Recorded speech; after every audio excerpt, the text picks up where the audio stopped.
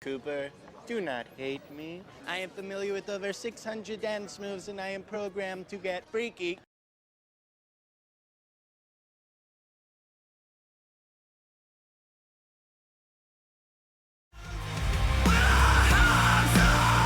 Hyperdrive.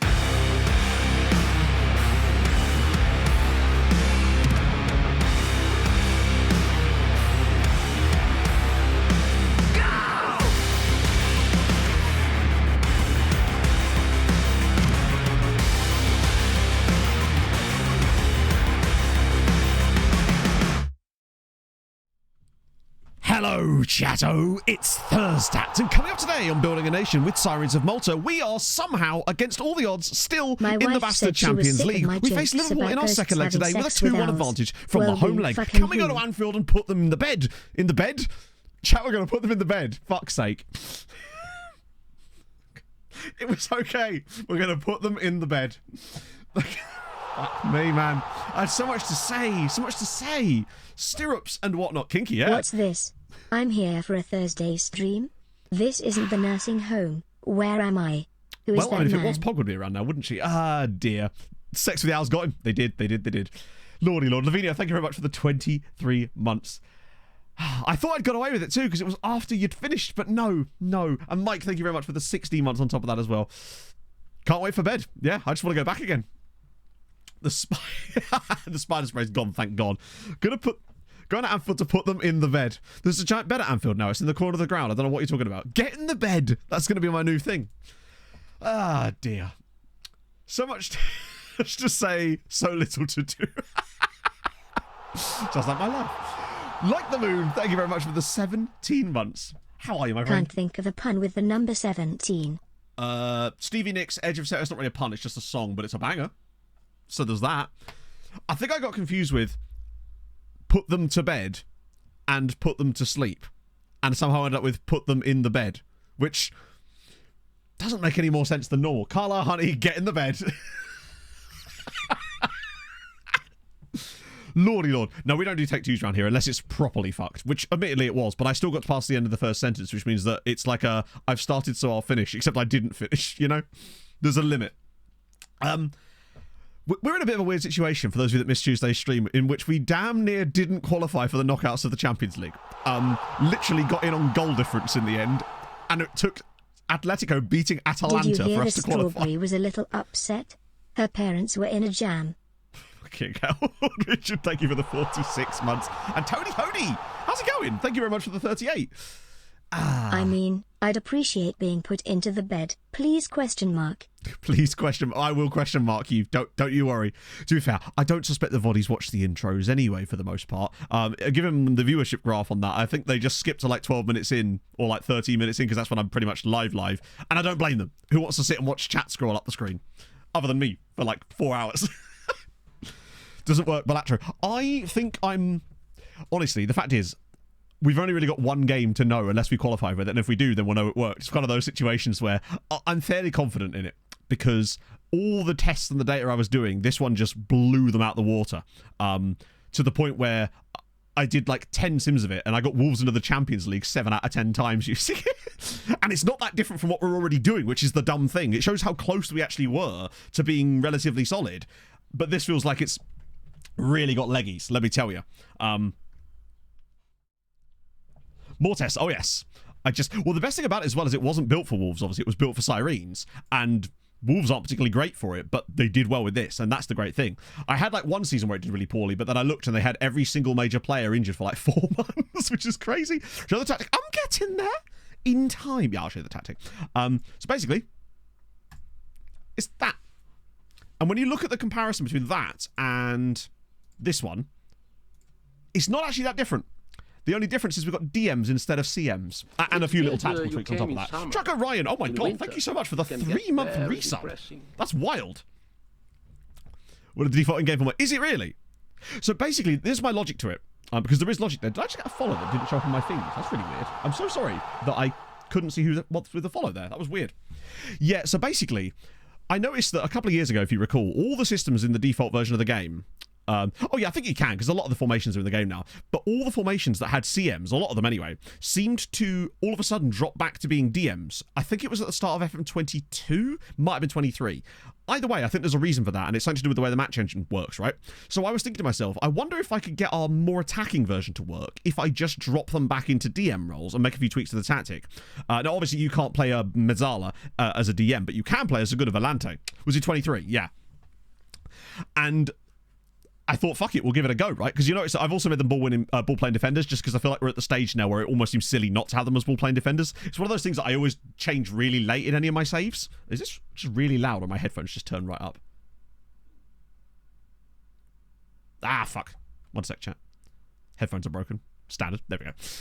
No libero, no. Although we could always move back to one, but I feel like this is actually better for us right now. The Trek just wasn't it. We were basically discussing this on Tuesday stream about how the Trek, particularly two of them, is such a passenger off the ball, and it means, yeah, it's almost like those meme rolls aren't actually that amazing. So I just took because you remember in my test I'd shown that the AP could actually really, really fruitful in this role, and that hasn't changed. The other things I've changed about it, not sure about the width. I might turn that off, but that's the other thing. I'm willing to leave that. Still high tempo, still shorter passing, still fine. That I've also switched to low crosses this time because I feel like our mixed crosses was just kind of a bit mid. More pressing, can't remember the name. I don't know, actually. And then we've got, I think this is the same. Oh, the only thing I changed in here is we're now counter-pressing instead of regrouping. Because I thought I'd try that out and it seemed to work quite nicely. This one I think is all the same. Except, I think the only thing I've turned off is the trap inside thing. We're still on invite crosses and all that. And the other thing I've added as well, because I was doing some reading and apparently this is really good this year, is giving every single player that you can, that has the option, dribble more often. As well as run with ball often on the overall tactic. So, yeah, exactly. Having that extra counter press there as well. So that's all I've basically done with it. It's not that many changes apart from the drop back, really, and a couple of little tweaks to the tactic. I also figured something else out that might potentially work, but I'm not entirely sure. I think the mixed crosses thing was just providing a lot of... We were getting into good positions, but then they choose the wrong type of cross. And often I feel like our best chances come from low crosses anyway. We rarely ever get those headed goals, for the most part. Not really, Savik. We actually had this exact problem with Quasi, which is why we... kind of ruined him. Yeah, we're doing death by dribble instead. Basically, that's the plan this year anyway. Make money for the VODs channel. No. Well, you're not losing me money. Like I said, people ask me this quite a lot, which is very nice of you, by the way. I basically get no money from you watching the Twitch VODs anyway. The amount of money I get from like Twitch ads is negligible because I don't run them basically. So whatever one is the best one for you as a viewer, that's the one I want you to use basically. And I feel like YouTube is probably that just because you do get it slightly slower, I suppose, but that's because of my contract. Although actually, I don't think I have to do that anymore. I purchased the world's worst thesaurus yesterday. Not only is it terrible, but it's terrible. Viking with the 51 months. Ah, oh, dearie me. That shouldn't be as funny as it is.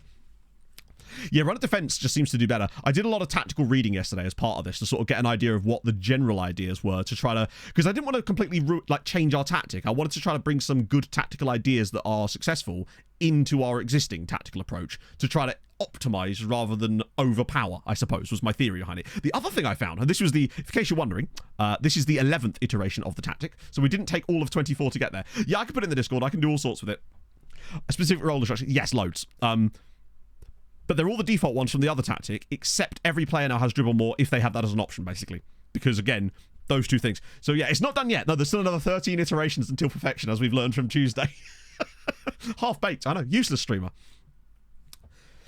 Yeah, I suppose that's the thing. Like, if you want to be able to watch the streams, like, in the VOD form, like, really early, then obviously Twitch is your best option. The only reason I do it the day and a bit after each stream finishes because my old contract with Twitch used to require that, and I don't know if that's the case anymore. You want me to download this tactic immediately? I've literally only finished working with this last night because it was playing time. Honestly, I think a lot of our players that are either... Basically, most of our CMs can either play further up or deeper. So I don't think we're going to lose anybody, and if we are, we can just retrain them. So they're kind of split into two categories. So players that basically have no tackling ability will be moved into the advanced role, like DePotter, for example, who is useless at that, but it could be really good as an AP. It's the exclamation mark tactics. Corfu, oh, you love to see it, Suka. That's awesome. Well, that's the thing. I wanted to kind of get... this was my answer to not having a Mez, basically, but he'll have a lower starting position. Gillian Pebbles for this one. Bear in mind, this is... the lineup is based on this tactic. So I just switched it over at the start of stream. So it's not actually with the lineup or anything set. And the thing is, I did some tests based on what Chaser recommended, and actually, as it turns out, it doesn't seem to matter which side you put these two on. We thought maybe having the Volante behind the pressing forward could maybe allow some space here, but I noticed in my test it didn't seem to create any more or less opportunities, and I suspect it might come down to just whose foot is where, like who's got the best footedness for the roles, more than anything else. Constant dribble. You love a constant dribble. I've seen you dribble. That sounds horrendous, doesn't it? No, I like the suggestion though, Chaser, but in the couple of tests I did, it was about the same. And I feel like it's one of those things where it's such a small change that maybe there is going to be some inherent things, but we're going to go with your version anyway, just for the memes. Like on the right side of the bit. Interesting. I find that FM seems to punish players sometimes for that, particularly in strikers, which is why obviously we've moved the roles to be where they are because of Reynoso and Padilla. Yeah, we had to get serious, Viva, pretty much. Come a video. Well, there's nothing to put in a video really because I don't have the save files from the test because I didn't want to make loads of save files. I just kept running the same sim, get to the end of the season, jot down the data in my big database in my like spreadsheet, and then just restart it again from the beginning.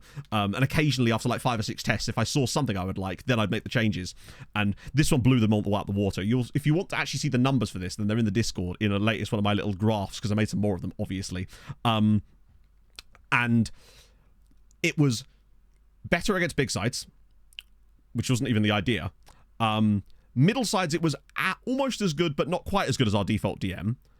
But subject to change. It had some really good scenes against them too, and it was absolutely stellar against bad sides. Like, absolutely annihilated them.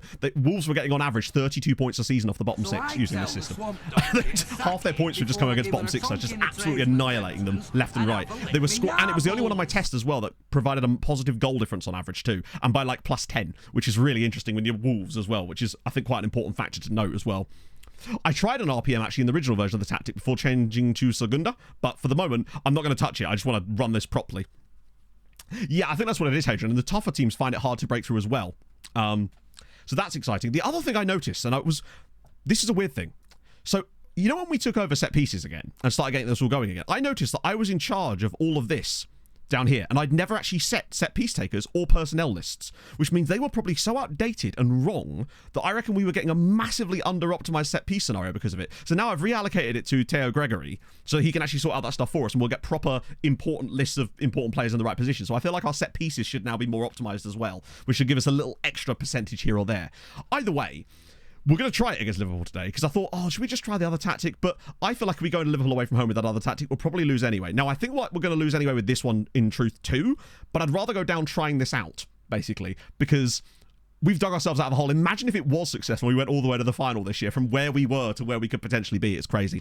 We got no one good. I have signed them all up, though, as per Hadrian's suggestion, just so we can have them be on loan for years, but none of them were any good at all. Not ideal.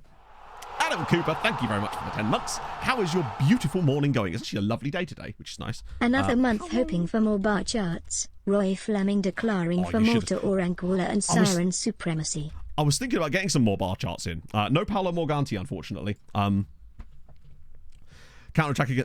Yes, that's what I always wanted with a tactic is I don't like having to switch tactics. I like having a tactic that's kind of good all round.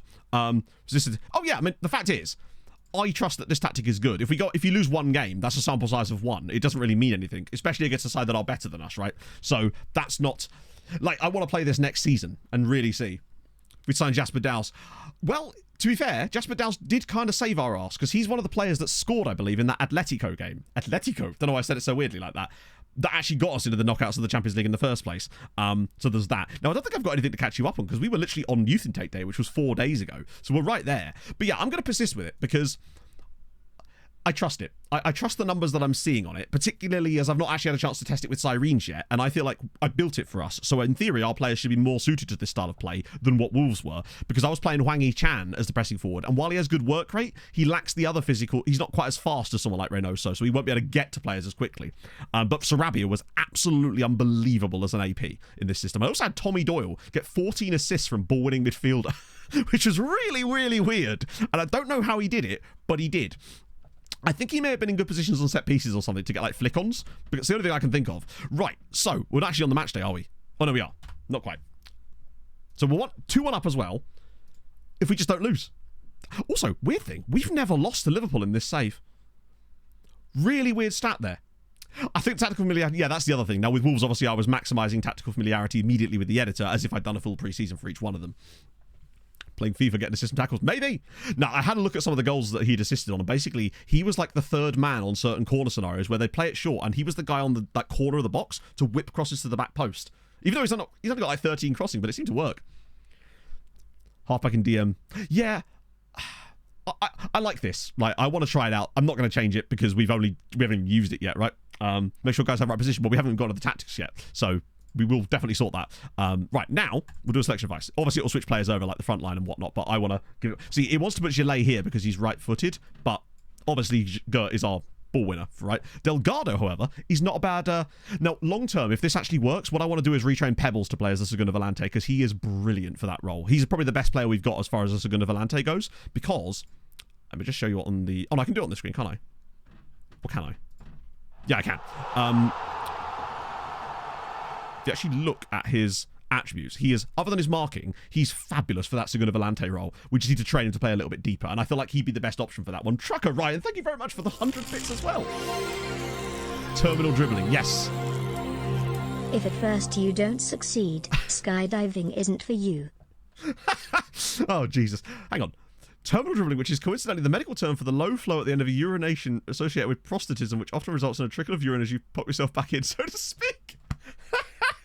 Yep, done. Consider it done. Terminal dribbling it is. It's a lot of dribbles. As it happens, we've got a lot of quite dribbly players anyway, so that's potentially going to help us in there too. But for the time being, because Pebbles can't play that role, we'll put Delgado in it, who is actually really good. He just lacks the finishing ability that Pebbles has, pretty much. He's better defensively, but doesn't quite have the forward nous, so to speak. Those the booze. Could be. I think that's okay. Oh, no, wait. We want Padilla up there, and then I want Pebbles in there. And that way we've got Vieira. Not Vieira, so we've got... what's the save I should do? I don't know, Cooper. What type of save do you want to do? Right. We won't need... Oh, at least we've got Martinez. What's Martinez like as well? Oh, yeah, I forgot he's got... he's reasonable finishing. We'll see. So, even if this goes poorly, I still trust it. And the fact is, I feel like we were probably going to get knocked out by Liverpool anyway. Oh, okay, that's quite a strong lineup. They got a Peruvian. A Peruvian centre-back with only 12 jumping reach. And the best thing I could suggest to you, Cooper, is try out ! perchance. It will literally give you like a random save that you can do. That's usually our recommendations. Left back is Samson Dennis. Oh, 6'3". He's more of a centre-back. Although we can't see his crossing, in fairness. But he's more of like a centre-back. ! Perchance. There you go. Lord Richard's just done it for you. I love that we've got... I mean, obviously we know all about Joshua Hambush, who's a really solid... I love that he's actually got 6'2" as well. What a player. Coming up against three of our old... Well, I feel attached to these guys for some reason. Because we so nearly had him. Do you know what, right? It feels like he's not developed that much. For using three at the back first time. I don't really have like specific advice because that's very vague. I've used lots of three at the back tactics this year. Well, three at the back. 3/5, I guess. I tend to... Like, some people would call this 3 at the back. I'd call this 5 at the back, but some would also call this like a 3-4-3 or 3-4-1-2, but I don't know. To the Mexican. Yeah, I feel like... I wonder if Simon didn't have the ceiling, perhaps, and he was just really high CA. Potentially. 7 at the back is... Thiago Motta, I see you're here. Where is he? Gutierrez. So... They're pretty comparable in many areas. Like, aerial reach is where Gutierrez does suffer a little bit, but he's not that bad on the other goalkeeping, actually, the technicals there. His handling and kicking is slightly better. One-on-ones is the same. Reflex is mildly worse. He's not as good as Joel Simon. But, yeah, he's just not as good, is he? He's also 2 years older than him, but he's bloody excellent as well, so I'm not complaining about him. But I think what he's just missing is that little bit of extra height and aerial presence when it comes for crosses and stuff like that. That's pretty much the thing that's missing from him. He's also an angry boy. This is very true, yeah. Zlatibor Kajatina. Where? That feels like Croatia or Bosnia or somewhere like that. Leave out the right... Yeah, never do right backs. Never once. Okay. Moment of truth. Well, moment of revelations, perhaps. Now, what's the tactical familiarity actually like? Do you know what? It's not bad. And that's one of the reasons I was keen not to change too much about it, because obviously I didn't want to bugger our tactical familiarity up a little bit. We will leave the other tactics in here for the time being. I will make this the primary train tactic, though, just because I feel like that's what I want to use, even if we go out for the rest of the season anyway. Let's go. If we just don't lose. We've only played Liverpool 3 times in this save, and we've never lost to them. We beat them 5-2 in Malta years ago. We got a 0-0 draw with them in a group stage game at some point. Or was that this season? It might have even been this year, you know. I think it was 2-2, actually. Height matter.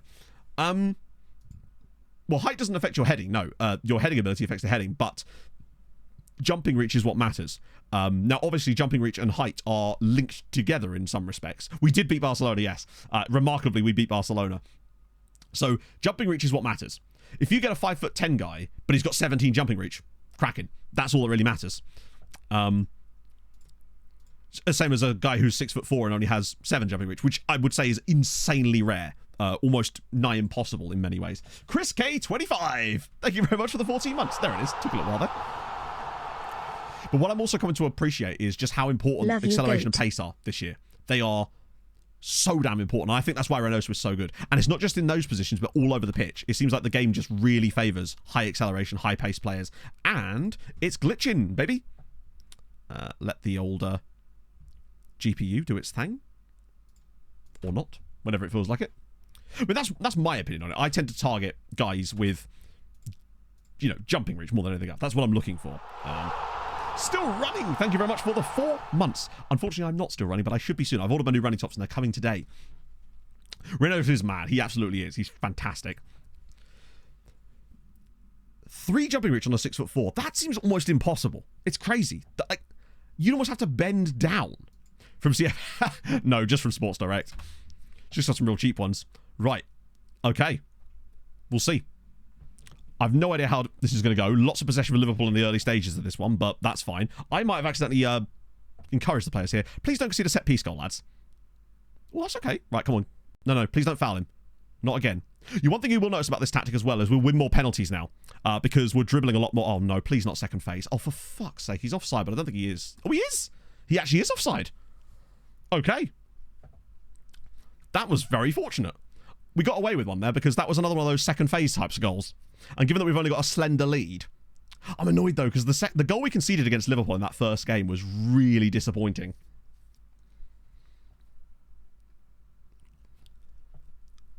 Yeah, that is very low. 15k, fucking hell. That's insanely good. Fair play. Congratulations. Oh, the assist was offside. Oh, it could be actually, yeah. Okay, slow start to the game, but that's okay. We don't need to win, we just need to not lose. I just want to see us create some chances in this game, and so far, not a lot. I keep encouraging the team when I shouldn't be. I might just leave it for the time being. I came across a guide for player shouts yesterday as well, but I think it was a little outdated, and I don't know how much has changed before there. Exclamation mark training will get you RDF's training schedules. Right, that is a pulled groin. Off you come. Fofana's in. Not ideal, but tell you what, to have a first half against Liverpool here where we've literally limited them to like 0.17 XG, that's really strong defensively. Haven't been able to offer much going forward ourselves here, but this is the kind of game where we don't really need to do that. We just need to not concede. Unfortunately, we are about to concede, which is a real shame. Here's a fun fact. Voltaire contracted syphilis just 2 blocks Super! Thank you very much for the follow. That is our second own goal in the Champions League knockouts. Just to clarify, chat, in the Champions League knockouts so far, we've conceded 2 own goals, a penalty which was then missed, and 1 goal from open play, which was Liverpool's goal in the first leg. And it's deflected off of Fofana. In fairness, no amount of tactical familiarity is going to make us not be able to defend that. Oh, please, no. Not one from here. Oh, no. This might be close enough, you know. I think this is close enough for a goal. Oh, bit of fortune there. Don't head it straight back to them, lads. If it's all the same, don't do that. But still, it's not over yet. It's 2-1. I don't think we've been in that bad in this game. Like, possession's looking fine. We obviously created a chance. They've not done much. Close our tactics are. Well, I mean, I'm happy with this tactic, so I have no intention of using another tactic, if that's what you mean. I'm not going to take people's tactics and put them in. That's just not fun for me. I'm going to yell at them, because we are technically drawing, although Hovey's not done well at all. No. Hang on, I'm not sure I understand. Maybe I misread. I'm sure I did. Right, let's see. Yeah, we've not been amazing. But I trust it. Trust the system. We're still in this. Hopefully we can actually create a chance that we can see. But we've got substitutes for that if we need to. I might potentially take off Padilla if need be, get someone like Perez onto that other role and go from there. It's a reasonable first half. We can't really do much about an own goal, particularly when there was an injury involved as well. Oh, God, please no. Right. We are away at Liverpool, let's not forget. Okay, good from Lahovey. Don't make a mistake here. Whoa, right, Pebbles should win. Nah, he doesn't win it. Shit. Right, come on, get a touch. Yeah, yes, right. Why are we just yeeting it? What part of short passing is that? Right, come on. We've got bodies in the right positions now. Just somebody get a toe in. Right. Oh, I see. Hang on. There we go. Right, come on, Reynoso. Yes, here we go. He's got the speed now. This is what we want, a breakaway. We've got bodies coming forward. Pebbles is there. Padilla's already in the box, you know. Go on, Reynoso. Back pole, that's not what we want to see at all. It's not what you want to see at all. In fact, that's... Oh, come on. As if we're going to concede off our own counter-attack. What a save. That really should have led to something for us there. Very disappointed with the way that we created nothing off of that brilliant counter-attack. Good play there from Reynoso, but try to cross that. Also, why did he cross that in the air when we have low crosses in? Ah, shit. Apologies, chat. I'm getting an internet shitting itself momentarily. What's going on, Sky? Sort your shit out or don't. I think it's coming back now. I think. Oh my lord, what is it doing? Okay, I think we're back. It's hard to tell. That was really weird. Nick the Brick, thank you very much for the 6 months. Hope you're having a fabulous Thursday. That was weird. I think I'm going to make the change I was planning anyway, where we move Reynoso across, Bing Perez on. Pebbles a struggle, but we've got... I might even try Kamga here, honestly. Lahovey's struggled, but we don't have Palacio. But we do have Vida. And Vida's Vida. We trust Vida. Fofana's done poorly, but he's been punished for the own goal. Delgado... Ooh, what else have we got here that potentially could work? Birkeland?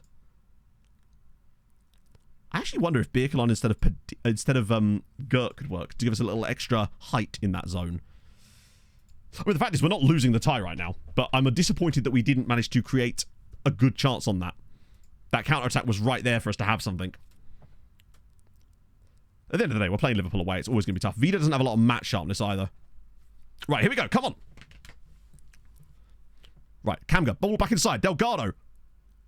Oh, that was close. But this is more like it from us. Bit of build-up. Ooh. Oh, never mind. Keep the pressure on, though. Keep it going. Nice. This is the first time I've actually seen us get on the ball and play around a little bit.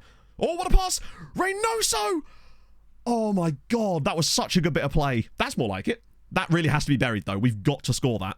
God, that's so disappointing. Okay, we're going near post here, I think. Reynoso will take this, interestingly. Cleared away. But we keep the ball. Oh, no, we don't. Right. That was a chance and a half. Oh, hello. Another chance. Oh, it's a free kick. Wait. Oh, wait. Back across. Vida. Oh, no. How has he missed? Oh, my God. How has he missed that? You have to hit the target there, boy. Oh. That might be us out. That miss right there could be... I don't know how he missed the target. Like, if it gets saved or blocked, it's like, it is what it is. But missing the target from there, on his strong foot as well. New tactic was funny how close you want to... Oh, interesting. Yeah, so the narrow diamond thing, I tried a little bit with it. It was really, really bad. Okay, they've got to put them in the bed. Right. Okay, we continue. We've not actually created that many shots, but we've had a good volume, like a good quality of chance creation in this game, which is what we're really looking for. It's kind of gone back to how we used to be with the old tactic. Right, say, Reynoso goes short. Back to him. Can we get something here? He's driving all the way through. Oh, my goodness. Oh, on his wrong foot, though, over the bar. Another chance for us. We've looked better in the second half. I think we've picked it up a little bit now. Starting to create a little bit more. Oh, please, who's got the ball? Right, Kamga in space. Finally, we've broken through the press. We've got Lahovey on the overlap. The low overlap, if you like. Come on, he's got bodies inside. Puts it across. Oh, mate. If that doesn't get intercepted there, we're in. Right, get a touch. Come on, get a touch on him. Oh, shit. I have a horrible feeling we're about to concede off this play, though. It's DeSantis. Nobody's there. Oh, fuck me. Invert forwards. No. Well, I haven't tried them really that often. That was very frustrating. We've had the chances in this game. We just haven't scored them. And then they just get dragged out of position here. Like, are these both centre-backs, or is that Birkeland? Yeah, he just gets caught up the pitch there, Lahovey. Then nobody comes across. Like, what are you doing? Yeah, anyone marking at all? That was bad from Gutierrez. I'm not sure it's that bad from the goalkeeper. I feel like the defense has kind of let him down. Oh, that is a shame. Because I don't think we've been 2-0 bad here. Fuck it, we're going attacking for the final few minutes of this game, because why the fuck not? But that is deeply frustrating. Yeah, they switched system now, but... Oh, maybe. One last highlight, 93rd minute. Please don't be Liverpool grabbing a third goal, because I don't think we deserve to lose 2-0. We've been all right here, considering who the opposition is. Right, go on, get in on them. Oh, nearly. I thought maybe we'd have a chance. Lahovey's pushed right up there again. Right, come on, get a touch. No. Right, that's their striker out of position, at least. Go on, get a touch. Anybody. Just get any kind of clearance here. Oh, no. Right, come on, loads of bodies. How has that got through everybody? Okay. I'm going to put that down to tactical familiarity. We weren't going to win anyway, I don't think, but I wanted to try it. And I believe this is still the way to go. You're not going to win every game. We've not been 3-0 bad in this game. Like, the amount of bodies this goes through. Like, through legs, and literally through his legs. Frustrating. Yeah, we're still going to get that. That's a shame, but 2-0 probably was a fair result in the end rather than 3, but it is what it is, right? Now, a draw wouldn't have been fair. They were better than us in the end. We should have taken our chances in the first leg. But the fact is, they are two-legged ties, so Fofana had an absolute mare, and the problem was, the only reason he was on the pitch is due to the fact that, yeah, we deserved a goal. We had that chance with Reynoso, and the Vida chance. Like, those have to be goals, basically. Normally, those are goals, so there's not really a lot we can do about that. Now, are they going to kick off about this? I don't know. We'll find out. I was only a pulled groin as well. Like, couldn't you have gone through with the pulled groin, bud? You'd have been fine. Aggregate draw. Not sure. Like, first leg was definitely... Nah, first leg was a very even game. Like, over the tie, we deserved to lose. Perfect space. Yeah, I know. But, like, again, not every time... You can't expect to win every game. We're also playing against top opposition. I still believe this is the way to go. But unfortunately, having one game as a sample size against Liverpool away from home in a Champions League knockout game is not really... You know, if we'd have won that game, which we could have randomly done with the chances... Same tactic first game. No, the first we were playing a different game on different tactic on Tuesday as well. You know, it's a folder called schedules. Oh, this isn't where I parked my Tactical familiarity, yeah, potentially, yeah, for sure. All sorts of factors. The fact is, we're playing Liverpool away from home. They are still a better side than us.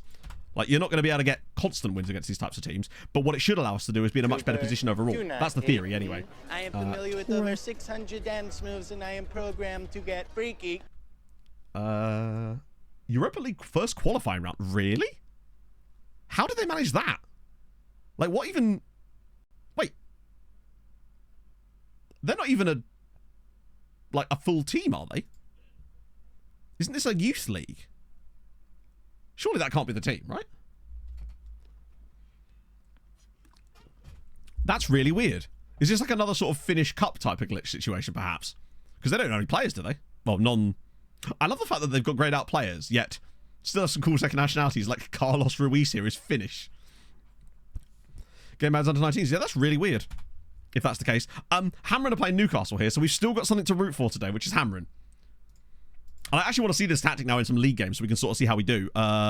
Naturally, they're going to complain about this when they're the ones that were shit. Okay, good. Save me making any promises. Now, what are the board going to say?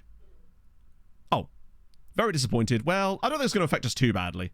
It's not like we're not going to win the league. In fact, we've already won the league, haven't we? What's my management like? B. Yeah, we're fine.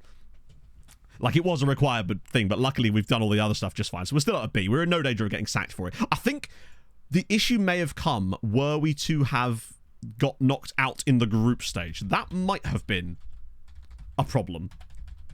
Thank God for Atletico. This is their homepage. Cannot sign Ajax. The game should block them. I'm not seeing... Oh, you mean like... Wait, where would that be? General? Or is it in, like, facilities? I'm not seeing any kind of... 15-0. Holy shit, that's like worse than the Samurai East side. I think you're right, Mike. I think this tactic is just better in general. You'll see what I mean, hopefully, when we play against some, like, poorer sides in the league now over the remaining fixtures, because we've still got, like, 7 league games left as well, and plus whatever Hammering have got up to. I trust it. Like, I've got enough data now to the point where I feel competent. You'll notice all the youth players are now signing up their contracts, even though they are utter... just... Actually, his attributes aren't even that... I mean, they are. They are pretty bad. So, oh, I see. So it's... But how on earth did they get into Europe is my question. Here's all our scholars. Okay, so there's a second 3-starer now in Christian Mekalev, which you guys kind of did highlight, to be fair, that he looked not great, but actually that's quite high. What's the value on Zarb? Okay. I feel like values is definitely something you can read into when you look at the difference between those guys and guys like this, where these two have both got like maximum end of like 1.5 million. Default positioning training and focus on defensive positioning. Yeah, defensive positioning is the king. It's, for me, defensive positioning, final third, and attacking movement are the GOATs as far as individual training go, provided your player is weak in those areas. Yeah, what could go wrong? Exactly. Right, Hammering.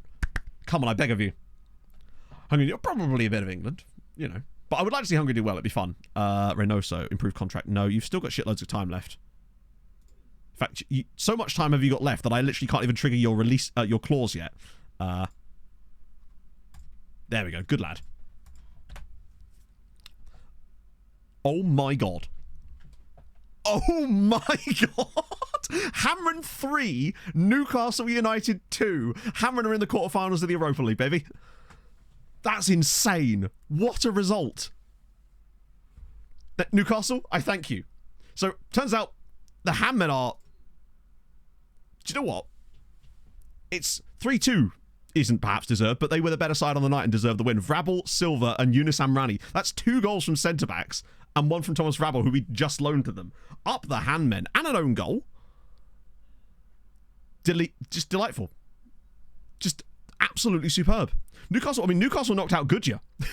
They beat the very best we had. Yeah, this round is insane. Look at that.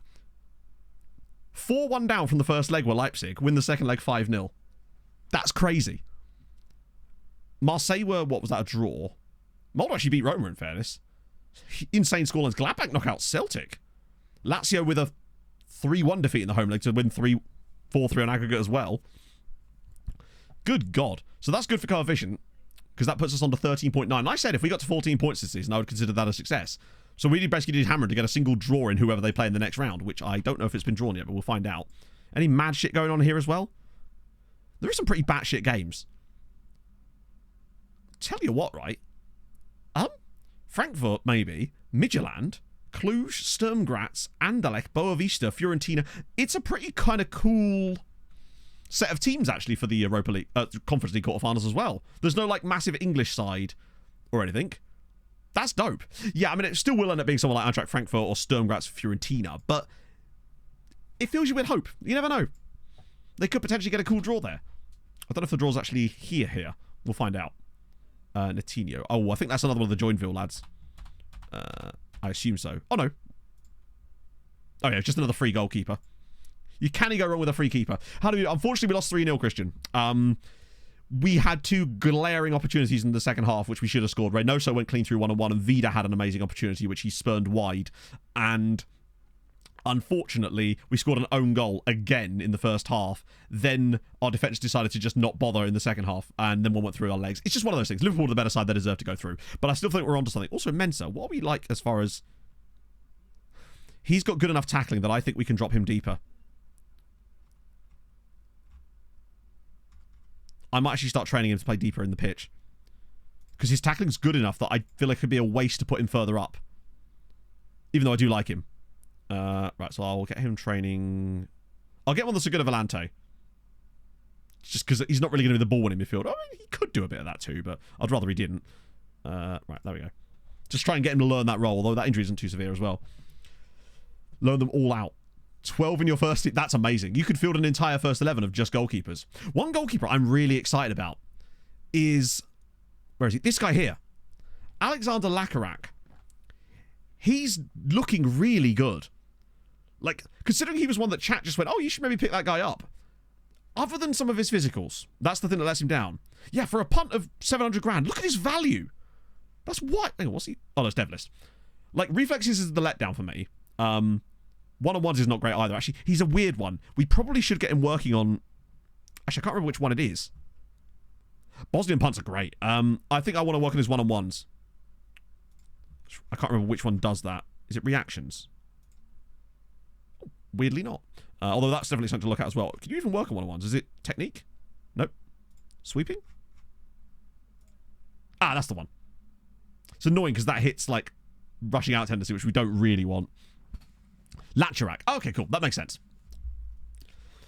I want to see what he could be like. And he's training really well as well, which is exciting. So if we just get him on the right training, I'm curious. I'd love to get him alone more than anything. Reflexes. Yeah, it's just his one-on-ones are so low. And I don't rate one-on-ones as much as I used to, but the thing I like about reflexes, or the reactions one, is that it also hits some really nice mental attributes, which I think are really important. I'm scoring goals though. Is it maybe he has, Monkey, in like five-a-side that you've just not been able to see, right? His goals go to another school. That's a good point. I don't want rushing out going up too much. Libertad. One thing we haven't done, actually, when looking at these reports lately, is look for the promising players again. As it happens, well, literally the top 5 or 6 guys all have that as well. Oh my god, there's so many. Yeah, maybe I won't do every single one of them, but that's good to know, though, that there's so many players on this list that are promising something. I do just want to check to make sure there's no wonder kids on here, because that would be exciting times. Better at it. Well, no, it was rushing out tendency, right? The thing that he was being trained on was rushing out tendency, i.e. his tendency to rush out, I believe, anyway. I might be wrong. Let me check. Because I know there's 2 attributes that matter here.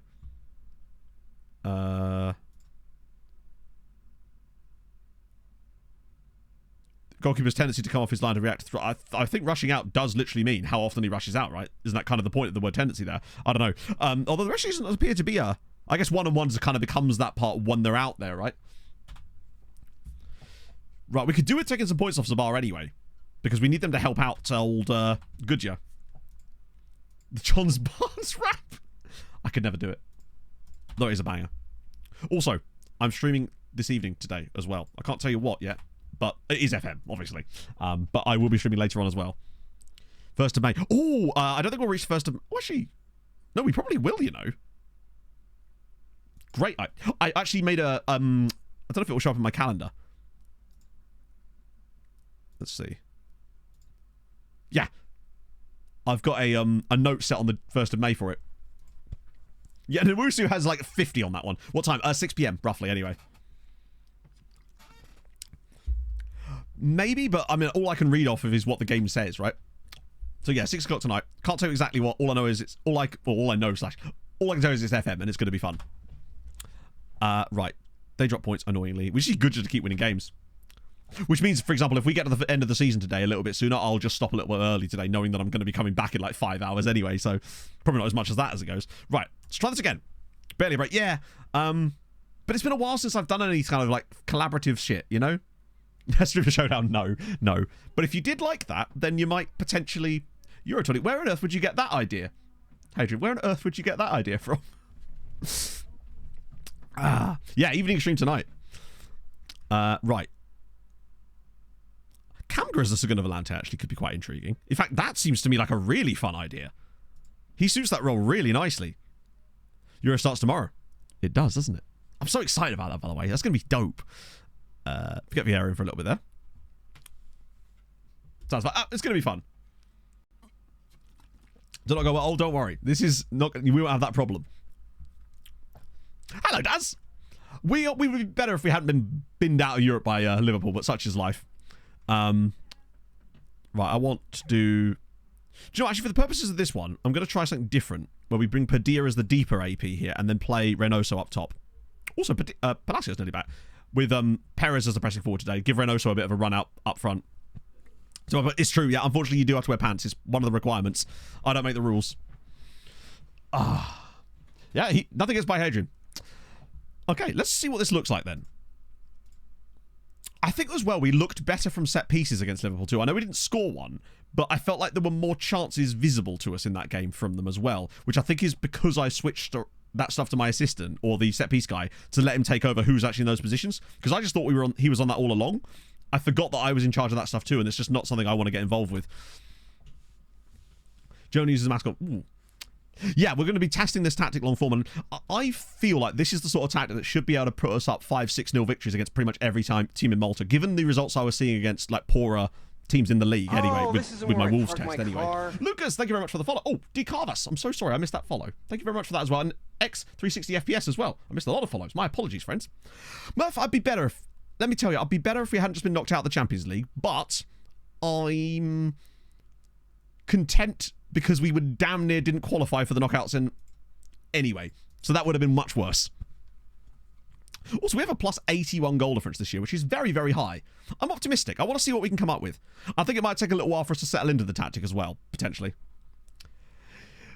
How far did we go? We managed to get to the the first proper knockout. Well, no, round of 16 basically, which is something, right? I'm not expecting miracles, particularly from where we were. Lacremi really doesn't look great in this system, does it? Although the chances are mounting up. Just need to actually create something. And Perez is looking decent as well. Steve Reader, thank you for the 14 months. Hope you're having a fabulous Thursday. Right, ball down the field. Let's try and create something. Oh, it's a lovely ball inside. That is beautiful. Oh, he's back to Reynoso. Glorious play. Right. Go on, spread it wide. This is better. Krustev. Nice little drop across the box and finish. No. Back for Kamga. Okay, he's getting forward. Oh, good block. Like that, though. That was better. I don't know if I like Lacremi in this system. Padilla making good AP. He's got very good passing. So, I say very good passing. I just want to try him out there in this tactic, because that role is going to get forward a lot anyway. Played Barca again. Yeah, we played Barca ages ago. Using meta player roles. Is he though? I mean, it's not that different, is it? Oh, hi. David, have you considered actually tracking the football? Rather than just letting Zabar score with it? Oh, great play from Gertrude. That's lovely football. It's nice to actually watch this in the match engine as well, because I haven't done a lot of that. Most of it's been sim testing too. Perez, can he drip it across? No. But looks like he's almost injured the defender there. Right, come on. This is better. Kamga blocked again. The pressure's mounting though. I think once we make the breakthrough in this game, it'll get things going. It's going to be nice to actually have ball-playing defenders for a little bit, like making runs like that. Off the bar! God damn. Counter-press. Yeah, he doesn't understand what counter-press means. Not a lot of shots on target. Here we go. Set piece. I like that guy on the edge of the... Oh, that's lovely. Oh, it's a penalty. Well, I mean... so yeah, we beat Barca. We beat them 3-0 in Malta and then lost 2-1 in Barcelona, but then we got knocked out by Liverpool. Padilla from the spot. Good pen. Right, we take the lead at least. That's the most important thing. Ready for download? No, I've literally only just finished with it last night, so I haven't got it like uploadable anywhere just yet. But I can highlight it on screen in a minute after the game, perhaps, so people can copy it if they want. Like, that's an okay amount of XG for a first half, really, too. We've underperformed it, and it's only a penalty, but I think tactical familiarity is going to take a little while to build up. And nobody's really being carried, but other than Krustev, perhaps. But I don't think that's a thing you're going to see too often. Because in my tests, Nelson Semedo and Ait Nouri were both getting like 13, 14 assists a season. Easily. I might get Reynoso off for a little bit. Here we go. Lacremi again. Yeah, he just pushed him over in the back there. Oh, come on, lads, you're better than this. I think there might be an element of tiredness coming in too. Right, come on, get a touch on this ball. Nice, that's better. This is what I like to see. This kind of stuff. Right, Krustev. Loads of bodies in there too. Oh, lovely little shimmy from Krustev. Can he go all the way? Probably shouldn't have done there, really. They haven't had a shot yet. Yeah, it's very, very strong defensively, and I think that's what really makes the difference. Are they actually not going to defend this? That took them there. I wish you could take corners quicker. Because it feels like they're not defending them properly, but... Oh, hello. Go on, Lacremi. Oh, okay. That was a lovely little set-piece play. Didn't mind that. Yeah, it's really, really tough defensively. But it also means that defense, generally speaking, is actually quite good against top sides as well. Like, Liverpool are maybe a bit of an exception to that in that they are very good. That must be offside, right? That has to be offside. Yeah, I was going to say, he's miles off. Fast taking free kick. I'll take it. I do wish you could control that, though. Yeah, that was just poor from Gertrude. He's got to be better on that one. Right, make a couple of subs. Freshen things up a little bit. Reynoso's not had the best day. Maybe time for Henry. Try him out. Is the game seriously still not also in these columns for me? That's really weird. I feel like it's just a bit balked there, innit? We'll get Gert off for Birkeland again. I could have brought on... Actually, I might try Sauerschnig. And Pebby. We've got a lot of options now, which is nice. unpicky. Yeah, they will, for sure. But I feel like it's also going to allow us to unpick them. Like, we actually created stuff in that game against Liverpool and had opportunities, and good quality ones at that. Like, I know we've only scored from a penalty spot in this game, but the creation's been there. It's just the finishing hasn't, really, as you can see from the nearly 3 XG we've managed to achieve. And one thing I will say is that it's the only tactic I've ever tested using that sort of test that was regularly overperforming its expected goals and its expected points. All the other ones were almost always underperforming, which is certainly noteworthy. Go on, Pebs. Pull it back for someone. As if that's a penalty as well. See what I mean? You win loads of penalties with this tactic, even when you shouldn't have to. Like, when you don't deserve them. That is never a penalty in a million years. Watara from the spot this time to make it 2-0. We may have scored 2 pens, but you've got to get in the position to win them. The ref is very suspect in this game, for sure. But what I mean is, I feel like in crucial European games, we're just going to buy ourselves an opportunity to get more penalties. And that's going to be so damn useful. Just that extra penalty every, like, 5 or 6 games, maybe. That one goal could be worth a win sometimes. Like, I love that we've scored 2 penalties and that's our only XG from this game, but you can certainly see better. Oh, over the bar. XG per shot rather than raw XG per game. I don't know. I was just counting the overall XG.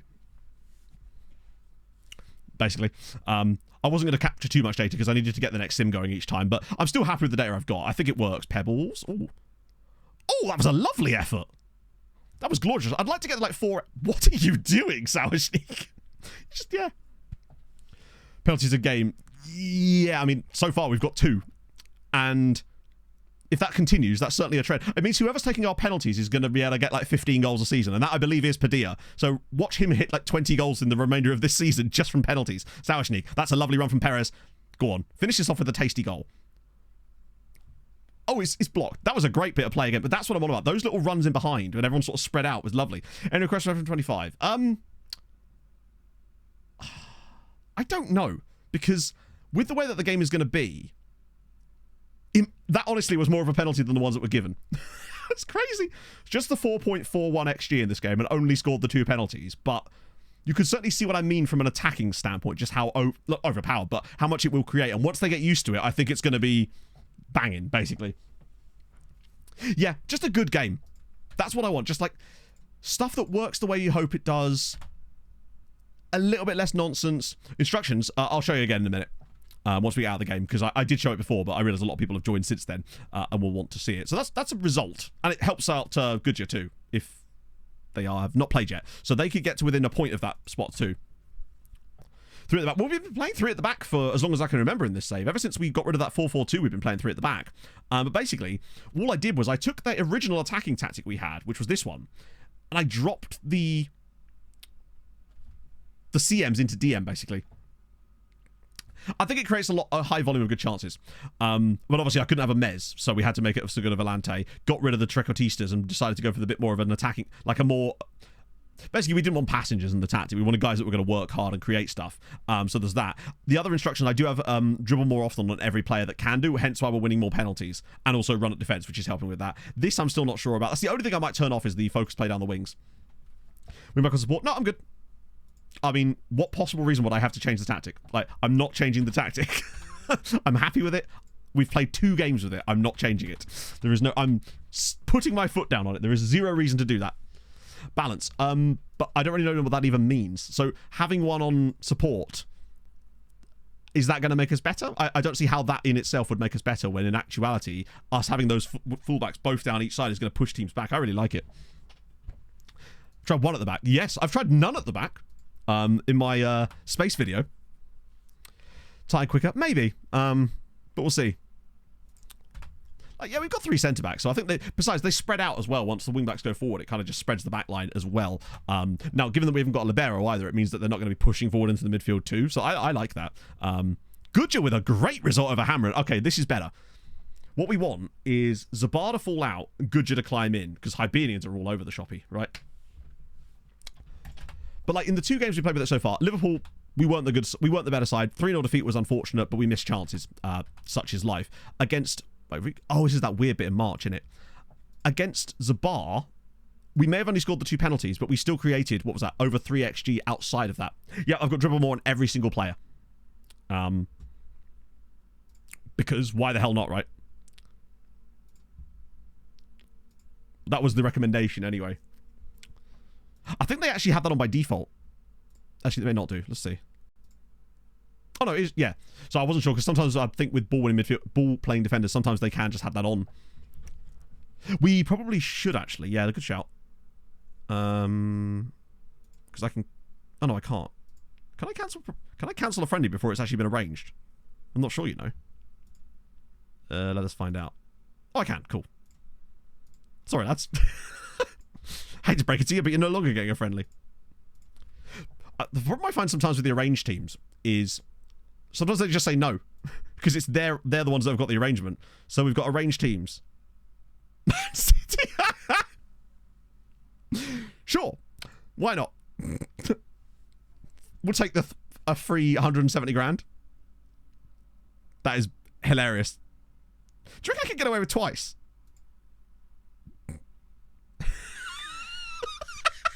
Imagine if they agreed. Bear in mind, these games are both on Saturday. At 9:15 in the evening. Oh, imagine if they say yes. Have you lads not got anything on? They rejected one of them, which is sad. But they have accepted a game on the 23rd of March on a Saturday. I don't even think that's international break. Actually, I think there is an international break in there. Everyone out. Oh, no, Hammer are still in Europe. We're Rendy, because why not? Maybe they're going to play the game at 3 o'clock, fly over to Malta for the 9:15 kickoff against... Hey, that's what happens. They didn't have to put that clause in the contract with Quasi. I didn't want it. They're the ones that put it there. That's the petard, and it's hoisting them completely. Vieira, he has been developing well, yeah. He's got more game time over the course of this season because we we loaned out one of our like second line of defenders basically to Hamrin, so it meant that he was just getting picked a lot more often, which has been helpful. I think he's training well. Attributes are heading in the right direction. I think he's maybe a season or two away from being a starter, considering our backline is absolutely insane. But were we to get an injury to one of the main three, I feel like at this point it's him over Fofana. Don't have fingers. I'm not sure, honestly, Wombler. That's why I said it was the one thing that I was unsure about whether I actually want to put in there at all. Because I think that, not that I have overlap set on, this is the focus play, but I think that's the one thing that I was like, not sure on. Because I think it's better when you just leave it up to the players to decide where the best play is, rather than trying to force the ball in certain areas. That's just the way I tend to look at things. He hasn't had a scout reports through yet, but I'm excited to see what he does look like. Random cheap dude here. Jurisic from Vojvodina. Not bad, is he? It's going okay, Fonseca. We are out of Europe, but I'm okay with that, given where we were at one point. And the fact that Hamrin are still in Europe. Which means we get... Oh, we need to check their draw. Yeah, I can't imagine the Premier League would take that would be particularly pleased with that. I don't like the... Not the end of the world, I suppose, but... Anyone interesting? No one yet. There is a Mihai, though. You'll have to see a Mihai. Also, what a great name. Christopher Vibelund. Prediction for Euros. I don't know, honestly. I tend not to make predictions for it until I've actually seen some games. Like, oh, wow, okay. Broken wrist. Honestly, Jacob, given that we're out of Europe, there's no point in playing through the injury. We may as well just send him to the specialist. We don't need him right now. And it's just going to be more time for Carlos Vieira. Go down the wing anyway. Well, that was the theory, because remember, our old setup of the tactic, we actually used to play through the middle, with the idea being that you kind of get everybody contained there and then spread the ball out wide. And it seemed to work quite nicely. But maybe just having it off and just letting it go in. Straight chalk in it. Anyone up playing with they worm? That's him. That's what he was doing. Be curious. Imagine if we beat Man City here. Leave it to the players. Yeah.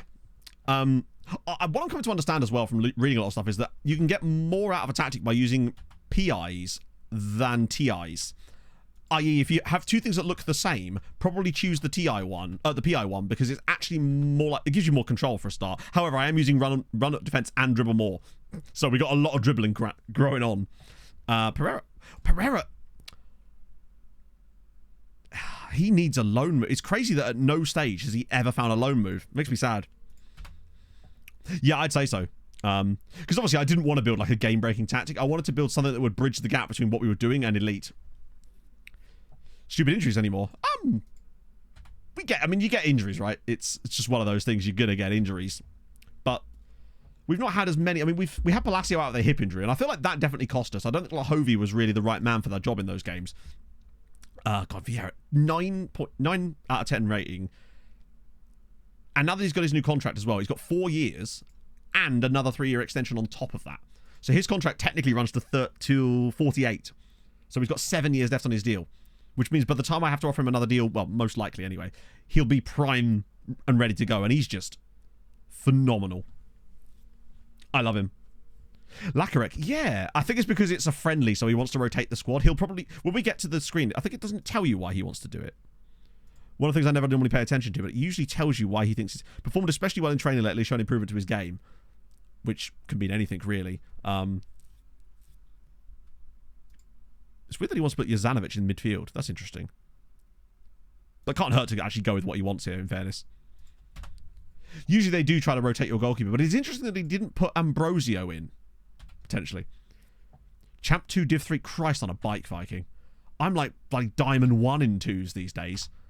Like, I haven't played in ages, really, consistently. That's probably been part of the problem. It just feels like it's getting harder and harder. Yeah, that's the thing. Vieira has a lot of the tick box already. So he has the aggression and bravery already. Okay. Oh, that's funny. That is very funny. So we beat Man City 3-1 in the friendly, and Quasi scores against us. Which means we know this isn't their first team. Because Quasi's not in their first team, which is crazy, by the way. That is a good performance, though.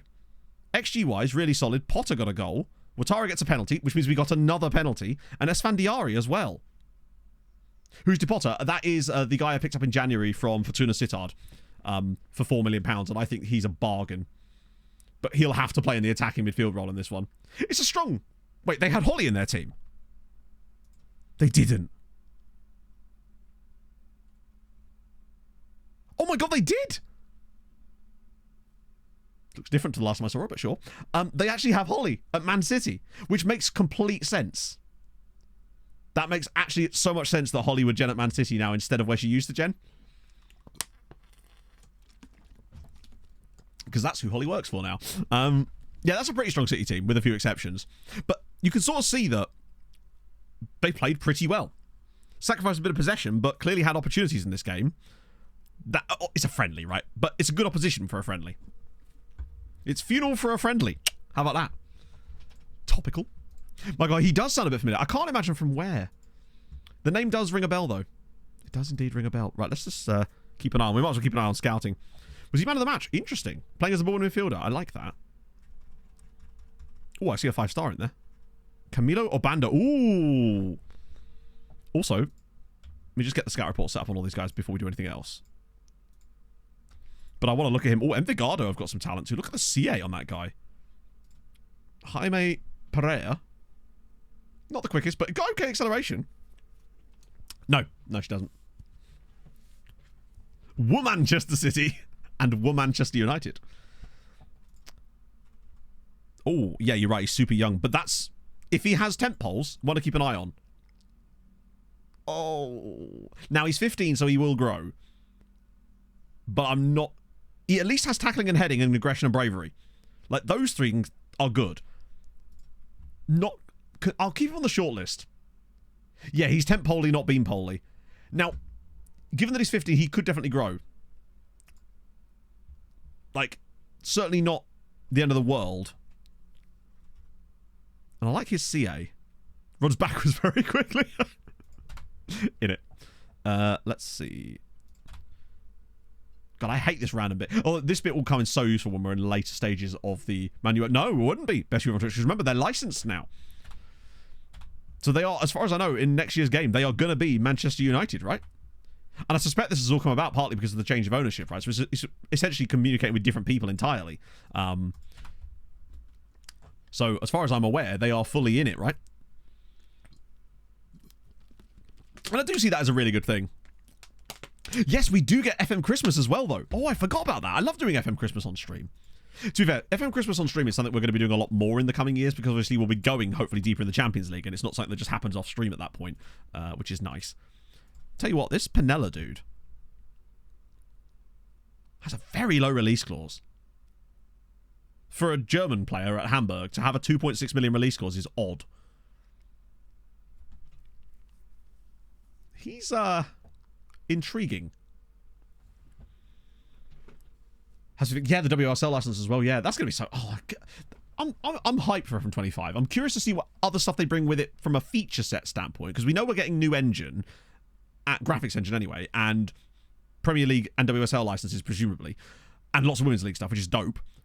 But I can't wait to see the first, like, feature release, right? And if anything's to go by from what last year was like, we started seeing little snippets around this time of year when they took us down to SI last year. So we'll see.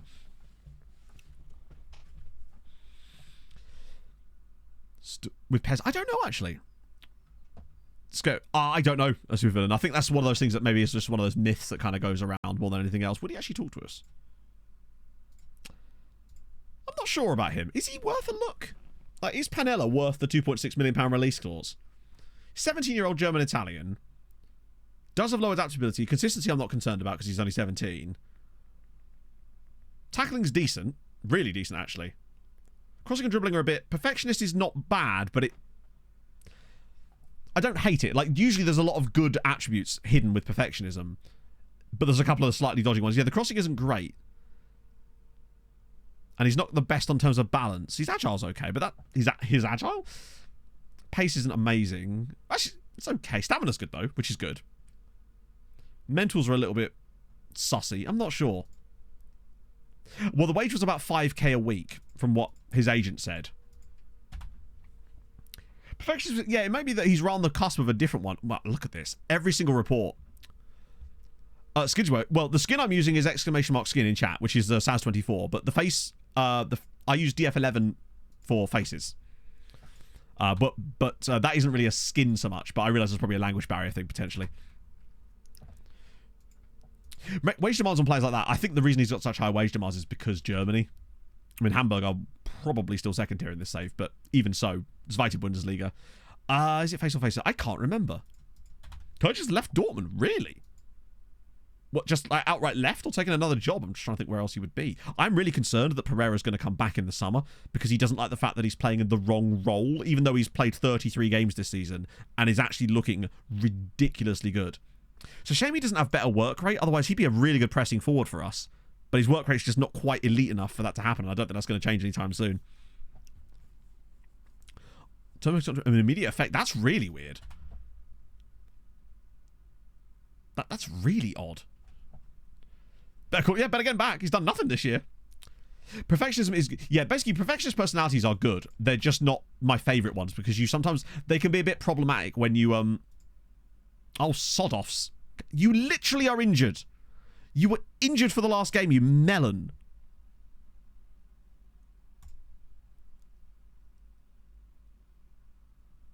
I'm not selling you, you penis.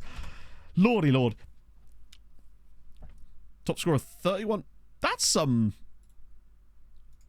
actually not sure who's going to be the top scorer. I reckon it's going to be a random Hungarian dude. Only Slave Turkish left, really? Losing Champions League final. Yeah, I guess, but they got to a Champions League final, right? So who's going to replace him? Maybe imagine if it's Hummels. Kadri, I think, still has a decent length on his contract, but we do have to be careful with this. Yeah, he's got 3 years left because I gave him a new deal at one point, so he's fine for the time being. He'll basically, whenever they complain like that, all you've got to do is just start them in every game, and they'll get over it pretty quickly. Oh, for goodness sake! Also, I love how when you come into a player meeting like this, right, and there's like 7 or 8 guys, but then you come into this bit, and then 5 of them just disappear. Like, where were they? Are they standing outside, peeking through the door, like with one head above each other? Proof player logic in it. I was actually talking about this in the Discord this morning, about how I think it might be quite a good idea to build like a flow chart or like a cheat sheet for player interactions with the board as well. Once we've started, because we're getting a pretty good idea of which ones work and which ones don't now. I think that'd be really helpful for people. 5 of them have run off. You mean big guy goes around? Let's see. I don't really care what these two have to say, in fairness. Taking a big risk it. Mate, you've been here like 3 months. Pipe down. You're a mercenary as well. No wonder you'd say that. I think it'd be really cool because I'm getting a better idea of what works and what doesn't in certain screens. Like, for example, when it comes to keeping players at the club, when they get a big offer, when they're unsettled by it, or when a player wants a new contract but you don't want to offer them one. I'm getting a much better idea of which ones work and which ones don't. Same with the one which Dan suggested, which is about when you're trying to get new facilities, where you say, oh, hello. You say technological advancements. That's the one to click all the time. I'm getting a better idea of this sort of stuff, and I think that'd might be a good video more than anything else. Mikey, thank you for the follow. Kazira got a takeover. But it looks like it's a straightforward, no-nonsense one. Promotion from within. Boring. Although it's probably worth a look, just in case anyone has got a big takeover that we've just not noticed. Local businessmen's. What I want to see is some consortiums. Well, what I want to see is a... Oh, there you go. Oh, that's us. What I want to see... Okay. Fans trust. Oh, that was a takeover. Failed takeover bid. Few promotions from within. I'd like to see a tycoon on one of these guys. One of these days. Okay, Valletta have got a consortium.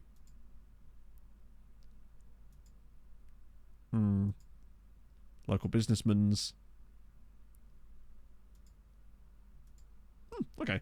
One of these days. There was that... I can't remember who it was that at one point nearly did get a tycoon. I just can't for the life remember which club it was. See, he's dropped his thingy. But that's okay. Bit of that. Get rid of that. Okay, this should be an absolute annihilation. Although, I don't know if I actually picked the right squad. Could have been Tarshin. Yeah. Set up for stock market. I'll settle for... Honestly, at this stage, I'll just settle for new owners. So I'm happy with the apology. Yeah, I find that the apology is the best one to click on first, because often that will just solve the problem. Because otherwise you end up promising, and that causes more issues. Basically, you want to get out of every interaction you can without making a promise, because breaking that promise is something you can resolve with the player, but you then end up in that situation where you get other players that won't agree to normal stuff because you broke a promise to a player 10 years ago. That's the biggest and most annoying one in the whole game for me. Of all those interactions, that's the one that irks me the most. It's like, you broke a promise to a youth player 15 years ago, and now I won't sign a new contract because of it. That kind of shit is the most annoying thing. Sawashnik, he's really struggling, I think, to get used to the other side at the moment. Yeah. Maybe we just need to give him a run of games there. Because he's been playing it for a while now and has not quite got it. But it's worth knowing that he's really not had that many injuries thus far. Which is, considering he's got red injury prone, is nice. More water under the bridge, exactly, yeah. It's taken us many years to dig ourselves out of the water under the bridge hole. We paid the toll to the troll. Wait, what? Fuck. Chat, I've accidentally gone into a game between Malta and Macedonia without realising it. Well, you better win now, lads. I forgot I set a 10 to all the Malta games. That way we get an idea of where they are. That's right, we can skip out of it, but that is fine. I don't want to accidentally end up making them lose or something. This is quite an important one. We've got Hamron to worry about. Speaking of, we still don't know who they're drawing. Come on, Malta. Do the business. Oh, mate. Oh, yeah, we can't because it's the same day. That's frustrating. That should have been a result for them. They have to do better than that. Macedonia. They've got to be beating, or at least cutting up a result against North Macedonia. It can't be losing those games, unfortunately. Also, 10-1. Belgium conceded a goal to Andorra. I mean, that's just embarrassing, lads. You've got to be better than that. Also, Spain only beating Kazakhstan 1-0. Not ideal. Right, Hamron. Which draw did they get? It'll be like Wolfsburg or something, I reckon. Gladbach. Not easy. Yeah, the morale went down because they all turned around and saw the manager in the stands and then I just left. That ain't going to be easy for Hamron at all. But it is the day before Next Gen Day. He was there to watch bloody everybody, apparently, including some guys on the North Macedonian squad, like Mitko Mishevsky. Wow, you've got huge hair. Fair play, bud. Newcastle was a harder draw. True. I mean, there's a chance. Yeah, I mean, it's the quarterfinals of the Europa League. Basically, at this stage, you just have to be good. There was no way, like, I mean, who would I have rather they got? Maybe Nantes or Valencia, but I wouldn't want them, or maybe Marseille. I wouldn't want them against Roma or Leipzig. It's going to be tough either way, right? But I love that Facundo Pereira is the top scorer, and the two nearest players to him are from clubs that are already knocked out of the tournament. In fact, I wonder who the nearest one that's got a chance of winning it is. Potentially either these two here, or these three. So, Ortola, Tioli, or Seidel. Is he a face in the game? I feel like I see this face a lot in FM saves. Watching everyone technically. Yeah, that's true. I was even watching the burger vans. Right.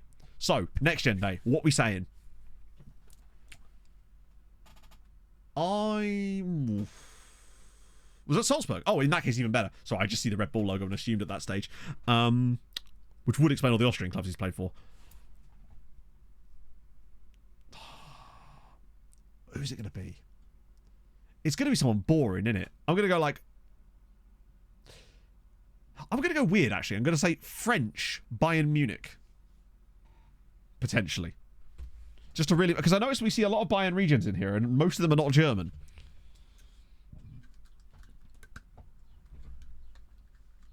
Watching the Maltese team. I know! It's like, why wouldn't I turn up?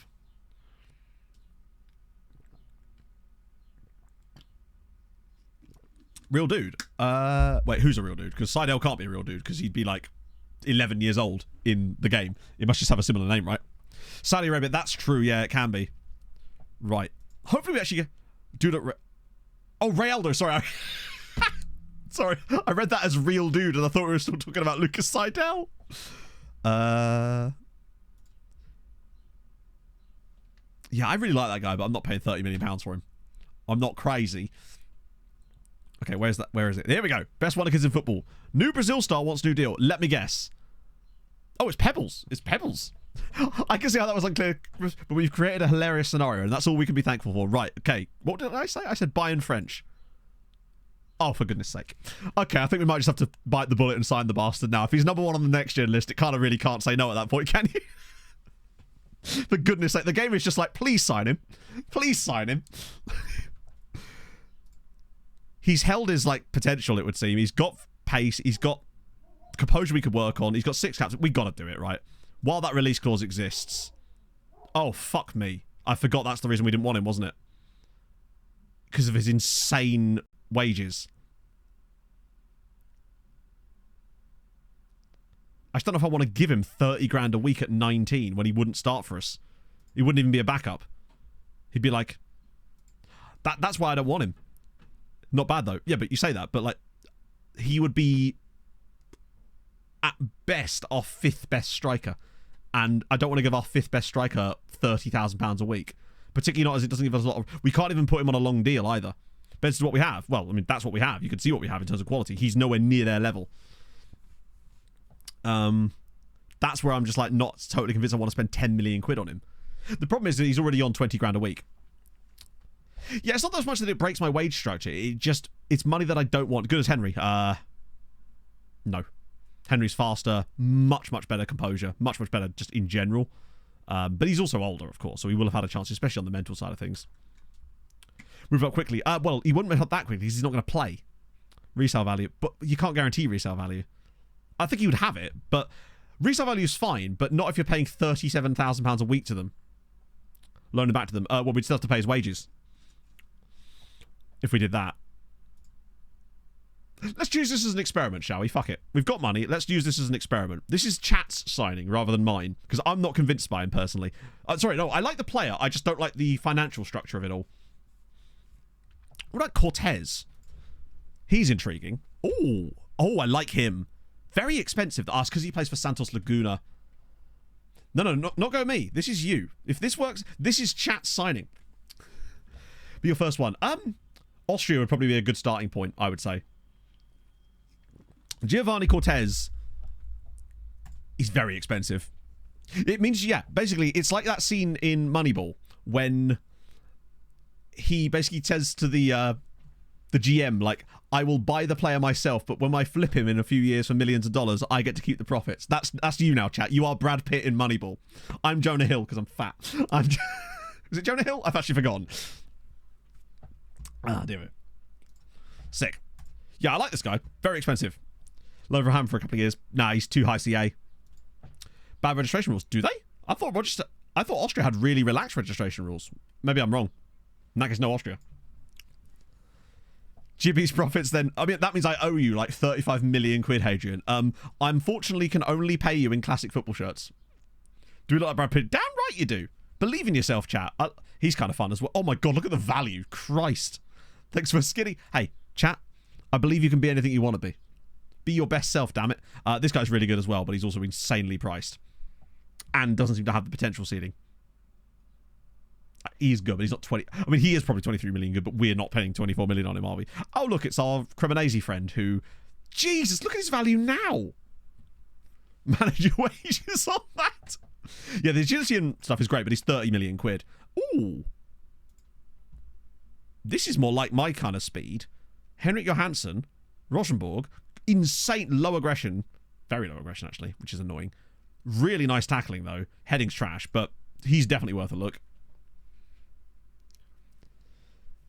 Belgian. I will definitely...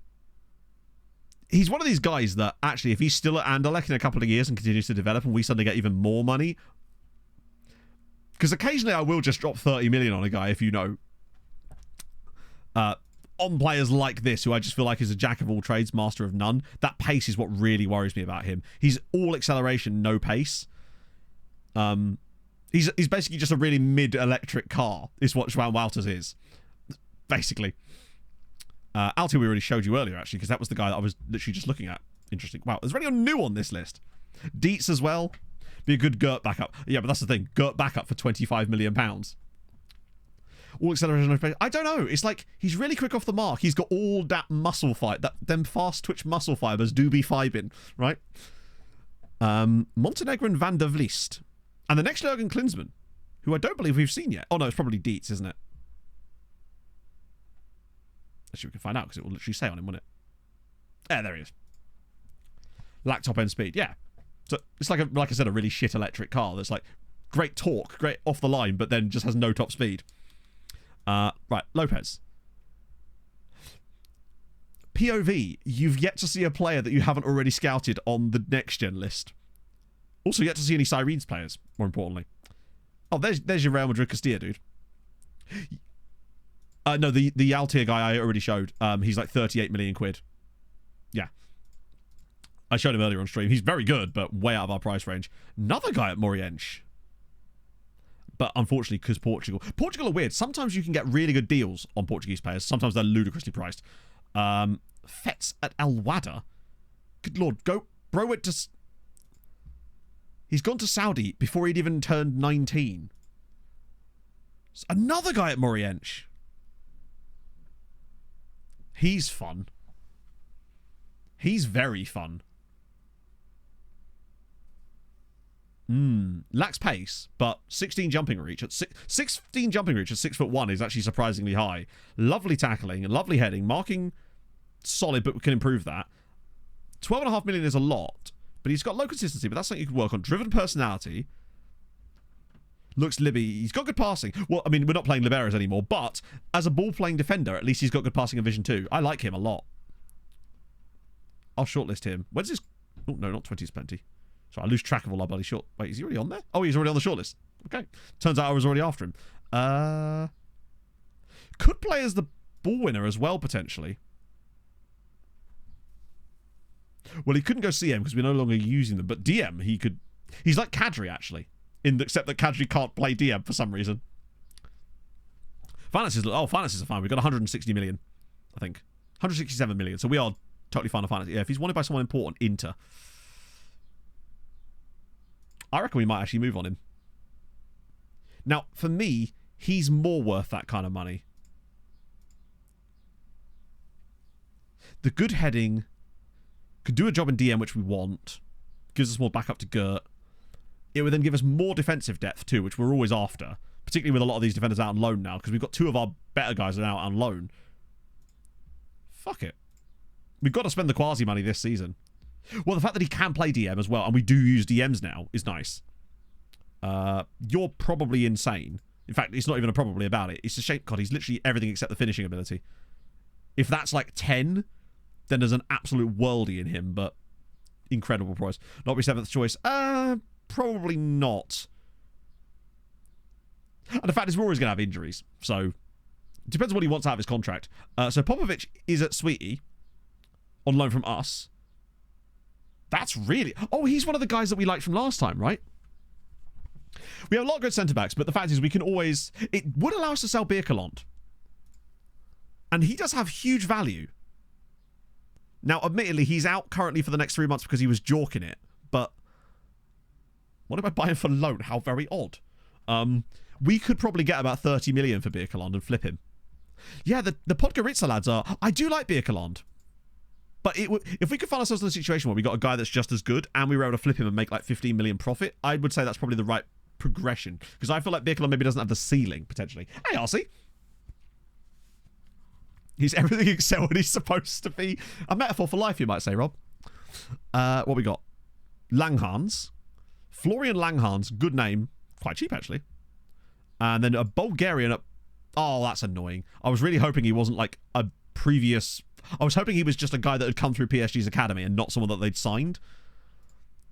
Because he's kind of tasty as well. From Levski. Yeah, I think we had a minimum. Luckily, we got Hubanov. I think Lakazar Hubanov is a good shout. The other guy we got from... was it Cisco or was it... No, it was Levski, wasn't it? And then there's another... He was on it last year, I think. I recognize the name Abubakir Yat.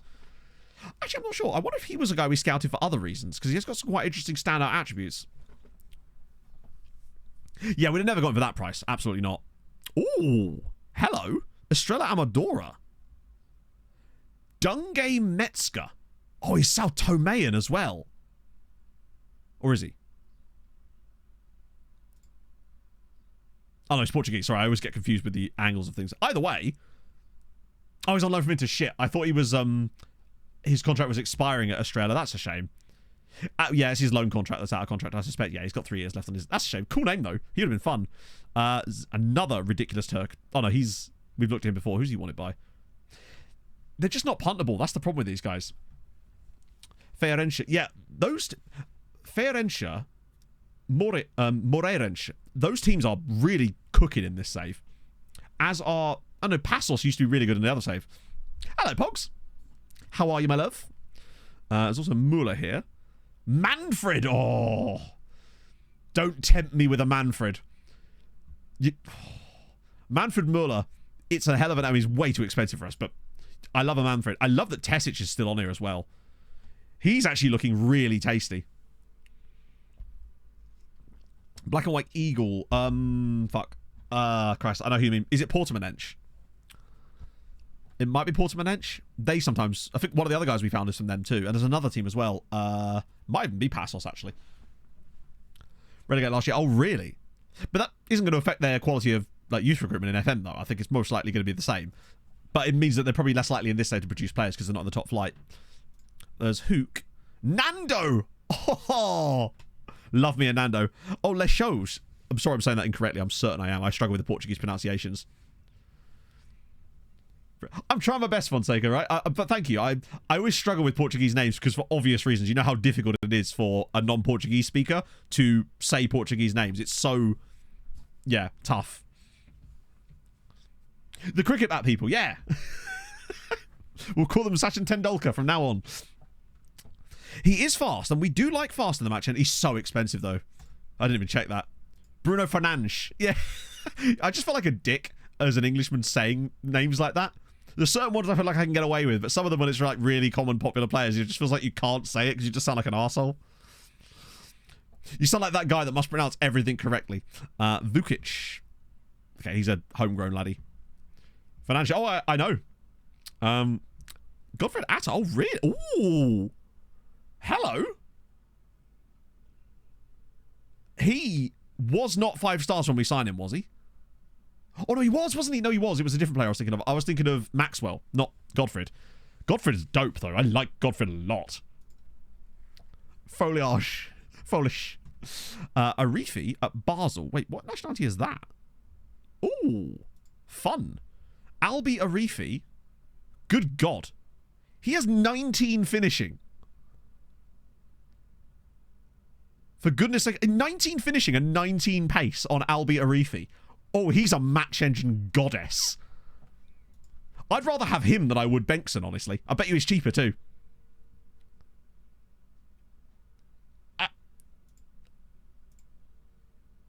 I think I'd genuinely rather have Arifi than Bengtson. I think he's got way better temp poles. He's Insane pace. 19 pace for me is worth it. I think I'm going to... No, both. We can't afford... Well, we can, but I don't want to spend on both. 19 pace and 19 finishing. And potentially as high as, like, 15 composure as well. Acceleration isn't bad either. Yeah, he's insane. Red Cross, thank you very much for the follow. Just with the way the match engine works, having that kind of ability, I feel like he's the one. Prioritizer. I think I'm just going to sign him. Actually, we don't need to. It's March, right? I'll just... I suspect he's one of those guys that might be... Yeah, the off the ball really high too. Decisions, not too bad. Composure's really good as well. Best personality. Well, no, they're just... If they're, like, evenly matched, then I would, but I don't think they are. I think he's much better than Bengtson. His off the ball is loaded. He's got good passing as well. Albeit just a bit one-footed, but that's fine. He's only 19. He's already got 20 appearances for Kosovo. If he's even got... Literally, if he's not maxed out in terms of PA, he's basically a must-sign, you're right. What I'll do is... I'll prioritise the report, obviously. In fact, let's get the other reports done first, then I can prioritise it, because otherwise we'll just be putting... Oh, no, that won't matter, will it? Yeah, fuck it, we'll do it now. Batteries in... Maybe? He, for me, is... He's one of those players that may not even have that high PA, but he is a match engine player. Oh, wow, we're really low on this now, which is great. This should be really easy to prioritise. God, I like him a lot. Really good player. Kozak as well, at Banner Ostrava. Ooh. Yeah, see, if he comes out looking like that, I'm like, oh, okay. Maybe not. Plus, we've already seen him before. Kebby, not the same one that was good before, and he's not as good as the other guy was anyway. Al-Subi, or Al-Subi. Ooh, I think we've seen North before, because I thought his name was Josh, and it was Jason, yeah. Just way too expensive. American players, unfortunately, James, we got knocked out, but it was sort of to be expected. Ahmad at... Wait, you're not one of ours, are you? Oh, you are? Jesus, tell you what, we've got... Oh, it's Maxwell. There's Maxwell. So this was the other guy that I was quite intrigued by. Love that. Del Palacio. Oh, wow. Hello, you're very interesting. Jose Del Palacio. Insane tackling. Potentially, oddly, quite good jumping reach. Like, he's got a minimum of 9 jumping reach. For 5'9", that's pretty good. Joe of the Palace. Who's the Euros FIFA? I'm getting it, Aaron. I really am. Another Palacio. You can't go wrong with that. Yeah, Maxwell was one of those guys that we liked because he didn't seem to have the potential ceiling, but he had pure attributes. He was a vibes merchant. Like, this guy is... Look at the marking. I like him a lot. We'll have to get a scout report on him, but I think he could be a fun signing too, actually. Wellington of... Oh, Wellington. Another DM. Bloody hell, there's some good DMs in here. I'll get another report on him so we can get a better idea, particularly, but he looks quite tasty as well. Very cheap for a guy from Flamengo. Like, I'd have expected him to be like 7 or 8 million. We've got Krivenek. Sorry, Krivenek. I just said it twice there. Yeah, the fact that he's more expensive. 16 jumping reach, though. 6'1". Says he's a wide centre-back, but for me, he's not got the pace to really do that. Not that that's, like, be-all and end-all, but he just doesn't look like he's got the ceiling. And he's more expensive. Travers. Antoine Travers. Surprisingly cheap for Stana Liège.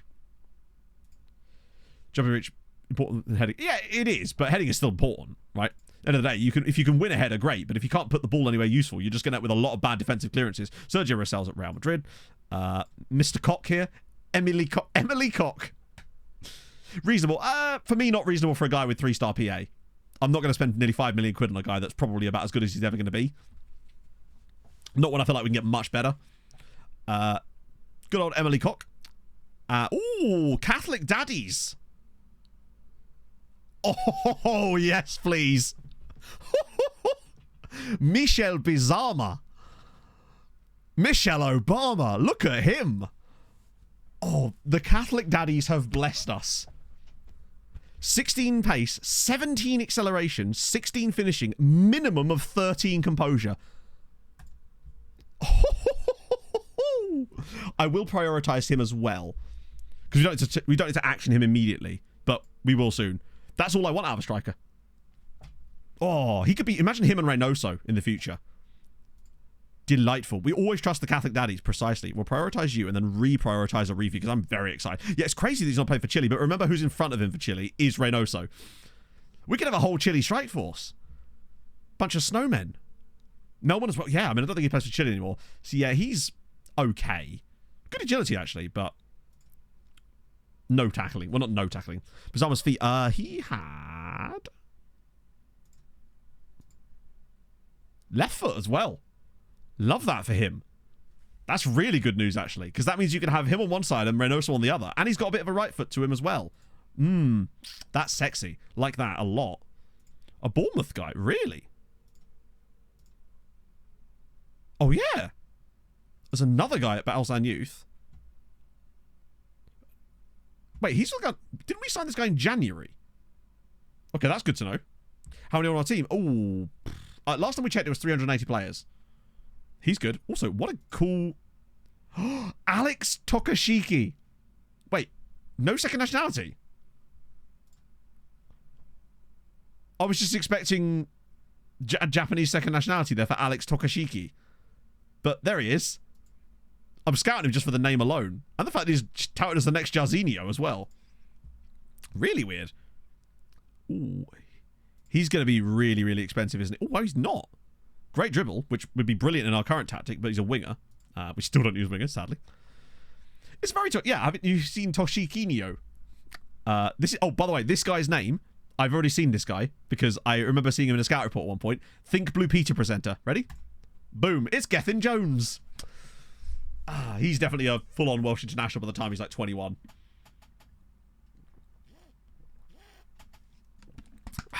Good old Gethin Jones. I got excited then, but I saw Philadelphia Union. Now, well, they literally did just replace Drama Fafana. Oh, he's from Marathon as well? That's disappointing. Cooper, could have got him there. It's 24 caps already. Oh yeah, thank you for the follow. The Connie Huck. To get freaky. That would be more impressive, honestly. Can't have double nationality. Yeah, but he's not Japanese, he's Brazilian. He was born in Brazil. So, yeah. Pinthong. Goalkeeper. Okay, wow, a cheap Thai player is a rarity. He's definitely getting a scouty. Smart, yeah, with Kirsten O'Brien and Mark Spate, who sadly passed away, which is horrible. Matthew Granger. He is emphatically facing the game, right? There's no way that he's not a face in the game. Wasn't there a guy called Gary Lineker as well, who was like an MMA fighter? Oh, another... Oh, this guy's already... He's still at Levski. Good God. What is it with the glut of strikers this year? All 19 years old. But Krum Halilov... Oh, mate. What's he like on a broomstick, I ask you? I bet he goes to Durmstrang. John Lineker, that's it, yeah. Krum as a first name is great. Because as a striker, he eats and leaves no crumbs. Bromba Eastern European. Love that. I really like Halilov. Krum Halilov is just a brilliant name as well. And then, ooh, bit of Ecuador in here with Christian Castro. Do you know what? I don't hate him. I know he's not got this, but tent poles. Tackling. Crossing's not amazing. Agility and balance are goated. Pace as well. He can play with Depotter. Perfect. Yeah. Problem solved. I will just take a punt on him. I like him. See if they... Yeah, they probably do want the fee. Quite a large wage, but with a low fee, I'm actually willing to do that. I like him. 12 caps for Ecuador does mean it's a little bit more complex for us in terms of contract, but I like him. Right. Next thing. Pebbles... I mean, you're getting... Enjoy your cap, but I'm glad to see you getting a call up there, which is delightful. And you scored on your Brazil debut too, which is, again, brilliant. But you're not... right, anyone I want to get... I'm not sure we need Alberto anymore. Truthfully. Because we would have to pay him a mega amount of money. And I don't know if he really fits what we're doing anymore. We'd have to pay him like 40 grand a week to keep him. And I feel like we've got other players that I'd rather play than him. Pebbles does get a wage hike. Speaking of people getting wage hikes, Pebbles is up to 55 grand a week now. Yeah, he'll be a dick about it. He'd have to play as the AP, but he's not as good as our other APs. Red consistency. When you say red, which player were we talking about? Who had the red consistency? The fullback. The Castro. To me, that's not red. That's orange. And it's not as bad as it could be. And he's 19, which means it'll improve with time. We could ask him again, I suppose, yeah. But I don't think he will. I'm going to negotiate a deal with Bengtson, but I don't think I'm actually going to go for it in the end. I want to see what that other guy's like. 30k for me is a lot, and I can't put any clauses in his contract either. And he wants even more money on top of it. And for me, that just ain't worth it. Bring on the Flugelkampfheimler! I don't want to give him a thing where he can get like £50,000. Actually, do you know what? I just don't think he's worth £50,000 a week, because the problem is he would end up getting those games. And I don't want that in his contract just in case. No aim, just RNG. Thank you very much for the follow. I'd rather just get the other guy. Squad player. Ooh. I think he'd be okay with that. Highest wage, 63. And he will certainly be nowhere there. Not yours. Yeah, I know, but then you pay for him, right? Because, like, I don't want to break our wage structure on a guy that's just going to be there and is like our 5th choice striker. But the thing is, as a striker like that, he probably would get some game time over the course of things. But I'd rather have a guy that's on like 15 grand a week in that position than a guy that could potentially get 50. For me, is mad. You, on the other hand, though, is a really fun signing because we can just dump you straight in with clauses. God, he wants quite a lot of money too, actually, doesn't he? So the collection bucket's around interest, yeah.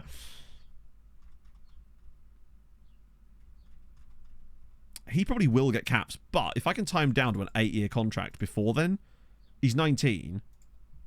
Same with this guy. No, because this guy isn't asking for league matches for a start.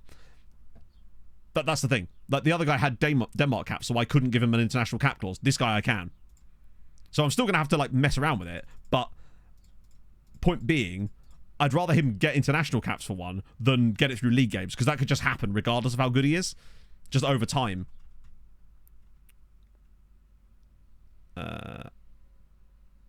Right, I need to make sure I actually get the contract. I mean, he might say no as well here on this one. All right, fair enough. He's being a dick about it. That's fine. I'm not paying any more than that. If he wants to be an arsehole about it, that's his problem. We'll get Castro, though. High patience immediately just got squad player. God, you want a lot of... You're not a squad player. Honestly... I'm just not going to give him squad player. I know I can knock it down, but I'm just not going to sign him on a squad player contract. And the problem is he's going to want loads of money because that's why he wanted so much cash as well, because he thinks he's a squad player, and he's just not. Like, he's probably our 4th best right back. Some good talents in there, Steve. One particular talent that we're trying to get scouted up right now. Yeah, that's a shame those ones fell through, but I just don't really like them. That's the thing. I don't want to give us more wemps. We don't want to, like, hobble ourselves too early. Oh, good. Just what I wanted on my defensive midfielder. Actually, about time I started training him to play defensive midfield. And you very much are ball-winning midfielder. Still keeping his potential, though. Yeah, we've just got to be sensible and think long-term, because if a player... I just don't want a guy that's going to be on stupid amounts of money like that. Because... Value drop in 2014. Nope, no values dropped thus far, touch wood. Not yet, anyway. Although, in fairness, we got our value drop around about 2032. As good as Volante. Yeah, but I don't think he's got the rest of the ability to play as a good as Volante. Raise player's aggression. I don't believe so, no. Not beyond... Oh. Okay, the last holdout has finally given over. Weird that he's actually thinking of that after he got his cat. Now, do you have a clause? Ah, perfect. The perfect time to trigger the clause. We need more good boys than wemps, yeah. The thing with Benson, basically, is if he was on, like, 20 grand a week with no caps and I could put an international cap clause on him, then I'd be willing to do it. The issue is, he's already got caps, so the only thing I can offer him is the one through league games. And he wanted, like, 50 grand a week for playing 20 league games. In addition, I wouldn't even be able to give him a long contract because I haven't got the leverage that I have when they've got no international caps. And I feel like it's just more trouble than it's worth for a guy that isn't actually going to be playing for us and is never going to be loaned out. Values expected normal above. They feel pretty normal and have done, I'd say, for about the last 2 or 3 seasons. I'd say since about 2038, 39, the values have seemed fairly stable. Like, they go up in the windows, obviously, when you get bids, but they don't drop through the floor like they were before. So even when the values were absolute dog shit, after about a year and a half, we did start getting some decent bids for our players, but they'd always just plummet back down to where they were before, right after the window shut, which was really annoying. So I'd get a bid of, like, 70 million for, I don't know, Padilla, for example. And then the moment the window shut, he would keep that value, but then the next time the window opened, he'd be back at £3 million again. Did I accidentally drop a bar? You know me. Right, they're playing against Portugal. They're going to get wrecked. You know how it be. Imagine they go and beat Portugal now. I can't see it myself. Oh my god, only a 1-0 defeat. That's disappointing. So they lose 1-0 to both Portugal and North Macedonia. Lads, this was your chance. You've got Bosnia in there, who aren't admittedly that bad. And North Macedonia, and maybe even Switzerland. You never know. Who's this guy? Oh my god. Yeah, sorry, you're right, Palacio. That's who I was thinking of. It was Palacio that was like 90 million to like 5. Because he was still the best player of the bunch. It isn't fair, is it, that City can have these guys? It is literally a case of, that is a nice barbecue, why doesn't mine look like that? That agility as well, yeah, agility, pace, is all the temp poles. He is just the match engine, isn't he? Who's got the most goals out on loan now? Santos. Wow. Yeah, Pereira's sort of fallen off a little bit here, but Roy has still got 16 goals this season. Roy is actually a legitimately good striker. He's just lacking a yard or two of pace. If he just had better pace, he'd be him. And unfortunately, he's still got the paperwork thing going on with his eligibility, I believe. Yeah, awaiting paperwork, whatever that means. A match engineer, I like it. Yeah, I mean, occasionally you get really lucky on players. It's still... I haven't actually looked at Torres for a while. What is it at? Good God. Honestly, the one thing that he's missing that would make him a really versatile player in our tactic is the fact that he's got no work rate. So, as a ball in midfielder, he's fine as long as the ball comes near him. But don't ask him to go chase it because he just doesn't have the desire to do so. That's the thing that lets him down massively. And I think that's what's going to stop him from becoming an elite player. That and he doesn't like big matches and has low self-belief. I could just tell him to work harder, you're right. Why didn't I think of that? He's Gattuso, yeah. Anchor, yeah, it makes sense. He is quite literally an anchor to the vibes as well. Yeah, I think they're trying to submit the paperwork through bloody, like, teletext, it seems like. Right. Oh, there's Bruno Bridges. It's a shame he's not as good as we thought he was going to be. Should make sure I've not accidentally forgotten any one of these before we tick these off. Right. Reasonables. Who are you? 15? Do you know what? For 15, those attributes are actually pretty decent. Like, 15 crossing, incredibly, is nice. He's a wingback naturally. Doesn't have the best tackling. Fickle personality is not ideal. Pace and acceleration are okay. For his attributes are pretty solid for his age. I might actually shortlist him. I quite like him. And also, Fouad Berbezi is a fun name. Yeah, I'll call him the Toad. Shit, I didn't rescout him, did I? Bugger. Yeah, if you see Alibi or Albi in here, let me know. I don't think he's likely to be in this section. I think he's more likely to be in the extensive one. I don't think he was there, was he? There's a lot of players in here, though, that look quite tasty. Including Leopold Gasser. Now that is a name. What a brilliant name. Leopold Gasser. Javier Davids. Look at that Flamengo guy. Looks pretty good, actually. Another guy at junior there, Chiquilo. I would definitely call him Chiquilo Neal. Because you have to, right? Fouad looks solid for his age, yeah. Yeah, I'll let these guys... Oh, no, it's a different guy from Catholic Daddies. That's another guy from Catholic Daddies. Hang on a second. Wait a minute. I think he must be from a recruitment focus. Oh, yeah. Raul Carrillo. As if there's another one. There's another dude from Catholic Daddies who's got great pace and potentially good acceleration. He's not quite, but he's more like Reynoso, actually. He's 6'2". We must be scouting Catholic Daddies, right? Yeah. Exciting. Was there a Finn in there? Okay, we're definitely getting more information on him. Who's £1 million? I can't see a Finn for £1 million. I can't see any Finns, actually. Or is he further down? Either way, we'll scout them. Kravets. God, he's quite good, isn't he? Annoyingly, it doesn't seem these guys have come through yet. Because I think these guys... Yeah, they're all scouted now. So Kravets, I really like. I just think he's too expensive for the time being. Frimpong, I really do like still. But the problem is he just signed a contract extension with Nordsjælland, but I think he's really good as well. For 17, to have these attributes, to already have caps.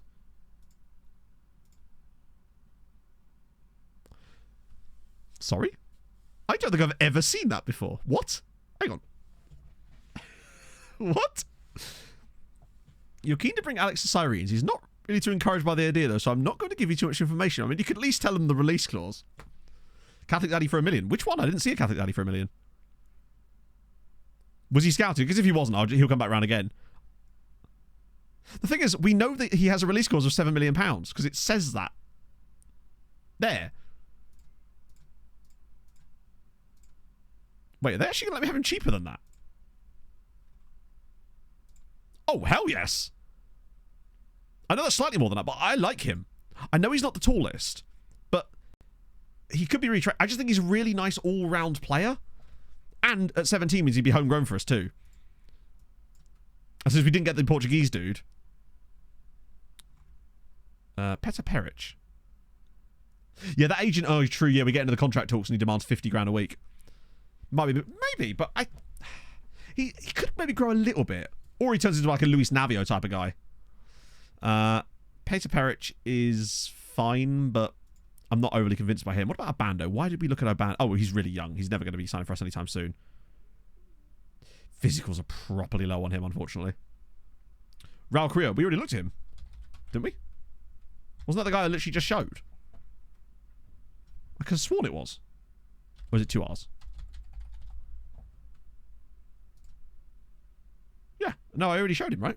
We were scouting him, but I'm not going to sign him until I know whether he's actually any good or not. Actually, to be fair, you're right. I remember that price. Oh, no, you're right. Never mind. I take it back. That wage is... The wage has sold me, which makes me also think he might not be that good, but for that kind of price and for the wage, there's really no harm in it. Yeah. He might be on the very top end of that, which is disappointing, but for 1.1, can't hurt. Enjoy your meeting, Inferno. Let me know if you see Hadrian there. He's always in meetings. Yeah. We'll have him. Sørensen. Hey, a striker from Midtjylland, chat. I know you guys like those. Look, dynamic screen where your tactics seemed like it wasn't working. Sometimes you get a message saying there is a lot of new players at the club and they may take time to settle. I doubt that was the factor because bear in mind most of the players that were in our first team were the same players as before, and we've also moved on from that anyway. We've changed the tactic entirely, and I'm much happier with it where it is now. I just think that frankly we were almost working on borrowed time a little bit tactically, where I don't believe our tactic was actually that good. I think it was the strength of our personnel that was carrying us a little bit, and I think now we've got something that I believe is going to be stronger. Albeit in the first game against Liverpool it wasn't great, but I like what I saw against the bar, and I think we're going to get better. The Danish paceman. Which one was that? We have Bengtson at home in it. Edgar Soto. Not convinced. Load of Envigado, guys, which I believe is from the... He's got okay pace. Eddie Pavas. Yeah, he's sort of there, isn't he? Gonzalez. Lacks the physicals. Well, Benson, then you can go buy him and you're safe. He's got... this is the guy with the high CA. I don't mind him. Plan for the continental breakfast buffet. In it. Oh, Randrup. He's actually, incredibly, playing for FC Copenhagen now and has got Denmark caps. Out of nowhere. He's got the long way around, but he's there. I think he might be a bit of a... If he doesn't want too much money... I think he'd be a good loan farming. Well, we're not sure yet, Snuffer, but I think... From my tests, anyway, I think we're on the right track with it. I believe... We're going to try it for the whole of next season as well. Oh, 750 grand, I think, for him is fun. These two, not so sure. Did I just skip a guy? I did, didn't I? That's really bad aerial reach. Gonzalez, I think... Oh, yeah, he had the poor physicals, didn't he? Pereira, I'm already after. Jurisic, I'm still not sure on. And... Oh, my God! Oh, my actual... What the fuck? If you're not looking at the screen right now, now would be a good time to just bring your eyes back to me for a moment. What in the actual hell is this? This has to be a lie, right?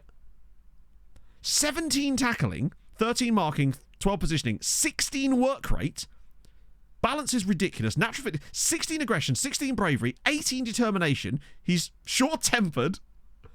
Holy God, and he's Salvadoran. And no consistency issues. I've got to stop leaning forward in my seat like that. I've got horrible back pain yesterday. We've got to try and sign him, right? Oh, yes. Doesn't have any PA. Probably not. But then again, right? The last few times that we found a player like this, and it looks a bit like that, their PA has been higher than we could have ever dreamed of. I reckon he's got 4-star PA. And he's already bloody amazing so far. Love that. A Ranger friendly? You know what? You're welcome. I expect him to ask for more money than $1 million. $1 million for him is an absolute bargain. Oh, well, isn't that nice? God, I forgot about Marco Cabello. He's fully worth it. I love finding players like that. And that's why I do just a lot of random scouting. Right, Frimpong. Future prospect, that's okay. I'll put the loan farm thing in there, perhaps, for him. That'll please him. 6 yes, legend. He's got Ghana caps already, but he doesn't have all the Ghana caps. So I can still dangle some caps over him. Unfortunately, his 17-ness means that we can only offer him like a 3+3. And I am going to have to actually offer him like the 10-match one of quite a large amount. Like maybe like that kind of range. Oh, shit. I'm not giving you a 2-year contract. Yeah, okay, I'll offer him way more. I hope we don't lose another one to this. I might be able to bump his... Oh, he has put his base wage up. Okay, so his agent is a dickhead. But I do still want this guy. But I'll have to put this up, like, a lot more. And maybe even bump the base wage a tad. If he doesn't go for this, then I'm not signing him. Okay, never mind. Fuck you, then. Well, I have a lot of issues with agents today. That's unusual for us. I like that guy, but not enough to do that kind of contract. And at the end of the day, I'm not going to sign a 17-year-old without long-term contract clauses in there, because the last thing we want is getting to 20 and then him demanding £50,000 a week. You know, we've got to protect ourselves a little bit. I missed anything.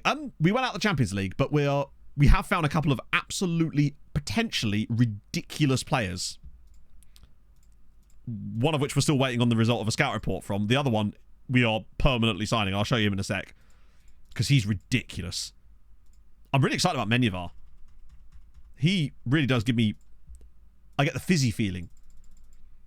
And this guy's going to be homegrown too, I think. Lovely. £750 a week for Raul Carrillo. Bargain. He could be potentially when he's 18.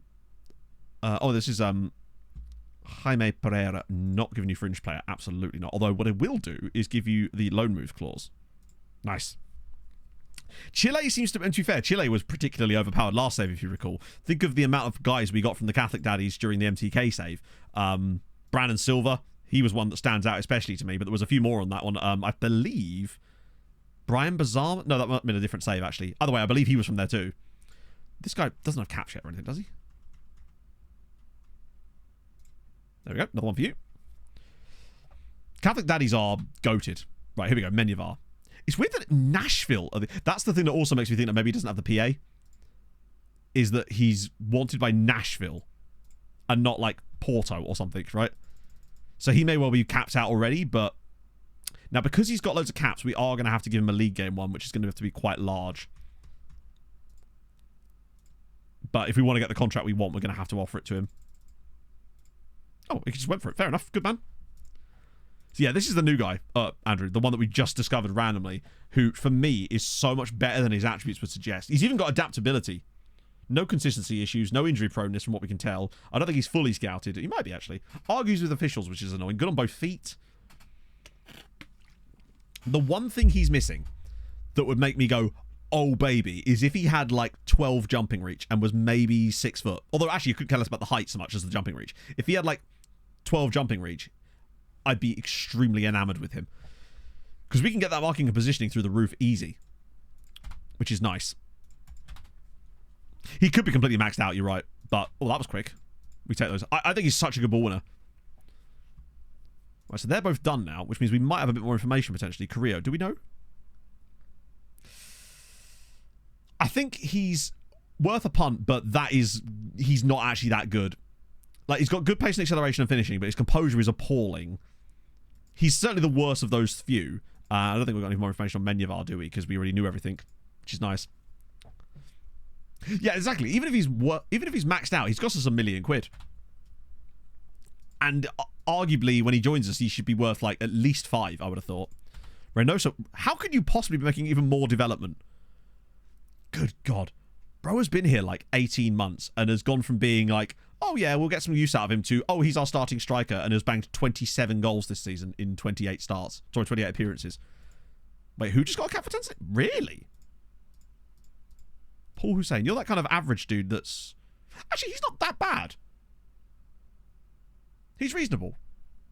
I'm actually surprised. He seems to have developed a little bit now, considering he was just a guy I signed because Tanzania and he had a little bit of potential. And it seems that his potential is actually holding, which is quite nice. Yeah, gaining acceleration is a rarity. Oh my god.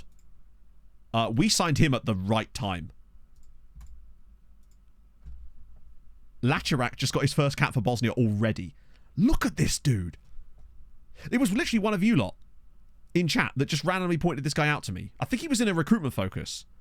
But you were like, yeah, that guy we really should take a punt on. I think it might have been you, Hadrian. Fucking hell. That guy, he could be like our future starting goalkeeper, potentially.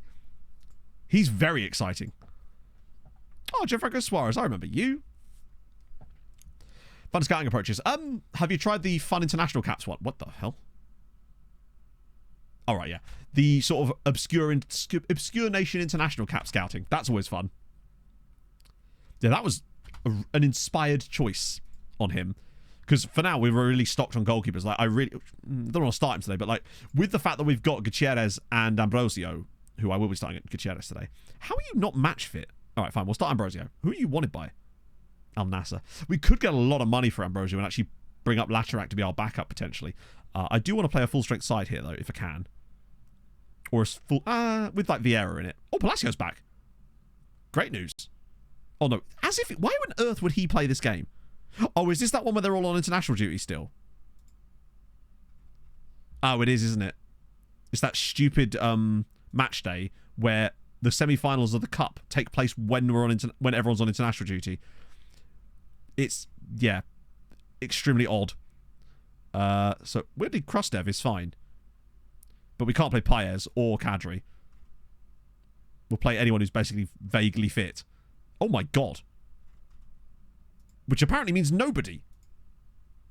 Let me just turn on the under 20. Do I have these switched on? No, I don't. Okay, cool. That should give us a bit more depth. Good god. No wonder we've been knocked out of the cup so many times. Yeah, it might have to be Freeman. It's good you came in summer. And it can't really start Jozanovic either. It can get very depressing.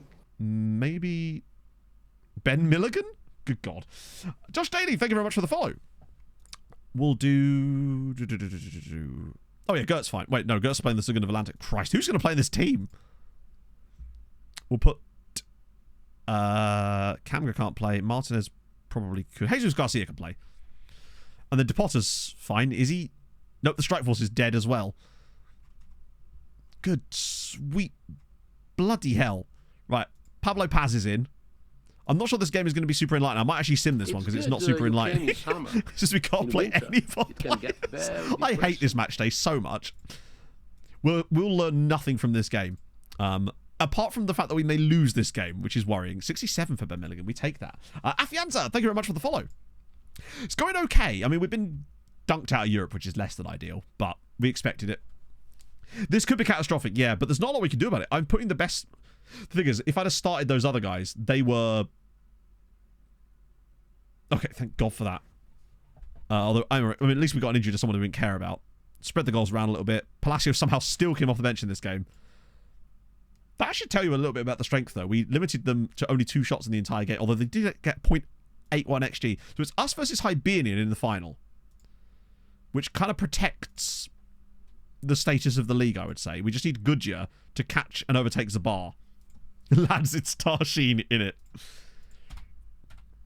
It's a twisted ankle, but that's okay. He suffered so we could progress. Potter did well there. Fiona! And that's what I was on about that role. That role behind the strikers does seem to produce a lot of nice stuff. Good you have left? That's a good question. I don't know. Hopefully some of them it's the shit teams, ideally. Well, us, in our next game, which means we've got to throw it. Then they play Balsam, Birkikara, and Gazira. Christ. I really want to show you the damn tactic, chat. L. Holman, thank you very much for the follow. But we can't afford to take points off of Goodyear. Of the very shitty... Yeah, but those guys aren't like the top teams either. And I feel like Zabar are probably going to have to play some decent teams as well. I mean, don't we still have to play Zabar? No, we don't. Oh, we did beat them, though, which is helpful. Octotrek. Could be. It could be a case of the Octotreks. Just to give them a bit of a lead. Give them a 5-0 advantage and to see what happens. We didn't get so much shafted in Europe. Well, we did in the early stages. We kind of managed to progress through the shafting, so to speak. Like, we damn near got knocked out of the group stage, which was crazy. Luckily... Wait, who? Okay, good lad. Very odd. Literally, Atletico saved us. It was mad.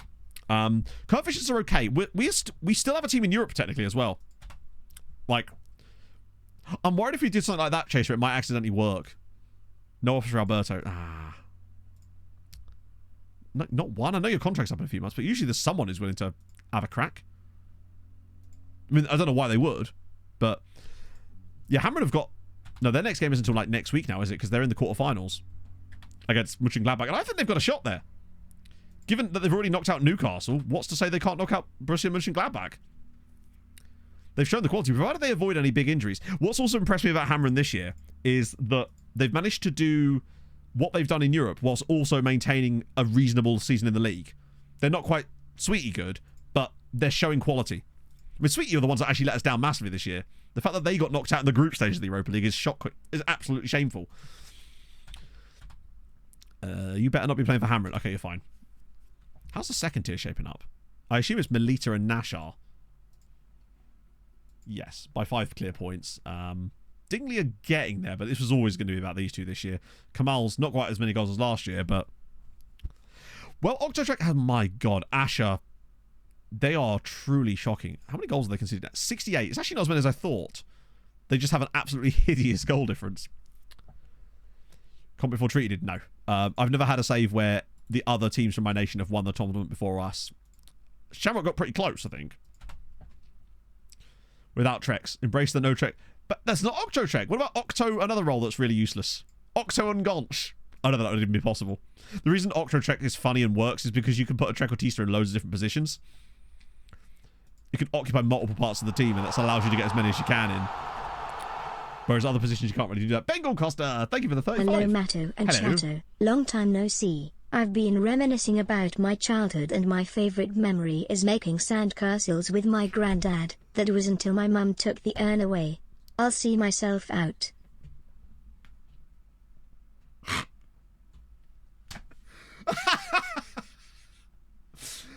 Oh, Jesus. You had me in the first half. I was like, oh, that's so wholesome, Bengal.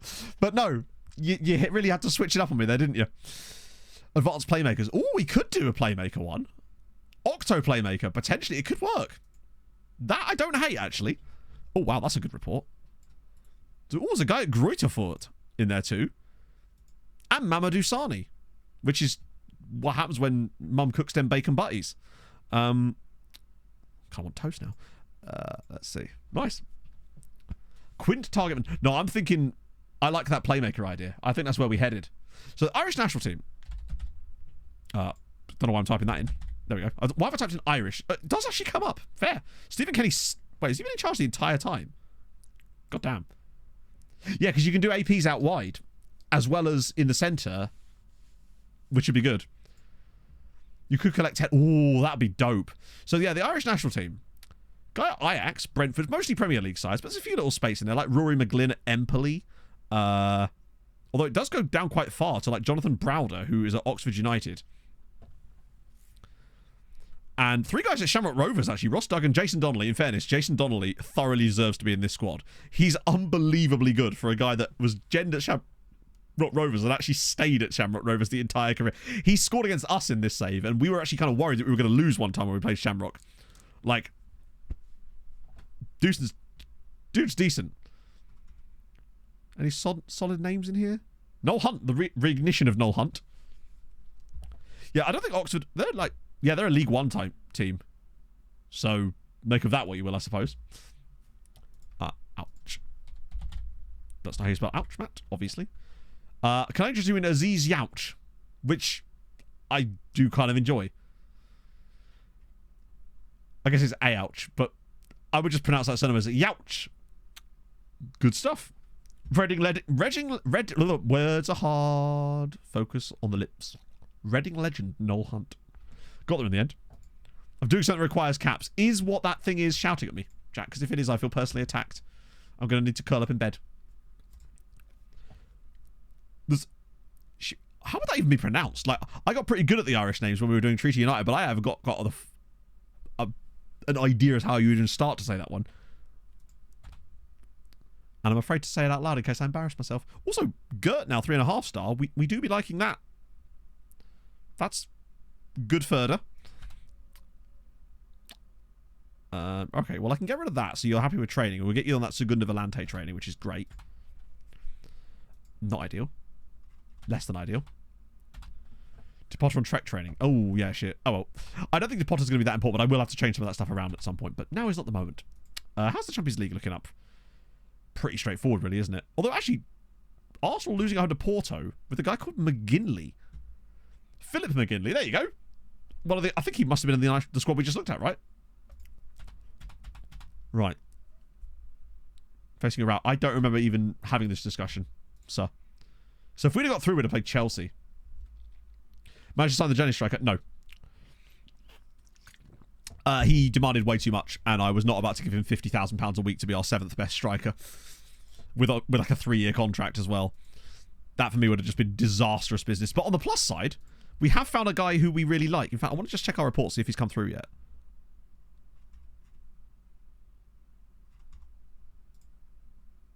Imagine if he showed up at the top of this list. That would have been exciting times. I hope he's not too far down. Oh, that's correct. Oh, no, that's the other one. Oh. Do you know what? 3.4 million for him. I'm more than happy. For him. Was D. Oh, damn. Was he really?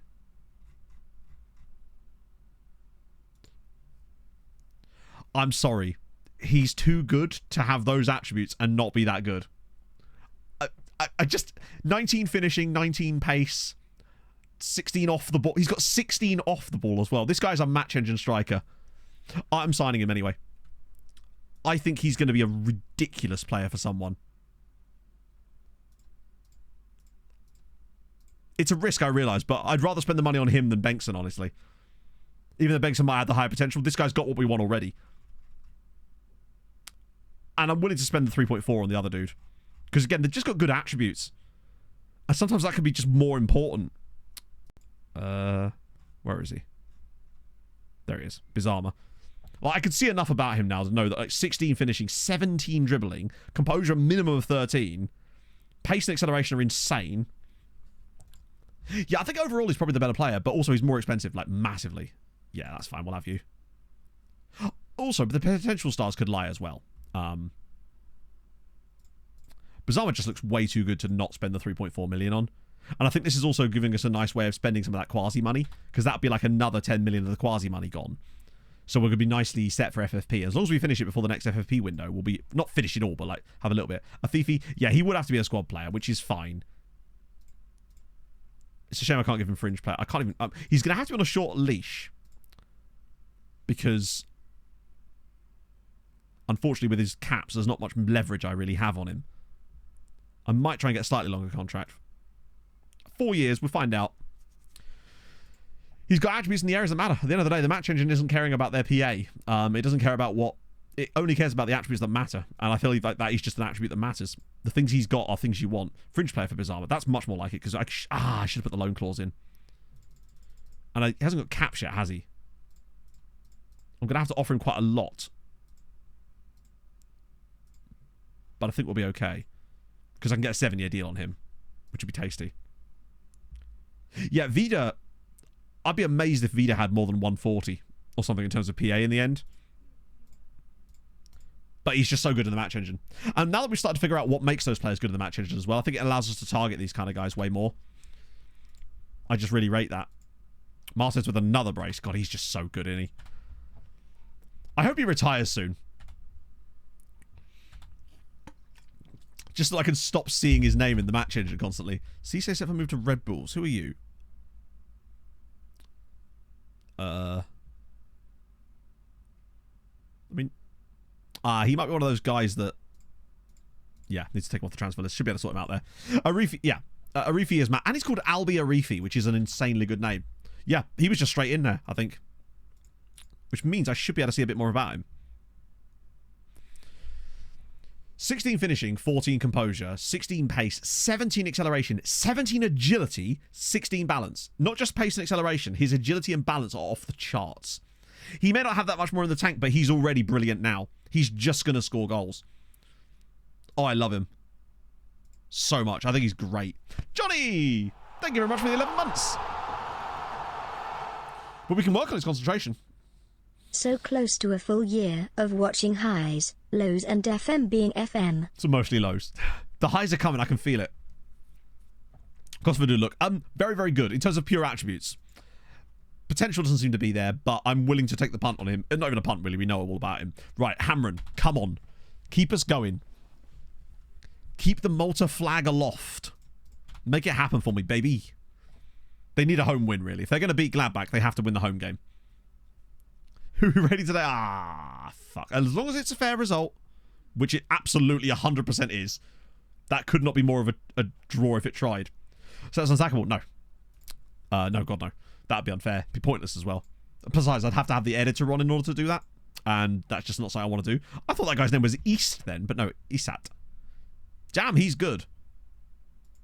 Jesus Christ. I'm telling you, we're about to enter a golden era. I can feel it. I feel like we're on the right track tactically. Obviously, we're going to have to play a batshit tactic against Goodyear here because we want to throw it to them. Was that another 20 agility time? Really? See what I mean, though? It does seem like those players... Oh, well, the guy at Gladbach. Wouldn't surprise me, honestly. Who is Fernando Rodriguez? I'm not sure I know who that is.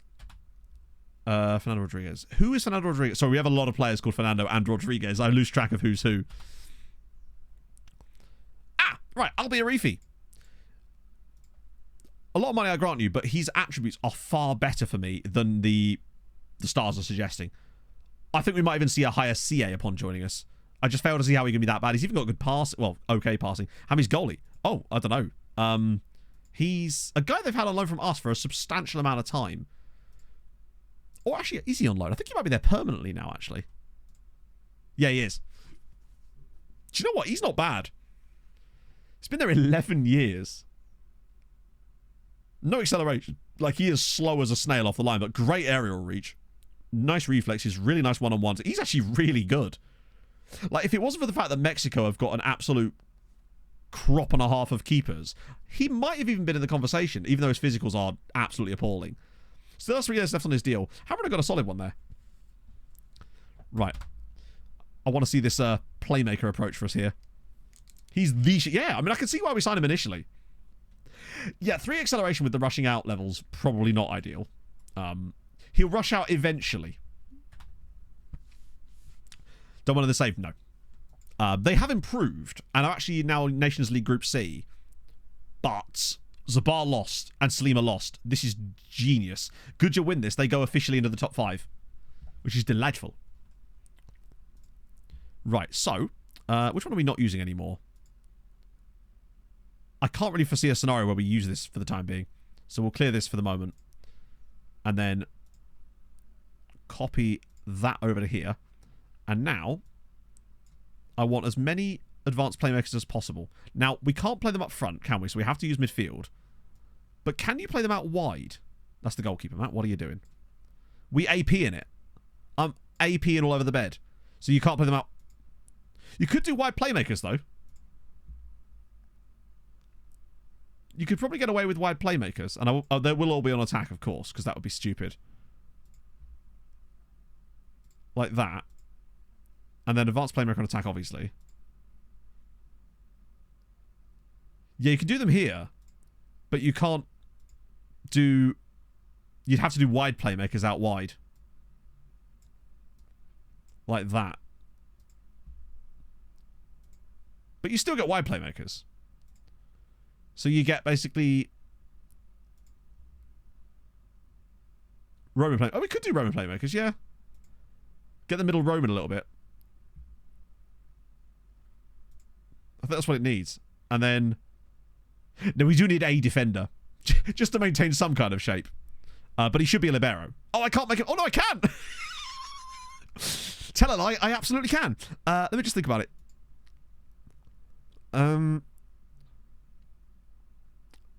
Lot of passing required.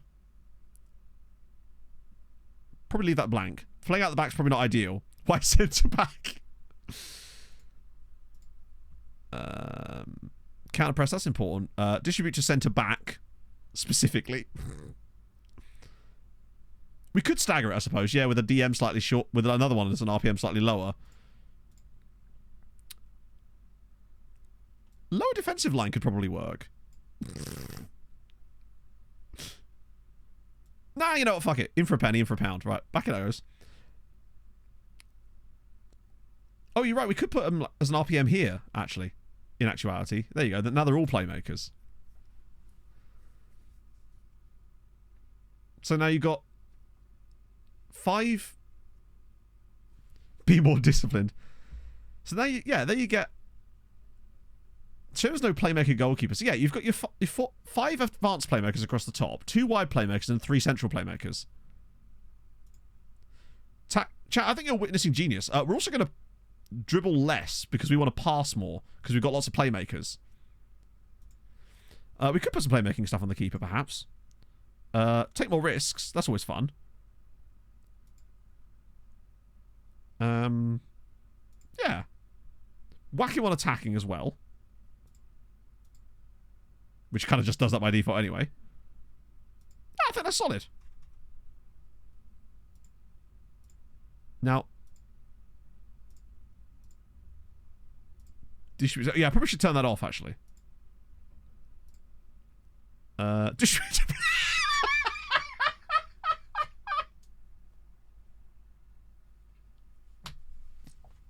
Distributes playmaker.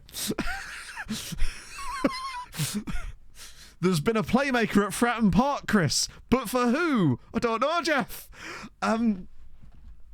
Right. Yeah, that's a thing.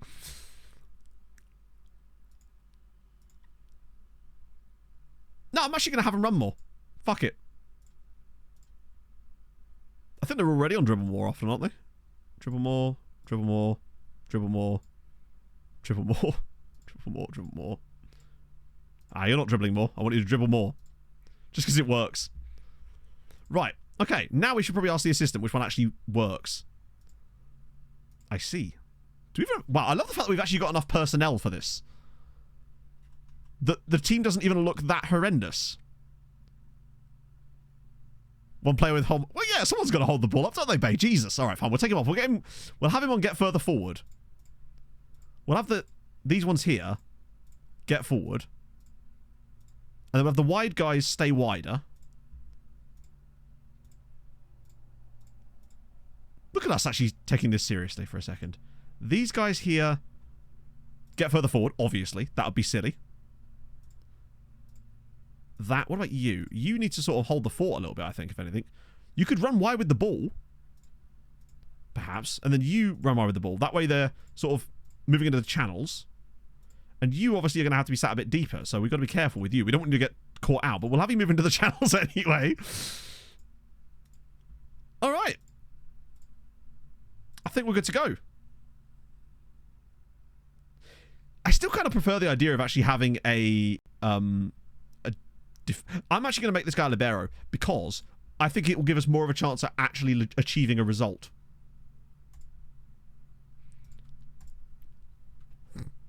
He said, like, as if there's any chance of result. Sometimes you just don't realize you're watching Genius. And that's okay. Sometimes it's okay to not recognize Genius. They're actually second in the form stand. This new manager's doing a solid job for them, I tell you. I just tried to get... Yeah. What is that tactic? Genius, as I was explaining. I love it. It kind of looks like those rattles you have at... What you have at football matches, Anting. If we go 5-0 down inside... Oh, yeah, no. If we go 5-0 down, then clearly it ain't working. How's Europe's gone? Oh, Jesus. That's actually really not good. 2 minutes in and Padilla's going to be dead for another year and a half. No, we have had a shot already, though. Concerning. Phone screen have flipped. It does a bit, doesn't it? We've lost one of our playmakers, which is concerning. Oh, I was wondering why we weren't creating any chances. Chat, we have 100% possession. We had 100% possession for the first, like...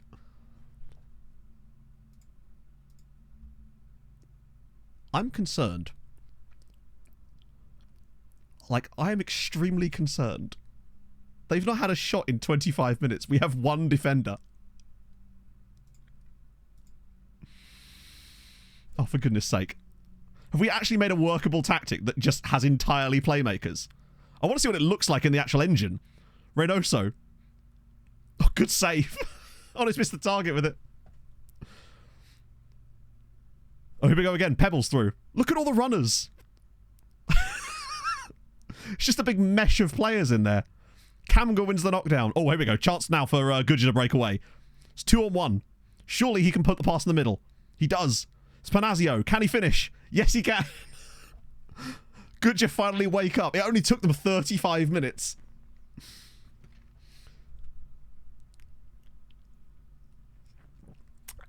What's scaring me slightly is how competent this is at the moment. That's their first shot of the game. They have in fact scored it. But I get the weird feeling that we might actually create proper chances to score goals in this match. We're trying to. It's not going quite so well with that initially. Oh my life, there's players there. Look creamy now. Look at the passing. Everyone wants a touch. And they'll get one. I love that both wingers are literally sitting in each other's pockets. There's so many passing options. Pebbles. So many bodies in the box. Just needs to find one pass. Oh my god, how's he missed that? They're literally like, they're doing a 3-legged race in the wide positions on every play. Right, let's go again. I would say, if anything, we're a little unlucky to be behind here. There we go. Gutierrez getting involved, making sure we get the ball forward. I feel like our press is certainly working nicely. We've got so many playmakers that just want to sit on the ball and find passes that they're happily composed under pressure as well, which is really helpful. Oh, here we go. Right. It's a 5-on-1. They'll probably get the goal here. There's bodies in the box. Simple tapping needed. And...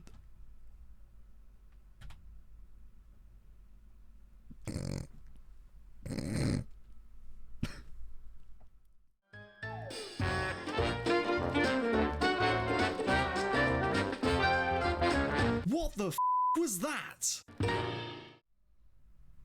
Yeah, so, about that. How on earth has he missed the goal? That is really something. I don't think Ivanovic is actually on a 7.0 rating. Here we go again. Oh, I've triggered the ire of the match, of the graphics card again. I've got to stop doing that. They are not doing amazingly. If they even get like a 2 or 3-0 win, I'll be amazed. I think we're going to get goals here. Obviously, if we are legitimately like winning, I will have to throw harder. Come on, FM. It's too early for you to be pissing on my graphics card. Oh, God. Reynoso. Oh, Jesus. It's 1-1. First half stoppage time, it's 1-1. Reynoso scores his 28th goal of the season. And it's 1-1. The playmakers win.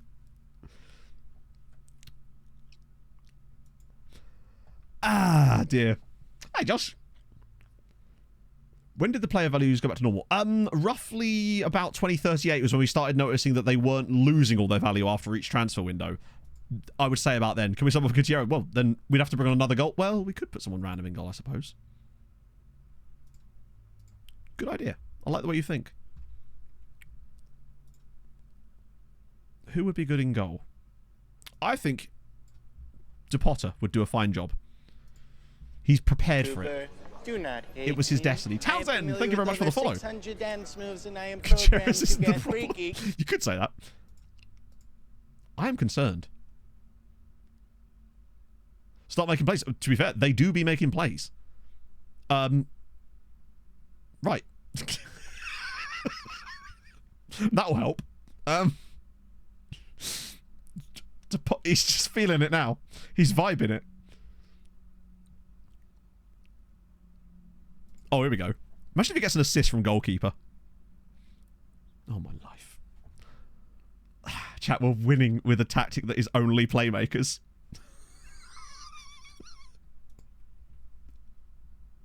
Help. Nice little knockdown there from Lacremi, and Palacios yeeted it home. We are indeed winning, son. Oh, please not another one. Fucking hell. Potter's an absolute legend here. Maybe the tactic was right before our eyes the entire time. How can we still get them to win? Oh, that'd be easy. At 70 minutes, I would just switch it. Proof of concept. It worked. Now we switch them all to Trequartistas to ensure that they do, in fact, get the result.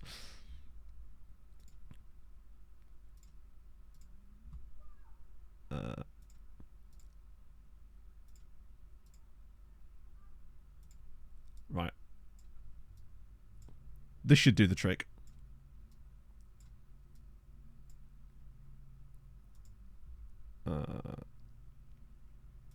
I hope it does the trick. Advanced playmakers are very good. Like, that's why I wanted to put one in the tactic, because I noticed it was really good in my tests. Just to make sure, just to make sure there's a real strong opportunity here. Krastev on for Lahovi. Oh, he's not good there either. Get you on for Paez, because apparently you can play there. The front line does need a little switcheroo here. Henry in. Vida in. Ah, right. Okay, well, looks like Gertjalei's going to play through the middle. We should be okay. That'll do. That should be enough for Goodyear to get the result. If they can't win from here or have opportunities, then frankly, there is no helping them at this point.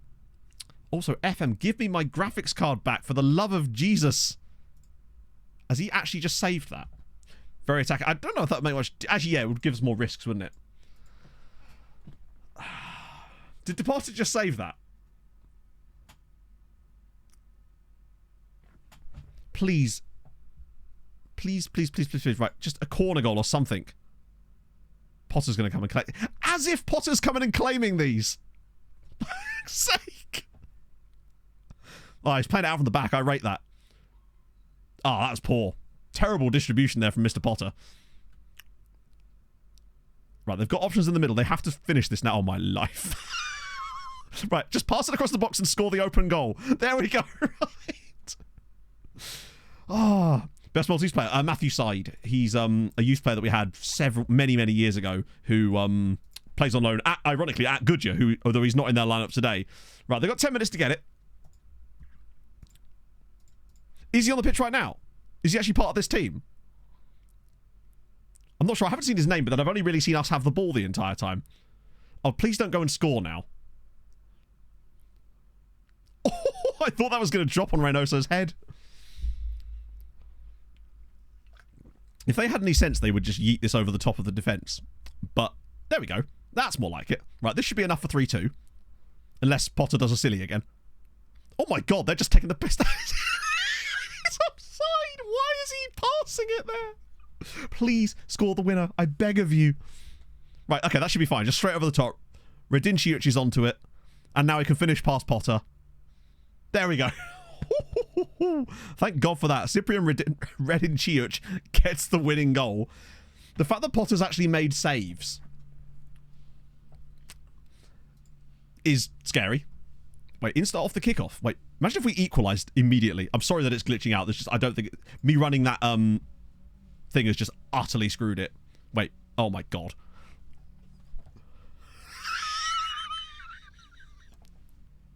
Sirens 3. Goodyear 3. Unbelievable. Carvalho, the first thing he's done all season, basically, is to equalise in the worst possible moment. Oh, Jesus. Great from Reynoso. Carvalho's finished it. Oh, there's that petard again. Jambalaya, thank you very much for the 50 bits. Oh, God, we've got another highlight straight off the kickoff. Right. Panacio, please, just bury this, buddy. As if he's saving these. Potter's actually saving it. A draw would actually be enough for Goodyear to get back into the top 5, if it, essentially, but Potter, oh, he's gone for the punch. Could that be costly? Will we win the Tri-Wizard tournament? Oh, no, maybe not. Oh. Potter is doing all sorts today. Right, here we go. Nope, Carvalho's tracking back, because of course he is. The one game of the year that he's actually turned up in, and it's this one. Right, here we go. This is their chance for 4-3. Redinciuc surely to finish. Why are you passing it? Just run. What are you doing? They got the goal in the end. The problem with Goodyear is they always try to walk it into the net. It is 4-3. Eventually. I love that Reynoso was on an 8.4. Yeah, you're right. Well worked. I love it because they're dribbling around the invisible men. Wait a minute. There's more to come. Kamga now. Palacio driving into the box. He's got bodies in there, and one of them is Lacrini for 4-1.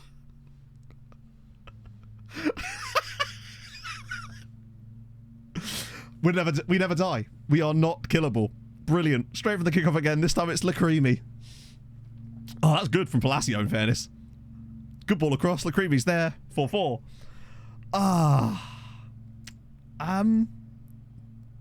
Oh, for goodness sake. Imagine if we ended up winning it 5-4. Despite doing everything we can to lose the game. Oh no, we've got the ball back. Don't even think about it. Henry. Oh, that's a bad pass from Henry. He knows what's up. Here they come. Kernazzi's never going to pass this. He's going to drive all the way through and finish this past Potter, and he's missed the fucking goal.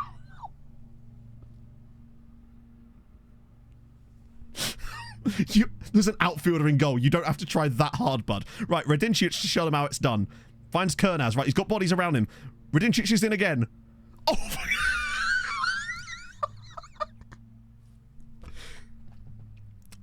This is like watching a man drown while you're dying of thirst. Like,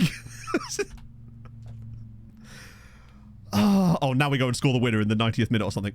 Oh my God, we nearly did. What a save from the goalkeeper. Why are you so slow? We nearly scored, but now Campanazio win it in the 97th minute. No, he can't.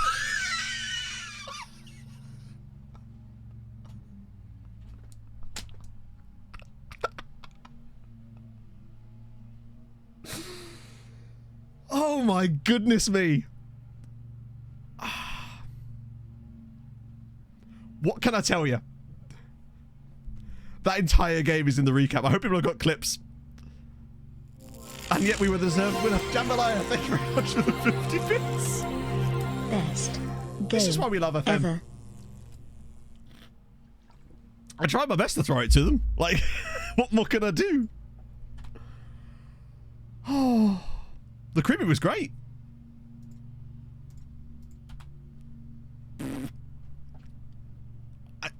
How many saves did Potter make? Enough. To the point where it was annoying. I also love that he caught that one off the crossbar with his back turned. Luckily, it does actually get Goodyear into the top 5. But an outfield player in goal, just please don't be too seriously injured. Oh, that's the rest of the season. But it could have been worse.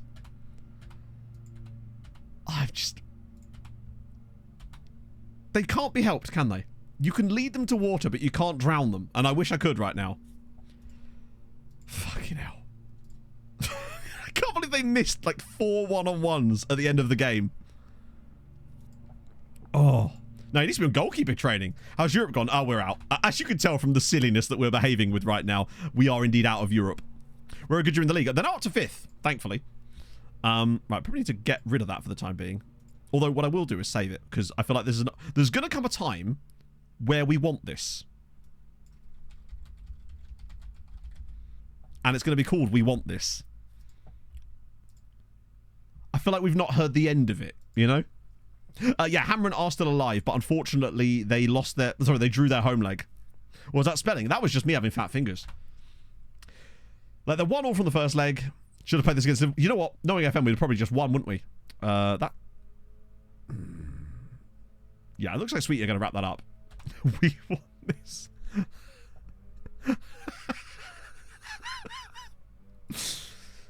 Oh, Hammer are carrying us in Europe. If they could get through another round, it'd be absolutely wonderful. Second leg's coming up in, well, a few days' time, in fact, because we've got international break. Or, no, not international break, just a random break. What scares me the most is that system was actually working up until we literally had to step in ourselves and make it not be working. Libertad. Bit of that as well. It's hard to, like, bring yourself down to, like, a normal... I never really looked at those. Normal state of being. Oh, it's another set of them. All right, then. Don't mind if I do. Hugo Julian. Roxy Bino is a brilliant name. Or even Roxy Bino. And John Halilovic Vendine. Don't mind a bit of that too. I do like it when FM just goes off on one. Oh, I wanted to get it out just because I knew we would have to train the other tactic. Wait, was that the first one of Vieira not playing? Why did he lose acceleration? It's because he was playing as a Trek. Or playing as an advanced playmaker, I suppose. Oh.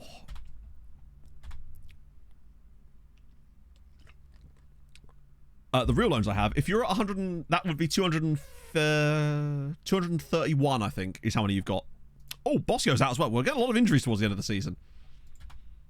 Maybe Goodyear just had a sense of, like, pride. They didn't want to be the recipients of match throwing, so they were throwing the match back. It's two teams both trying to throw the match to each other. with disastrous circumstances, and in the end we had to settle for a draw. So Liverpool do get through. Once again, Martinez scores. What did I tell you about not doing that? Especially against us, which unfortunately he did not heed. His warning was not heard. Lots of copium. Oh, indeed. I'm injecting it. Once again, I swear to God, he's going to come back in the summer. I could feel it. He's going to be complaining about the fact that he's not playing in the right role, and he'll just come back. I hate to say it, but I think that's what's going to happen. Hopefully I'll bring good news next stream. Although, I was going to say next stream, we could be in a Champions League final, but of course we can't, because we're out of Europe. Porto will knock out Arsenal, though. That's cool. Oh, thank God. Not someone we care about this time, at least. I do love that that message is just pinned to the top of the chat now. It's the kind of day it's been. Right, Hamren versus Gladbach. Go on, lads. Do it. Extension day is the 2nd of June. Hamren could be in fun. This is true. Next stream is tonight. True, next stream is tonight, but it isn't this. It isn't this save. It's a secret project that you'll see later on tonight. Oh, please tell me it was at least lucky. Fair. Annoying to give up a penalty, but can't really say fairer than that. That's about as 2-1 as a game can be, really. Like, but for Hamren, they're showing quality. In Ireland, I don't know for Ireland. Unfortunately, I found that out when doing MTK last year. So Valencia are through, Marseille and Roma are through. Yes, night stream later on, 6 p.m. UK time. There's an interesting project that you'll see. You'll see stuff. I can't talk about it just yet. I don't think. Let me check. No, that's way too much to read. Yes. If he hasn't said what it is, then yeah. But yes, it is the same thing, Chaser. When's the night stream? 6 p.m. UK time tonight. So I'm going to be pulling a double shift. The Salvadoran guy, I believe, has officially signed. Yes, he's not obviously in, but like, yeah, he's all clued up. He obviously hasn't joined us yet because it's April, but he will be joining us. Oh, coefficient spot's not that we're in that title race. So for pretty much, yeah, as well, I believe. Yeah, indeed. No, it's not. It's not that, Chaser. Can you imagine? Annabelle Bibi, no. Let's see. It's going to be fun, hopefully. I don't get to stream in the evening very often, so that'd be nice. Plus, it'd be nice for people that don't always manage to get to the streams to actually be able to come to an evening stream, right? Which is why if we get through the remaining league games and there's time left, I'll just stop a bit early today, knowing that I'm going to be back in a few hours anyway. Full Wings. I think with Full Wings, you will just lose immediately. See, for example, my Everest... Sorry, not my Everest video. Well, that too, but the space video where I played the Full Wing system and literally got... What was it, 104 goals scored against me? 15-0 is pretty decent. I might actually made the right tactic. Yeah, good. Just checking.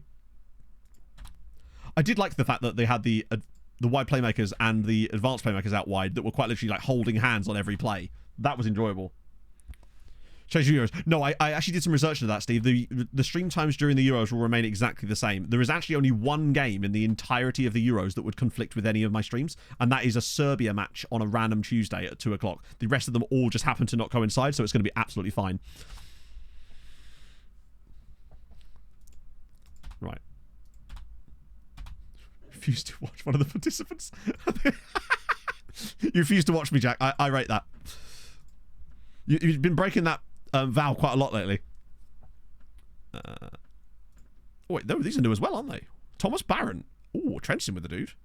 Don't mind a bit of that. So I didn't feel the need to actually change the time space because I was going to, but then I realised I didn't really interfere that much, so I figured, fuck it, we'll just leave it as it is. Saves people trying to adjust to a new schedule, right? So they all just come into the middle of the pitch anyway. They just have really weird starting points. Getting a lot of good stuff. Is it Serbia Slovenia? Yeah, that's the one, I think. I don't know which day that's on. It's like next week sometime. Maybe next Thursday? Because next weekend, not the weekend coming, I'm not here next weekend anyway, so there wouldn't be a stream on that Sunday even if there was anything to interfere with it. That's my Sunday off for June. I mean, considering I think I literally paid nothing for him, I'm okay with that, but I'm also disappointed that he's much worse than I thought. But I guess if he's free, right, what can I really say? Yeah, Fifi's not great. What about Centurion? Oh, he's from ages ago. Ooh, who are you? Oh, it's another... Oh, it's Axel Halen, yeah. Mr. Hair Metal himself. They're definitely... Oh, that's that Oriavi guy. The guy from Norgeland. Interesting. Get more information on him, though. I do like him, though. It's weird that we're getting no info on Tim Penfold despite him being a Villa player. I get the day off approved, yep. My boss said yes. You're at Liverpool. You, though... You guys are on the shortlist already. I probably could get rid of him, honestly. You're surprisingly cheap, actually. Don't mind about you. Slovenia for the recruitment focus. Hang on.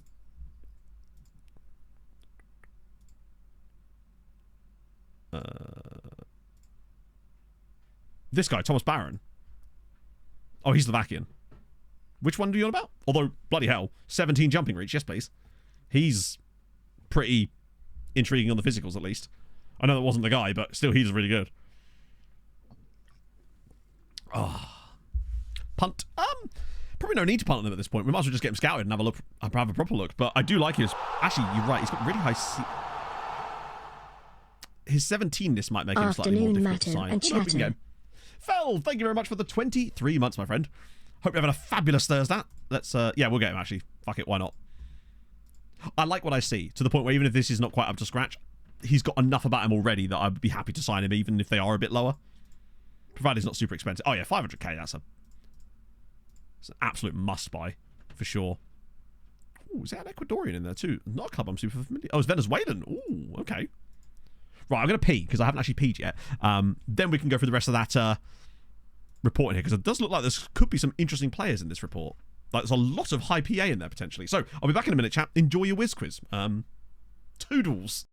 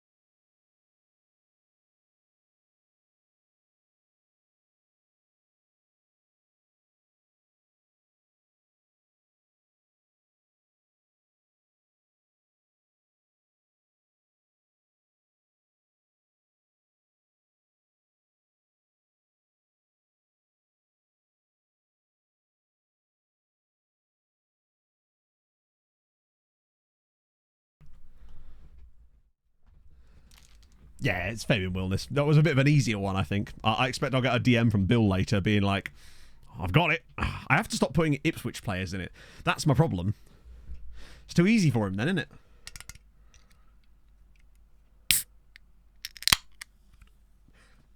Also could be in the post, indeed.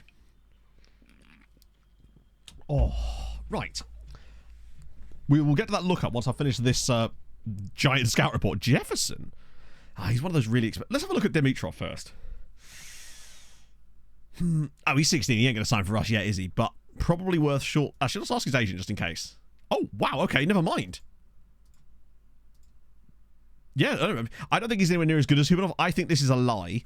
But when I say temp poles, yeah, he's not the quickest, is he? I'm talking about things that I consider key attributes for certain roles in the game. So if I'm looking at a striker, I'm talking about finishing, dribbling, composure, pace, acceleration, stuff like that. If I'm looking at a centre-back, I'm talking about marking, tackling, positioning, heading, jumping reach, stuff like that. That's what I'm... it's just what I call them. They're sort of like the poles that hold up the tent. It's a really weird expression, I realise, and I totally understand. I probably shouldn't say it just because people don't understand what I'm talking about a lot of the time. But it's the best way I can sort of describe it, really. The fundamentals, I guess. He'd be a good footballer if he was any good at football. Yeah, exactly. Jefferson, yeah, he's just so expensive. And he's actually even more expensive than that. His release cost is 14 million. Tadpoles? So those bloody tadpoles. Isidre Pluvins. What a brilliant name. That's just a fun-ass name. Isidre Pluvins. It almost sounds like Latvian, does his surname. Oh, as fun as tadpoles. Exactly. Sounds boring and textbook-like. Like I'm... Whoa. Hello. He's a bit of something, isn't he? 20 bravery, 17 strength. Yeah, so tent poles. Now, admittedly, he's actually not got the tent poles for the normal sort of striker role. He's more of a Mitrovic, basically. He's basically a Ukrainian Mitrovic. And I'm here for it. And it's a Ukrainian player that I'm able to sign. Because he's not actually that expensive. But he is. He's probably like 3... Oh, wow, okay, never mind. 1.8 million. Done. Casper Dreyer. Do you know what? He's not that bad either. He's got reasonable attributes, actually. Yeah, Casper Dishwasher is my preferred of the three, but I think centre-backs and strikers are the most tent-poley. Midfielders is a bit more wishy-washy, I would say. I'm not so sure on him. But I don't hate him. Cantero. Very mid. Munoz. Let's just go to the bottom and get rid of some of these guys down there. Just want to check, see if there's any names in here. Wow, he's fallen off a little bit, but... There's also... Oh, I thought his name was Hercules. Because that would be great. I'll make a man out of you. No, that's not Hercules, that's Mulan. Go the distance, that's what it was. We might as well look at Hercules. So expensive for quite average physicals. What about Leopold Gasser? What are we saying, old Leo? Very expensive. Also, 1 to 8 million. I mean, that doesn't narrow it down, Leopold, bud. Lucas Dite. Low self-belief. A little bit on the pricey side for what he actually is, which is not that much. Hello, Inferno. That was us trying to throw a game to Goodyear and failing. We played a tactic that was all playmakers and were winning in the last few moments. So I switched it to Octo Trek and we still didn't lose because Goodyear missed 3 one-on-ones with no defenders. Yeah. It could have gone worse, admittedly. Xavier Davies, he's okay, but he's too expensive to be that. Robert Ehrman. Oh, yeah, we had to Potter in goal as well. Michel Rubio from Castilla. Wow, that's quite cheap, actually. See, he, albeit with this, he's super cheap. These are the kind of guys I do like picking up from Castilla sometimes. Just because for that kind of price... Actually, see what he wants price-wise. Ooh, wages a little high. We'll see what the actual price is. If it's under 500k, I'd be tempted. Oh my god! You cheeky bastards.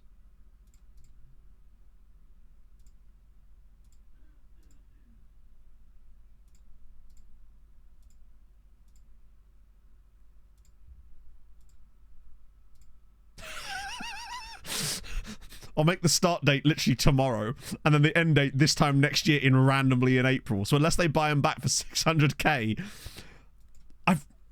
Real Madrid are weird like that. That's very strange behaviour. We've got Munoz. I've seen a couple. Chelsea actually have a buyback clause in a player that we've got. The guy that I can't remember who's on loan at. It might even be Sweetie actually. Chelsea have a buyback clause on him. They've never triggered it, and I don't think they will as long as he's on loan anyway. Yeah, I think we'll just go with that for the time being. But ooh, Lee Pace, professional. He was one of the guys from our youth tech a couple of years ago, wasn't he? I don't mind a bit of him. Wales, thank you for the follow. Right, lookups. Apoel Beersheva. Said incorrectly, but no doubt I'm doing my best. Bit of a roller coaster, if I'm honest, Stewie. We had, well, we got knocked out of the Champions League, as per. I like the new tactic. We've barely been able to play it, though, because we had to throw a game to Goodyear, in which we failed to do so, which was good. Yeah, I've never really had them ask for the loan back, so I haven't really considered it. 2 months left on contract when they want less wages. True, I suppose. It's just, I don't know. I'm still not that into the whole flipping thing. I think it's just so much of a risk with our weight, particularly as we get bigger. The players that we're needing to get to do that kind of flips just don't seem to be... They want more and more money as well, which means it's harder and harder. It's more of an investment for us each time, and it's more of a risk. Particularly as our wage budget is not amazingly large at the moment. Any good ones to call in, potentially? What are City saying on that one? £291,000. Are you... Are you like... What? I love that he's not even getting Ghana caps anymore. Like, Kwasi isn't even in the Ghana squad anymore since moving to City. He has started 1 game for Manchester City this season in all competitions. At this rate, he's going to be so, like, burnt into the ground that we might end up being able to sign him back from them, which would be hilarious. I would love to. I think the wages would be the biggest issue, honestly. No, the game is really weird about allowing you to see data comparing yourselves to the league. You've got caps, right? Wait, you don't? Holy shit. Well, aren't we lucky?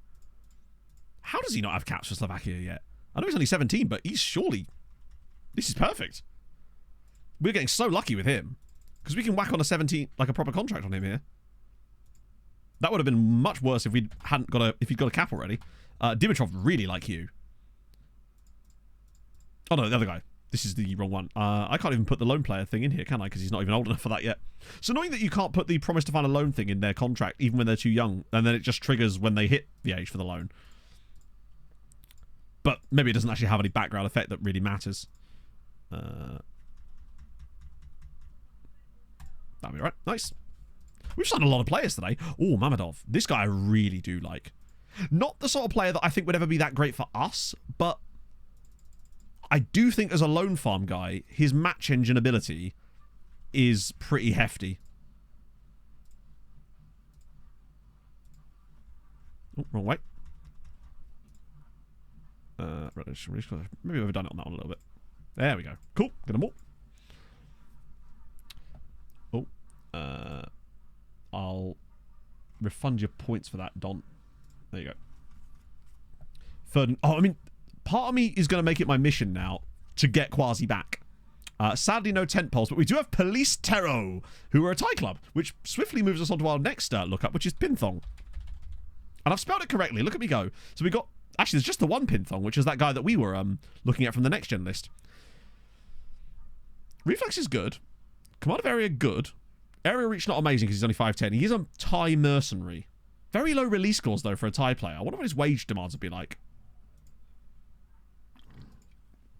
It's a lot of wage. Like, probably he's going to want around the... He'll probably want about 10k. As much as it says 7.75, I would be surprised if he wanted anything less than 10. This is why I struggle to get the Thai players a lot of the time. Because it's hard to take punts on youngsters a lot of the time because they're so expensive to have contracts for. And now Michel Rubio. I mean, he's wanted by Porto and Inter as well, which is intriguing. There must be something there. And he's Spanish, which is my favourite flavour of ice cream. Which means, albeit, got to be careful, because he's the kind of guy that could end up becoming Maltese and screwing us in 10 years' time. There we go. Also, chat, I got a haircut yesterday, but I'm leaving it really long on the top, and I'm going to grow my hair out a little bit. I decided I just wanted something different, you know? We did get the Ukrainian. Here is he, Victor Mamadov. And Michel Rubio. Hot damn. 10 t-shirts for £8. That's not bad. Was that a pack or just like individually? Top knot, hot tub. Oh, now you're talking. Don't tempt me. Tier 3 emote. I don't know. I just wanted a bit more on top, so I didn't feel like my hair was really that. I wanted hair that I actually thought looked nice. And when I got... Now, it's done that thing, like, you know when you go to get your hair cut, and then the next day, you try to do the same thing to the way they start it, and it just looks totally different? I was in a bit of that mood this morning. Are we doing the same time? Are we really? Oh, yeah, you're right. Another one of the older Cup and League conspiracy theory. Season's going okay from a domestic standpoint. Europe's kind of gone off the shitter, but that was... It could have been a lot worse. Like, after we didn't get... no more hairdresser stories as it happens. She's kind of had quite a chill time of things as it was, as of late. Which, to be honest, she deserves. Less wanky neighbours. Just kind of vibing at the moment. Her dog that she got, like, 6 months ago is unbelievably adorable. Just such a sweet little thing. It's called Lola. She's a cockapoo and she's gorgeous. And she wants cuddles every time you see her. She's very nice. Yeah, I bet you get through a lot of stuff in those sort of hot countries, just like sweating through your t-shirts. Kwaku. That's quite a good performance from you. I would love to find you a loan. Maybe for the summer. How many loans are we on now, actually? I haven't looked for a while. Fuck. 49. We're at well over 300 now, aren't we? Like, we're actually closing in on 310. Tomasz Baron. In he comes. Martin Dimitrov. These are good signings, I feel like. Just solid, good signings that will either be good for us or be good for the loan farm. But, like, good for the loan farm, not just fodder. These guys are a bit of a step beyond fodder for my money. Which is exciting. Hopefully those have all gone through those song requests. Deportivo Maldonado. We got a game anytime soon. Ah, finally! So Hamron win, Sweetie win, Zabar win, which means Goodyear are going to need to do their shit. Right. Okay. We can actually finally use the proper tactic. With a full strength side for once. Except for Badia, of course. So it's going to have to be Reynoso and Perez in this one. Delgado and Gillet. Yeah, no, not doing that. Did I actually start training Pebbles to play there? No, I'm still playing as an advanced playmaker. Right. The first thing I need to do is get him as the Segunda Volante. In fact, I might just play him in this game as the Segunda Volante. Yeah, the takeover talks died again. That's the third time this season that we've had takeover talks then die. I might even put De Potter in for this game. Krastev, Lahovi, Vieira for fun. It's nice seeing Vieira get some more game time as well, which is fun. And yeah, I'll do actually. We'll see how this looks in the match engine.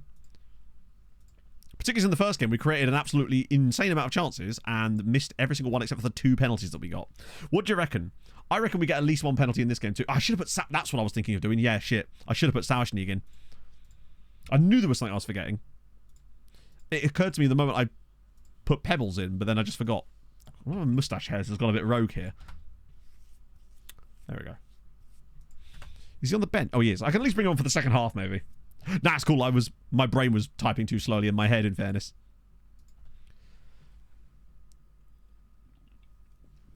I just want to see a bit of... I just want to see us actually create some open play chances in this game. And we created loads against the bar, but actually finish them would be nice. I mean, maybe the whole Perez-Reynoso partnership up top could be key for us because they're both insanely good physicality players, whereas Padilla is all about the technicals and the mentals. And it's great when he's in those finishing positions, but he's not quite got the raw... Look at that touch from Reynoso. Oh, he's gone past him as well. Go on, buddy. Finds Lahovi. That is beautiful football. He's in the wrong... He'll come after him and be like, why are you playing me out of position, boss? That was really nice football, though. Lovely build-up. Lovely dribbles. Right, go on, Pebs. Back post, perhaps? Oh, good save. Their strikers are facing again. Well, Norberto Ray. He's on loan from us. Not that would stop him from being a face in the game. I feel like with the amount of players we sign statistically, we are allowed to. Go on, Vieira. Whip it out wide. Oh, that's a great pass. Josh, just drill it across, bud. Or just score, apparently. Krastev, he does love a shot from a stupid angle occasionally. And more often than not, it doesn't work out in our favour. But on this occasion, it actually did. And that's the first proper goal we've scored in this tactic with... That was nice from Vieira too, though. Krastev does get a bit lucky, but he's got so many players in the box to aim for. But I guess when you're in that position, why not have a go? Disable facing the game in F25. It'd be lovely if it was a possibility, but I just really don't think it's going to happen. Like, if we get another, like, sort of 3 or 4 XG in this game, a couple more goals, a couple more chances, that'd be good. Oh, you're right, we did when we first... Yes, no, I remember now. A lot of possession. Now, they'll never take it out because of the very reason it's in there in the first place. It will never go. But I just hate the fact that it grows. It'd be cool if someone found a way to mod it. Maybe they will open up some gaps in the modding because of FM25, perhaps. Maybe we can finally find it in the, like, decompiling the game or something. Facing the game. You know what surely you know what facing the game is, Jack.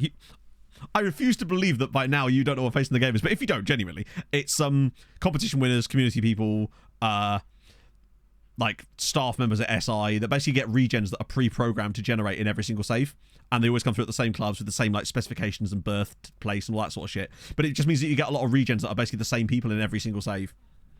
It's really frustrating to see the same damn teams constantly. Sorry, the same, especially when you're managing big clubs, I feel like, because the bigger clubs have got an insane amount of facing the games. Like Man United, I think there must be about 50 Man United facing the games. And I mean, you could have a youth intake one year where every single player is just a face in the game. Right. That is unfortunate.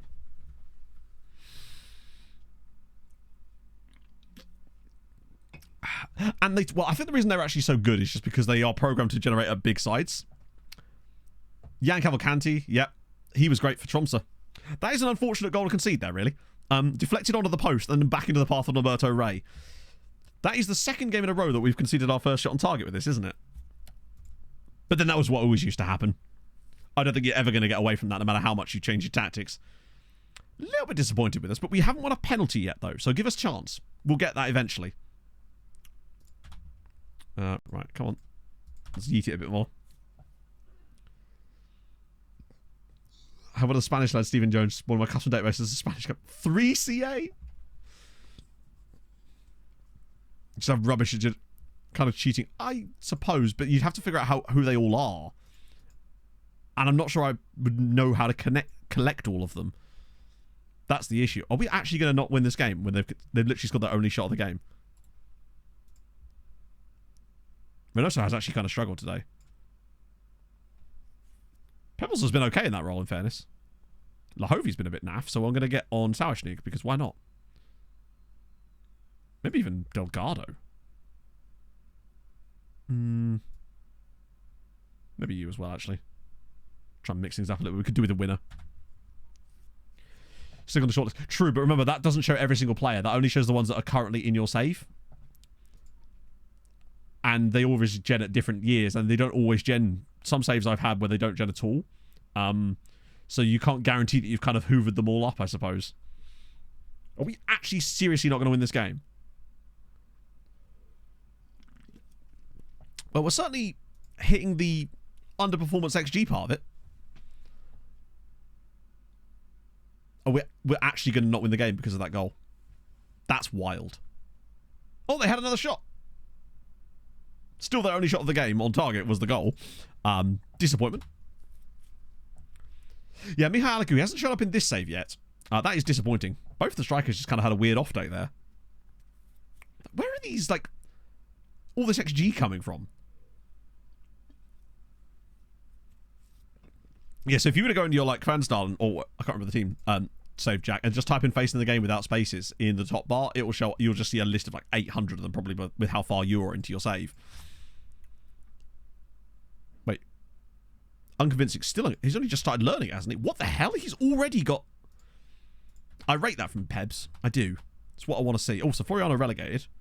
I don't remember that actually, but I lose track of which players I have or have not insulted over the years, in fairness. Vicky? Who's Vicky? Oh, is it Raphael Vicky? I think he's... Yeah. He was watching Gert Gillet. Usually whenever I see Vicky, it's always an international manager. It's usually relating to Raphael Vicky, who is not bad, actually. I thought I said use his loan farm for a second there. I would have been like, oh, get in me, Raphael. Well, maybe not get in me, but get in my club, you know? So May 1st is fast approaching, and this is what the date that Martini reckoned was a good day to offer players to clubs. Good you've lost. It was all for naught. Right. Wait, you just got a cap? Oh, no. Wait, what? After featuring? Well, you didn't, did you? Because it's 0-0. 0-0? Maybe it's not updated yet. Ah, they are useless. They don't deserve Europe with that kind of behaviour. They can't even take advantage of max fixing properly. This is how you reface the game. Is this just going to be FM uninstall? Wait, what?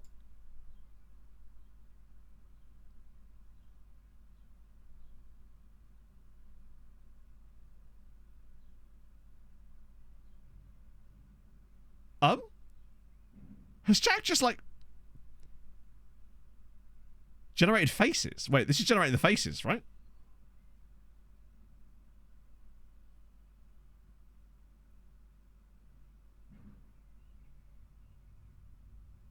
Yeah, I don't know what that is. Get in my gaping club. That completely threw me for a second there. Okay, getting some call-ups. Under 20 World Cup. Wow. I forgot we had an American. Isn't he going from Burnley or something? Nope. From De Graaf Sharp. I don't know why I thought Burnley. I forgot about Kronstad. God, he's worth a shitload of money as well. Those players don't generate if they don't have a face. Yeah. I mean, anything that could stop the facing games from happening. Yeah, I don't know. I'm not sure that could possibly be right, but you never know, right? Sometimes the weirdest things possible could be the answer with FM. Ooh. It's rare that you see a 15... Oh, it's a Moldovan at... A Moldovan at Rosenborg. That's intriguing. Don't mind a bit of that. How was Youth Intake? It was shocking. That's why the last stream was literally called Youth Outtake. It was shocking. Like the worst one. I think arguably the worst one we've had in the entire save so far. Wait, what? Team meeting? Oh, it's the cup final. Why are you coming? Oh, I must have got... I got stung by one of the 11-month loan ones. Got to be really careful with those.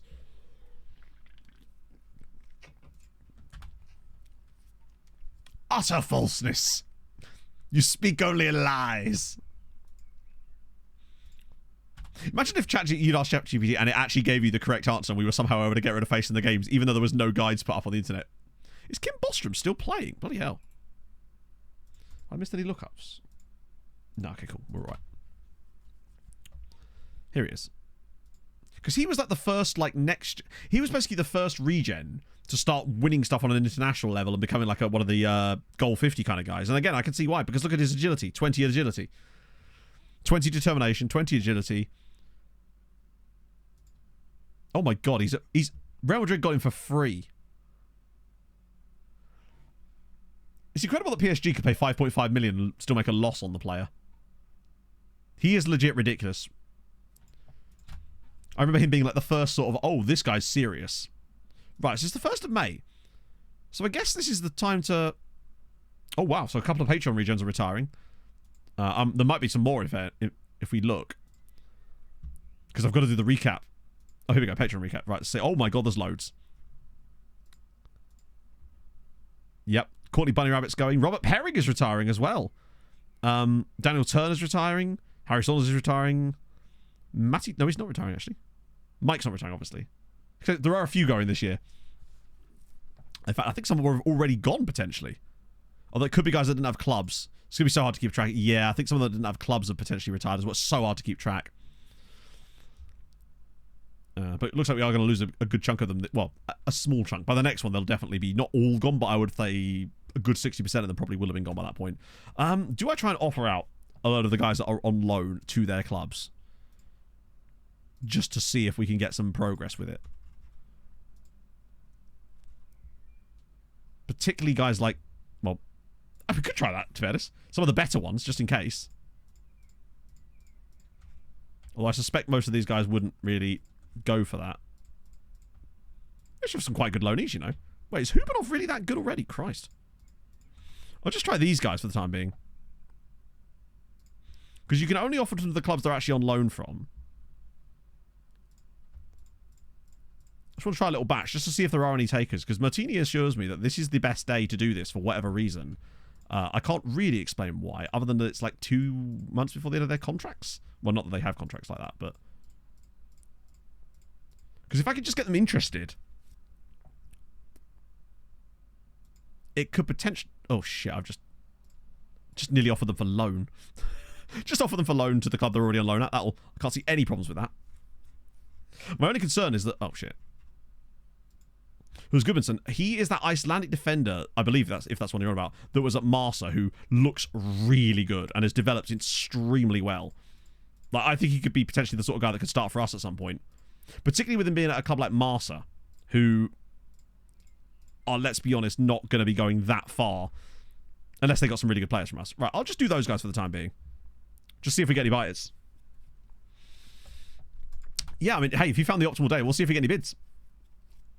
Be quite good if we could get some good players out. I mean, some of these guys are way too good to want to go on permanent transfers, but it'd be worth, even if you just get a couple. Oh, there it is. Look, I even got in there before my own reminder. But yeah, Gudmundsson, he excites me. Yeah, now we've got more centre-backs too. There's more space for players like that. Transfer, dev list. Shindai High School. Oh, cup final. I'm flabbergasted by how poorly we've performed in those couple of games so far. I still believe that the tactic is the right thing, but that hasn't given me the confidence I was looking for. Palacio's back, which would be nice. I would start Sauerschnig. Actually, we'll start Sauerschnig on the right for today. Vieira gets another start, which is tasty. Why would we not start Gutierrez in the final? Carvalho is the pressing forward. Does he have the... No, he's not got the pace for that. That's going to be a no from me. I don't trust him to play that role.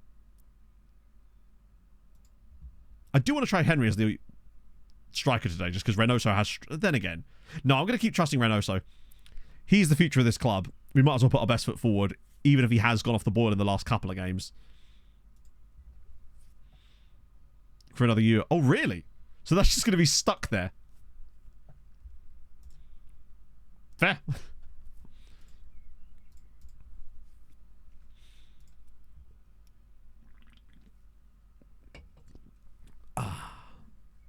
I think so. Potter in goal. Not this time. We need to win this now.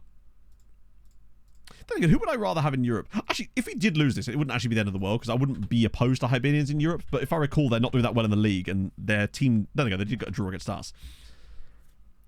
I don't trust a team that's that poor. I think it's just going to take us a little while to get used to it. I think it's one of the things where it's such a small sample size. I think over the course of next season, we'll see lots of good things out of it, and that's what I'm hoping for. Particularly once Padilla's back.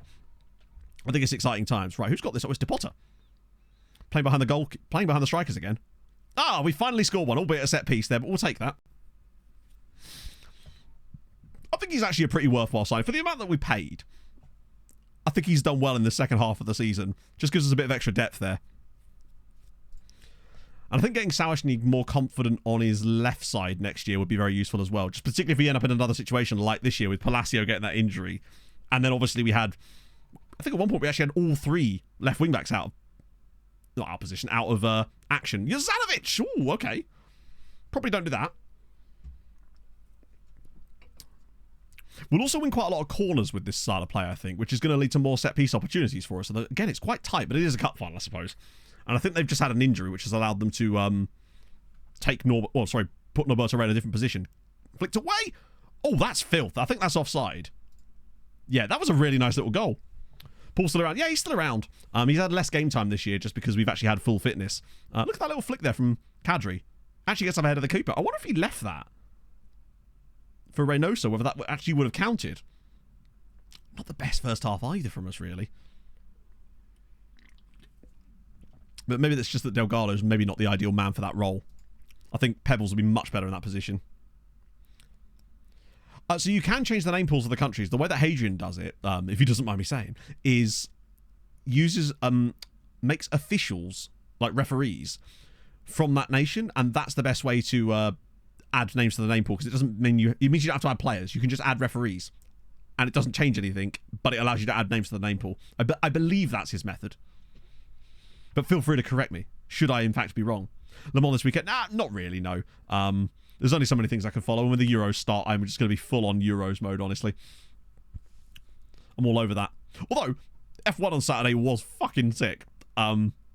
Just nice to see a race where stuff happened. Oh, the keeper's fucked it! Delgado gets himself in the box and it's 2. Lovely. That's delightful. Right, 2-0. Delgado gets a goal from Segundo Volanto. He got in the right place. Keeper really left a lot to be desired on that particular play, but we take that. And it's nice to see that Palacio just gets in there. It's a really nice cross. Again, not a low cross. They're just ignoring that part of the tactic, it seems. I wonder if it's because our wingbacks still have, like, aim cross at target man on them. I wonder if that's the problem.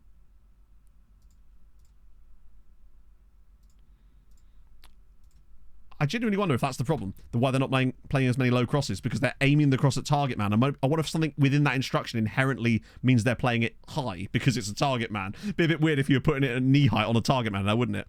Let's see if we start playing more low crosses now. Oh, that's a lovely build-up. Oh, that's a sexy goal.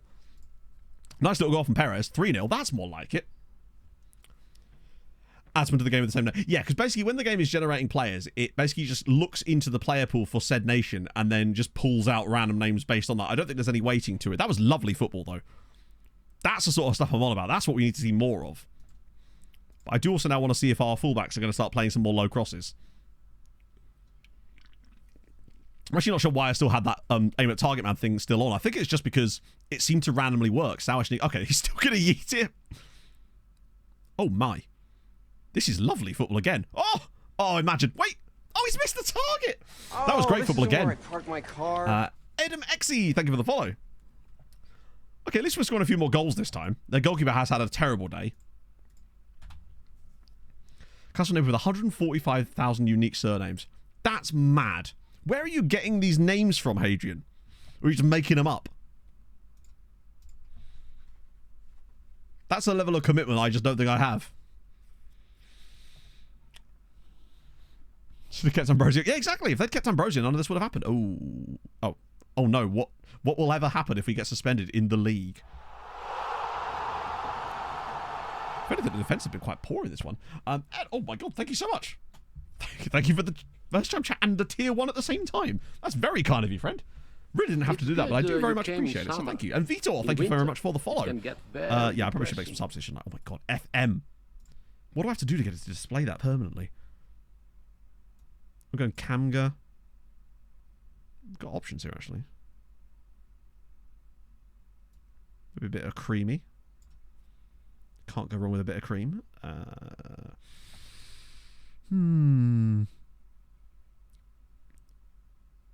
Mensah, I believe, is the better of the two, so I might bring him off Delgado, even though he's not got any ability to play there yet. But in time, he shall. This game's almost sort of been the opposite of the other two, with slightly less creativity, but we're getting the goals instead. Every name ever to exist. That's wild. 145,000 of issues. It's crazy that wouldn't affect the performance, but then as we know with FM and loading players, it can be weird about that, where it's not so much the players that slow the game down, is it? It's the processing of fixtures and stuff. I'll take a 3-0 win in the cup final. Saw a bit more like green shoots out of that. And again, we were very strong defensively, which I think is the most important thing. And talk about the dead of night. There's just nothing there, is there? No light pollution whatsoever. Other than the lights that we've got here that are quite literally polluting the crowd and making them all beige.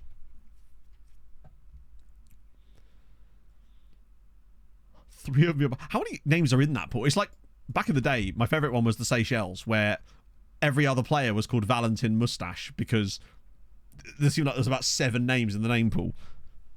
And I was just dicking about doing some national team management, as you do. Oh, okay, we get a secondary look at it there. Cheeky little cup. Martinez was sent off. That's more like it. That's what I like to see. 3 million for winning the cup's actually pretty good. Particularly as it means that the other sides presumably are getting decent money for getting to the final as well. Okay. Just to be low now. Yeah, true. Mustache is 6 of those 7 names. It's just slightly different variations on the spelling of mustache.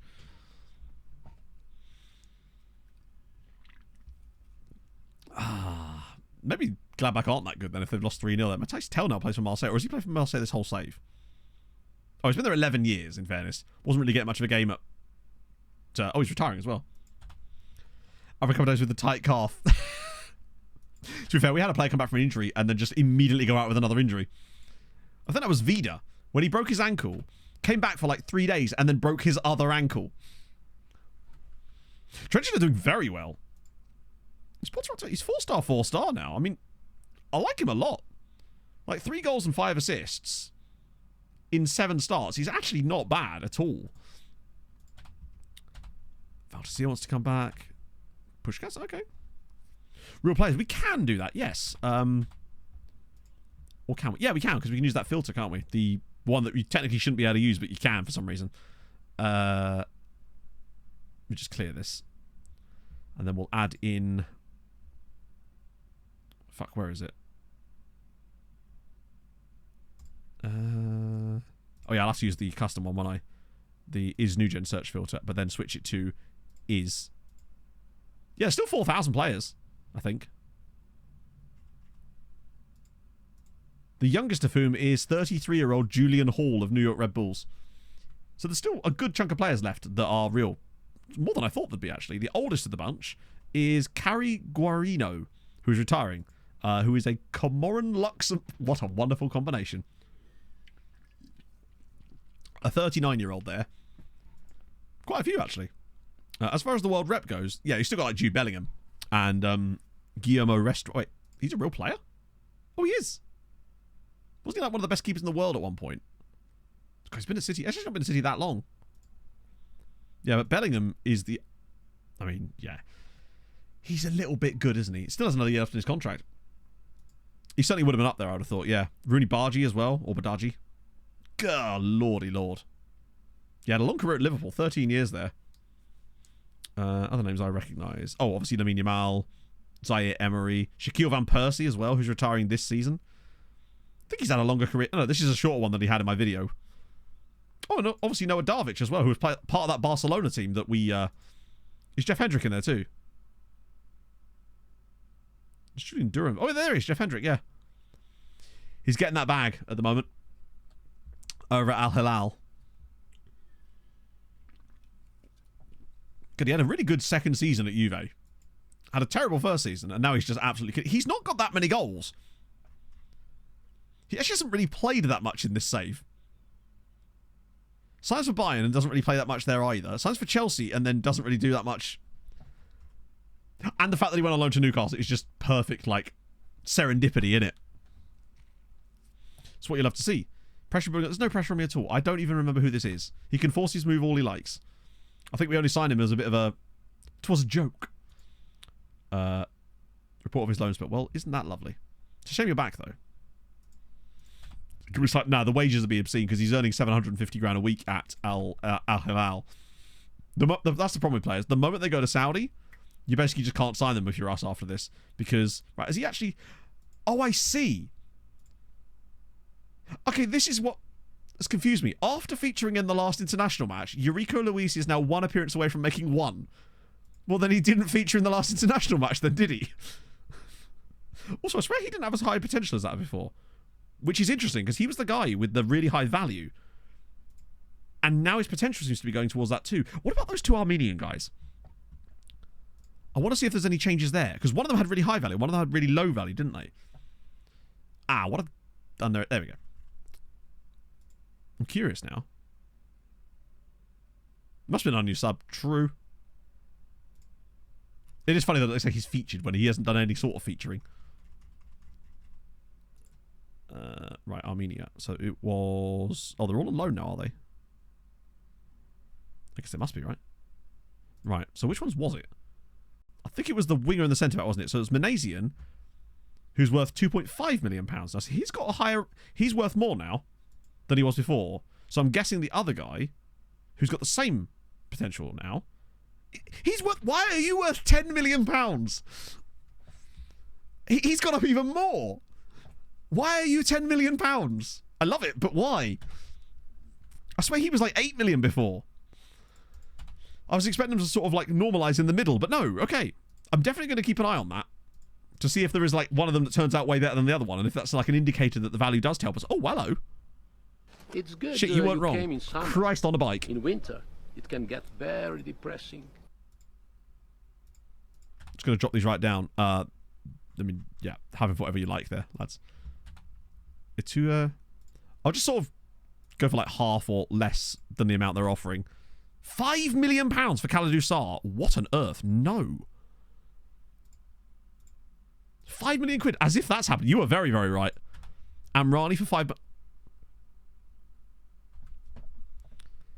Fuck it, if you want him. Panazio, I'm not going to... Like, I'll sell them for a little bit of money because it has to be a certain amount of money. But it can't be all the money because then we'll just bankrupt the Marina. That's fine. That's 40k.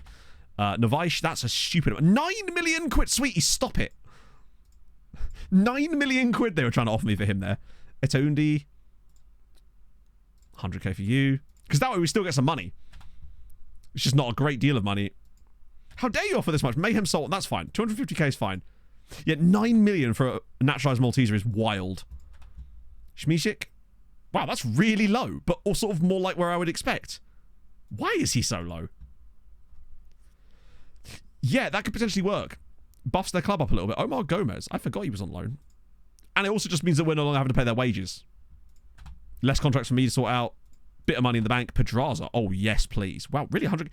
So why are they offering 100 grand for Pedraza, but 5 million for Amrani when his value is like... All right, whatever. We take it. 12 million. That's really good. That's really, really, really good. Just to get some of those guys out. Could be a 2-year loan, I suppose. He could be going, yeah, I mean, if they want him, he can go. Obviously, I'm not going to get rid of any stupidly good talent by doing that. Like, just, if they came in for Pereira, I probably wouldn't sell him to them, just because I think I'd rather control his contract rights.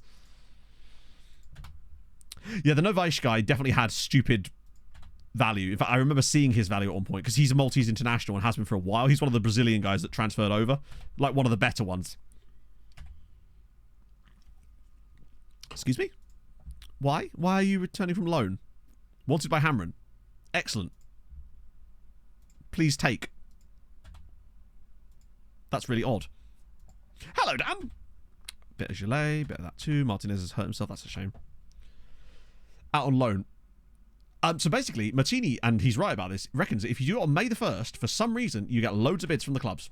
Unfortunately, we got knocked out, Dan, by Liverpool by 3-0 in the second leg. We just weren't quite at it, unfortunately. So here comes all the declines.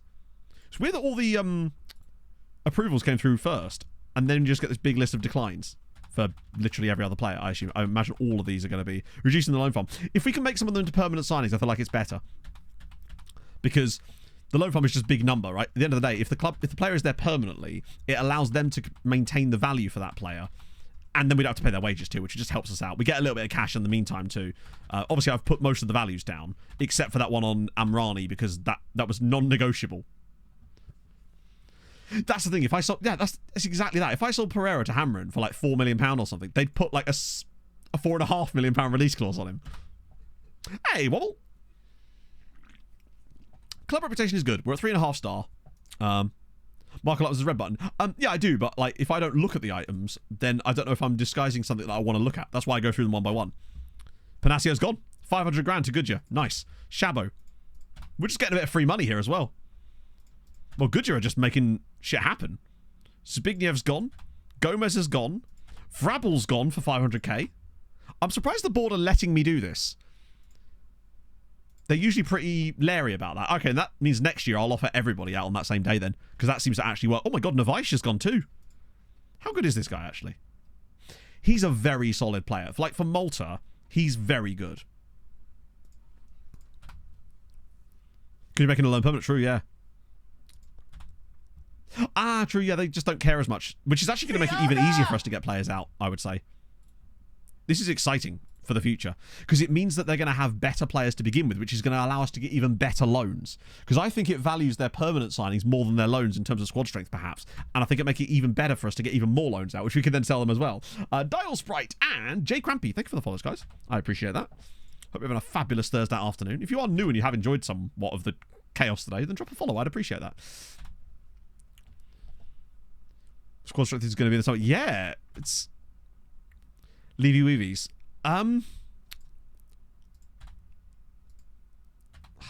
Maybe it's just like such a pain to set that up every single time someone leaves. Mayhem Sultan's gone as well. Pedraza, that's such a big deal. Pedraza for 100k to Hamron is wild. He'll make such a huge difference for them. He's pure match engine. Mourinho as well. Edimar for 66k. They actually went for it. 5.25 million for El Amrani because I had no choice, but I wanted to get him gone. That's glorious. November 1st because it's 2 months before the winter window. Oh, okay. I think May's probably best for us because it will get the Maltese sides cracking, but I do like that. Building a nation, this it does, yep. As in, you mean like the amateur players? Yeah, so between the years of 3 and 6 seasons, that's when it's absolutely phenomenal. I probably could do that, yeah. It's just, honestly, I don't really want too many like random news articles coming through about players. It's a bit of a pain already for some of the other ones. It's just more stuff to click off of a lot of the time. Yeah, that's genius, Martini. That works so well.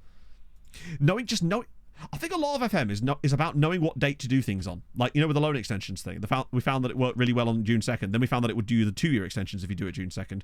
Just finding out the right ways to manipulate the game is half the battle, it seems. Yeah, El Kamaji's loan ending is really annoying. It's because it's only an 11-month loan. I should be able to get him out again. I might even be able to sell him to them because they do want him. Which would be good. Amateur contracts and search the rep. I mean, there's multiple ways you can do it. The way I would go about it is... Give it a sec.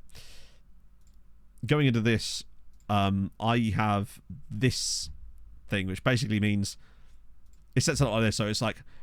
Contract status is non-contract or amateur is at most 18, and then you just select the country. And then there's certain nations... Or you can do regions as well. But like there are certain nations that just produce more of them. So Colombia is really good for South America, for example. Belgium is brilliant as far as like Europe goes. Croatia are pretty good too. Good you lose again. Yeah, they've had it. I tried my best, but they have truly shat the bed. I'd rather Zabar get in though than Balzan. I know Balzan have taken some nice youth players lately, but the last thing we need is them getting into Europe as well. Big Hikara, meanwhile, I think thoroughly deserve it. There must be other random dates that do stuff too. Yeah, exactly. There has to be. Just a question of finding out what and where. Right, we want that way around. Did I have it on the wrong feet before? I feel like I'm starting Potter again. Carvalho's not going to be with us next season anyway, so it seems strange not to. And I'll start Gillet this time around instead. Good. I think it's exclamation mark amateur. It should be. I think that's the video anyway. Shit. Fuck, I accidentally instant resulted. Force of habit. We've still got the last game of the season. We'll just win massively now because of instant resulted.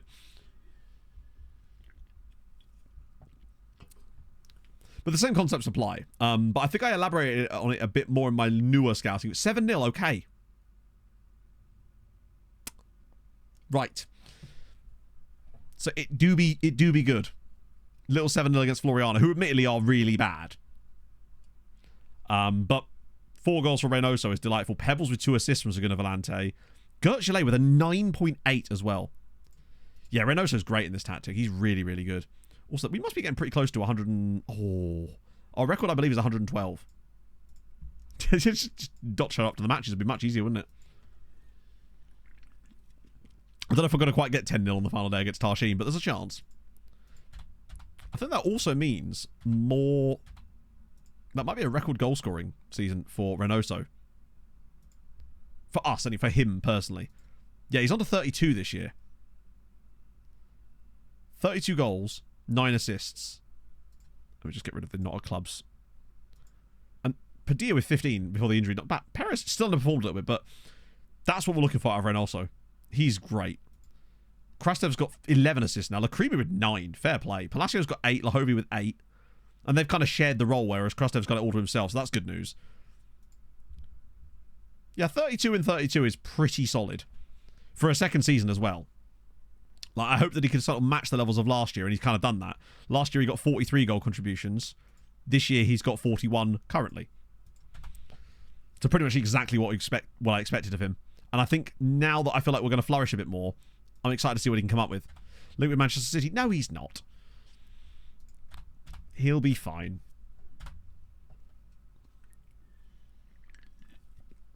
Oh, Christ. I thought that was a Reynoso. Oh, here we go. Hammering her after Kamaji. Perfect. Now, he might say no, which is what happened before. But worst case scenario, we'll just have to send him back there in the summer again. He seems obsessed with going there on loan. But also, bar draw. Which is actually bad. Oh, that was the game in hand. We're okay. Cherokora. That's the last game of the season. Nice. It's very rare that we ever get to the last game of the season on stream. We'll take that. Hopefully it won't happen so much these days. Or if it does, it's because we're playing in the Champions League. PSG want Palacio. He's still 30. Man's in his absolute prime right now. He ain't going nowhere. Another report, okay. At least the recruitment focuses seem to have flipped themselves back on again now, which is tasty. Not on that particular occasion. Is he ready now? Oh, nearly. Not quite there yet, but he's nearly there. I think by next season he'll be ready. Right, so Kamaji's back, which is irritating. I reckon I could probably still... Oh, no, you can't pre-order loans, can you?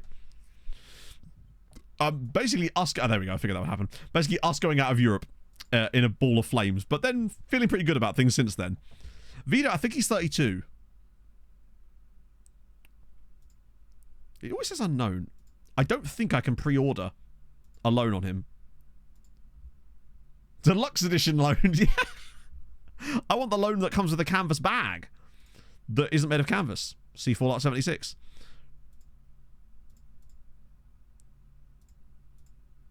Oh, now he's not even listed there.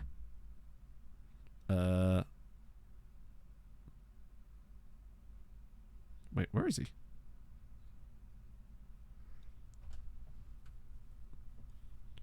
Is he going to be under K for command? Where the hell is he?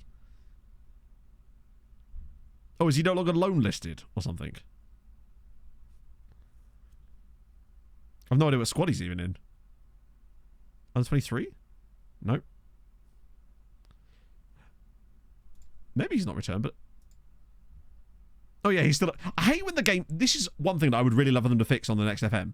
Don't say things like, Sirens loan player has now returned, when they literally haven't. Why does that not come through after they're actually back at the club? It's so annoying. And I don't really understand why it does that, or why it needs to do that. Like, if a player's not back, don't tell me they're back. Tomorrow, right? Yeah. But just send me the news article tomorrow. It's so dumb. Oh, wow. That's a lot of extensive. Surely that can't all be extensive. Oh, it might be, you know. Hot damn. Yeah, I'm going to be picking him up at the airport. The airport from Hamron, it's like a 20-minute drive. I've done the drive. So there's a freebie in here.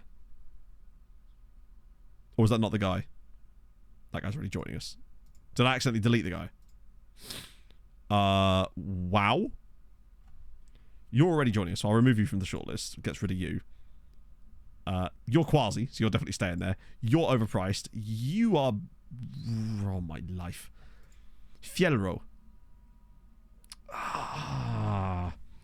He's an annoying one, although he can cross and he can tackle. But he is only 16, and I suspect that might be too young for him to want to talk to us yet. Actually...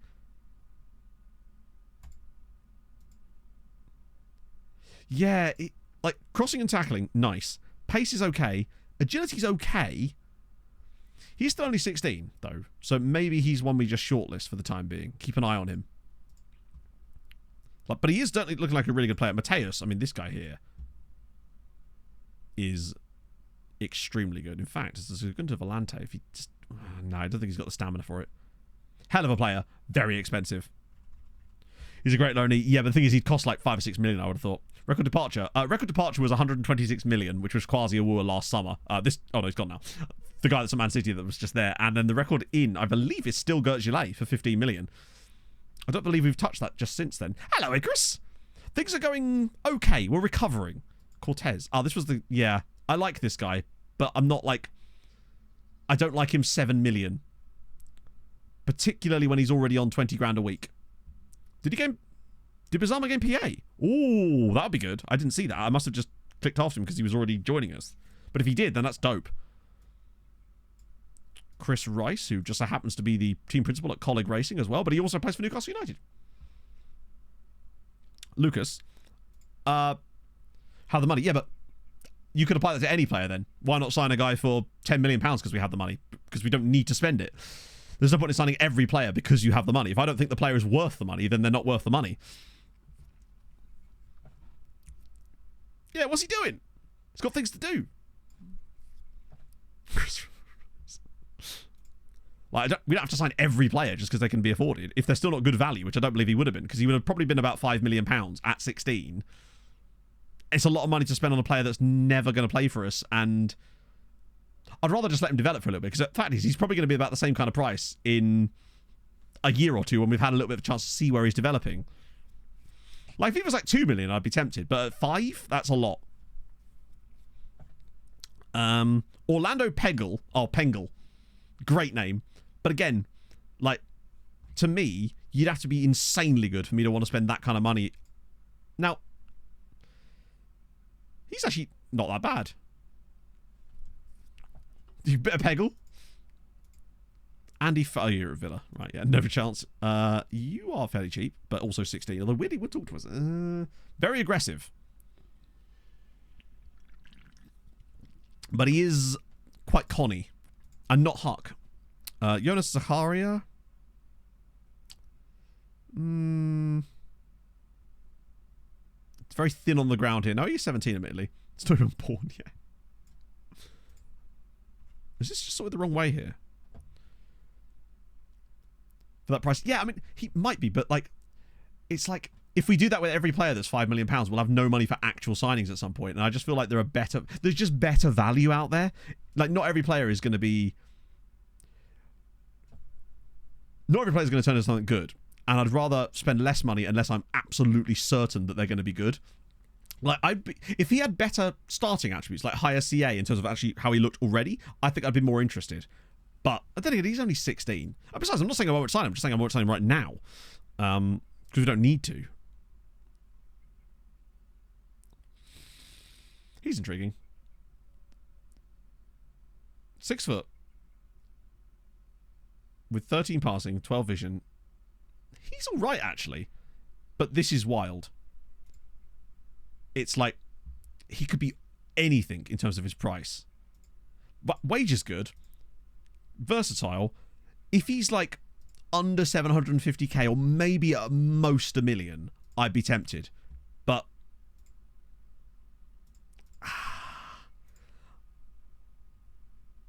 he's not going to get that. He's not going to get that. He's maybe going to get that, but it's not much. He just about squeaks by, I would say. Just. Here's John the Anchor. Jose Del Palacio. I like him, but 8 million is a lot. At this stage. There's a really called Tommy McLean. I believe there is. I think I've actually seen him, in fact. I will shortlist him, because he's one of those guys that could be potentially an option. Clever rotation. Winning stuff, basically.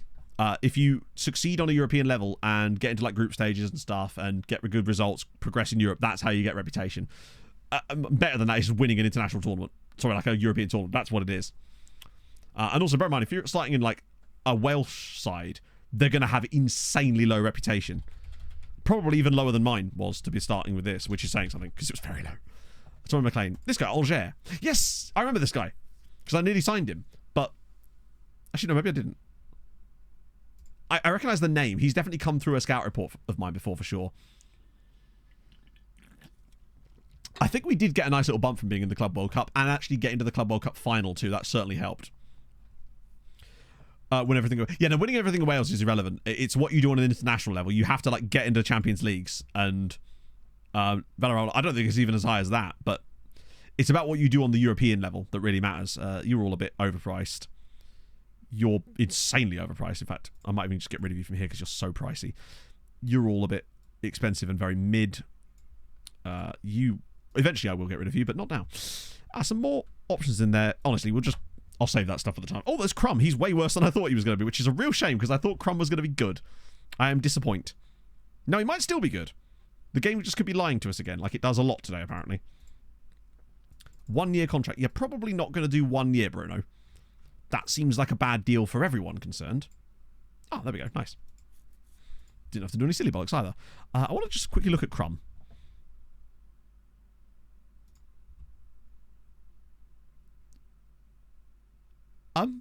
I'm sorry. I refuse to believe that this guy is as bad as that. I think we just go for it. I'd rather spend that money on him. Like, if I'm spending £5 million, I'd rather spend it on him than that Norwegian guy. I know he's older and it's not really comparable, but that's where I'd rather put that money. Just give us a nice 2 million to start with. Oh.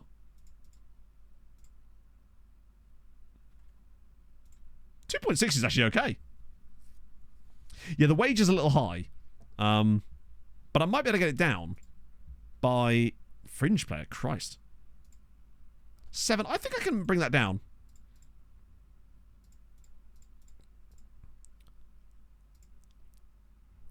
By being a cheeky. I'll drop his base wage down to like 4.7. It's only a 3-year contract, but at least it allows us a bit more wiggle room there. So we can get him in, see what he's like, then maybe give him an extension if he is actually any good. He will get the cap, probably, but then we can just fob him off on someone else. So use Kanisic. Alright, Toshing time. Alright, Toshing time in 2 days. Oh, Dino Zagreb. I actually want to look at these guys, just in case. Oh, a genuinely rare year where Dino Zagreb don't produce an absolute monster. Although, perhaps they have already done so. Wait, what was that guy's name? This guy, Gerger Borsic, or is there a different dude? Oh, this guy here, holy shit. Dion Drainer Bojanic Skrubic. He ain't bad either, actually. These guys will probably get scouted when I go do the team reports, but holy shit. When you get the double barrel, that's how you know. DDBS. Silver set sign, nice. We take that. Shanghai Port. Yeah, they don't love their vowels. Not a big fan of the vowels, it would seem. What in the hell? Oh, it must be second tier stuff, right? Wait, what are you? You're an under... Oh, you're 65 in fairness. So I can understand that. And you are 63. Fair enough. I'll have to get some new people in. Lots of awards. Why the hell? Who are you? Rajvan Voiku winning all the awards for Dingley. Fair play. Sergej. Wow. Wow, Lee Pace, really? Oh, the under-19 league. Fair. Club World Cup drop. What?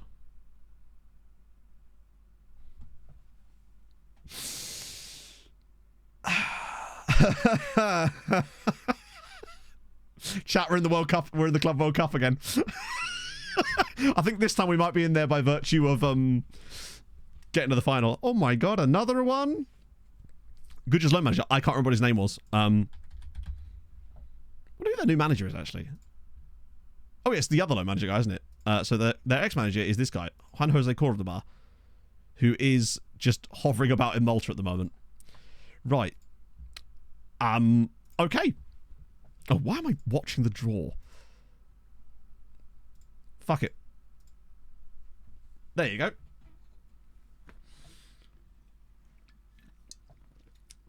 Yeah, I think this time we are here by virtue of getting to the final that year. Because that is close enough that it's in the latest cycle. Because didn't we... I think we got to the Club World Cup final, and then it was that year in the Champions League that we then went all the way to the final, did we not?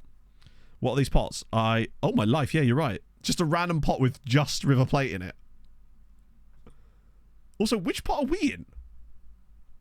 Just everybody in pot 1. Wait, have we already been drawn out? Why am I not seeing us? I'd love it if we end up in the same group as Hikari United. That'd be sick. I just don't want to end up in a group that's like... Actually, they all kind of have something interesting going on in them. I don't want to be in Group G with Boca and Man United. That'd be boring. Or with Arsenal Al Hilal. That'd be boring as hell. I want a group like Hikari and Palmeiras. Or... Please not this one. Okay. Toronto... Oh. Yeah, I'm not really sure how it's even choosing this stuff now. Wow, what a group that is. PSG, Raja Casablanca. Are we even in it? You're right. I'm not so entirely sure if we're even in it.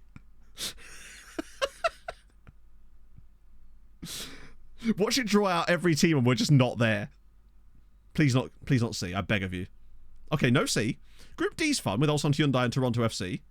Go on, E. Give me an E. Oh, just not F. Okay. Honestly, Group G would be kind of shit as well. Oh, for God's sake. With Club America, Boca... That is the toughest possible group. Boca Juniors, Man United, and Club America. Holy shit. Ah. Well, so much for fun. Yeah, F's pretty bad too, but that's not great. But I suppose it is a knockout draw, so a draw of some sort. Oh, we're getting Crumb. Nice. Oh, well, at least we've got Club World Cup to look forward to on Sunday. That's something slightly different, I guess. Wasn't quite what I had in mind, but looks like that's what we're doing, along with some transfer stuff. When does that start? June. Wow, I'm not going to be going very far, am I? It's barely even into the transfer window. Youth Invitational. Cool. There's no major tournament this summer because it's an odd year. Okay. Yeah, part of me was kind of hoping that we just wouldn't appear. Enter Hikari. Sorry, you're not a winner, unfortunately. Wait, Padilla's back? That wasn't out for long. I might just start Pebbles up there instead. For the purposes of this game as well. Even though it's not going to be his long-term role. And that'll do. Just to get the game done. So I can have a rest before the second stream of the day later on. Oh. Why do I do this to myself, man? Right, Tajin, big win needed. Finish things off with a nice dub to scrub.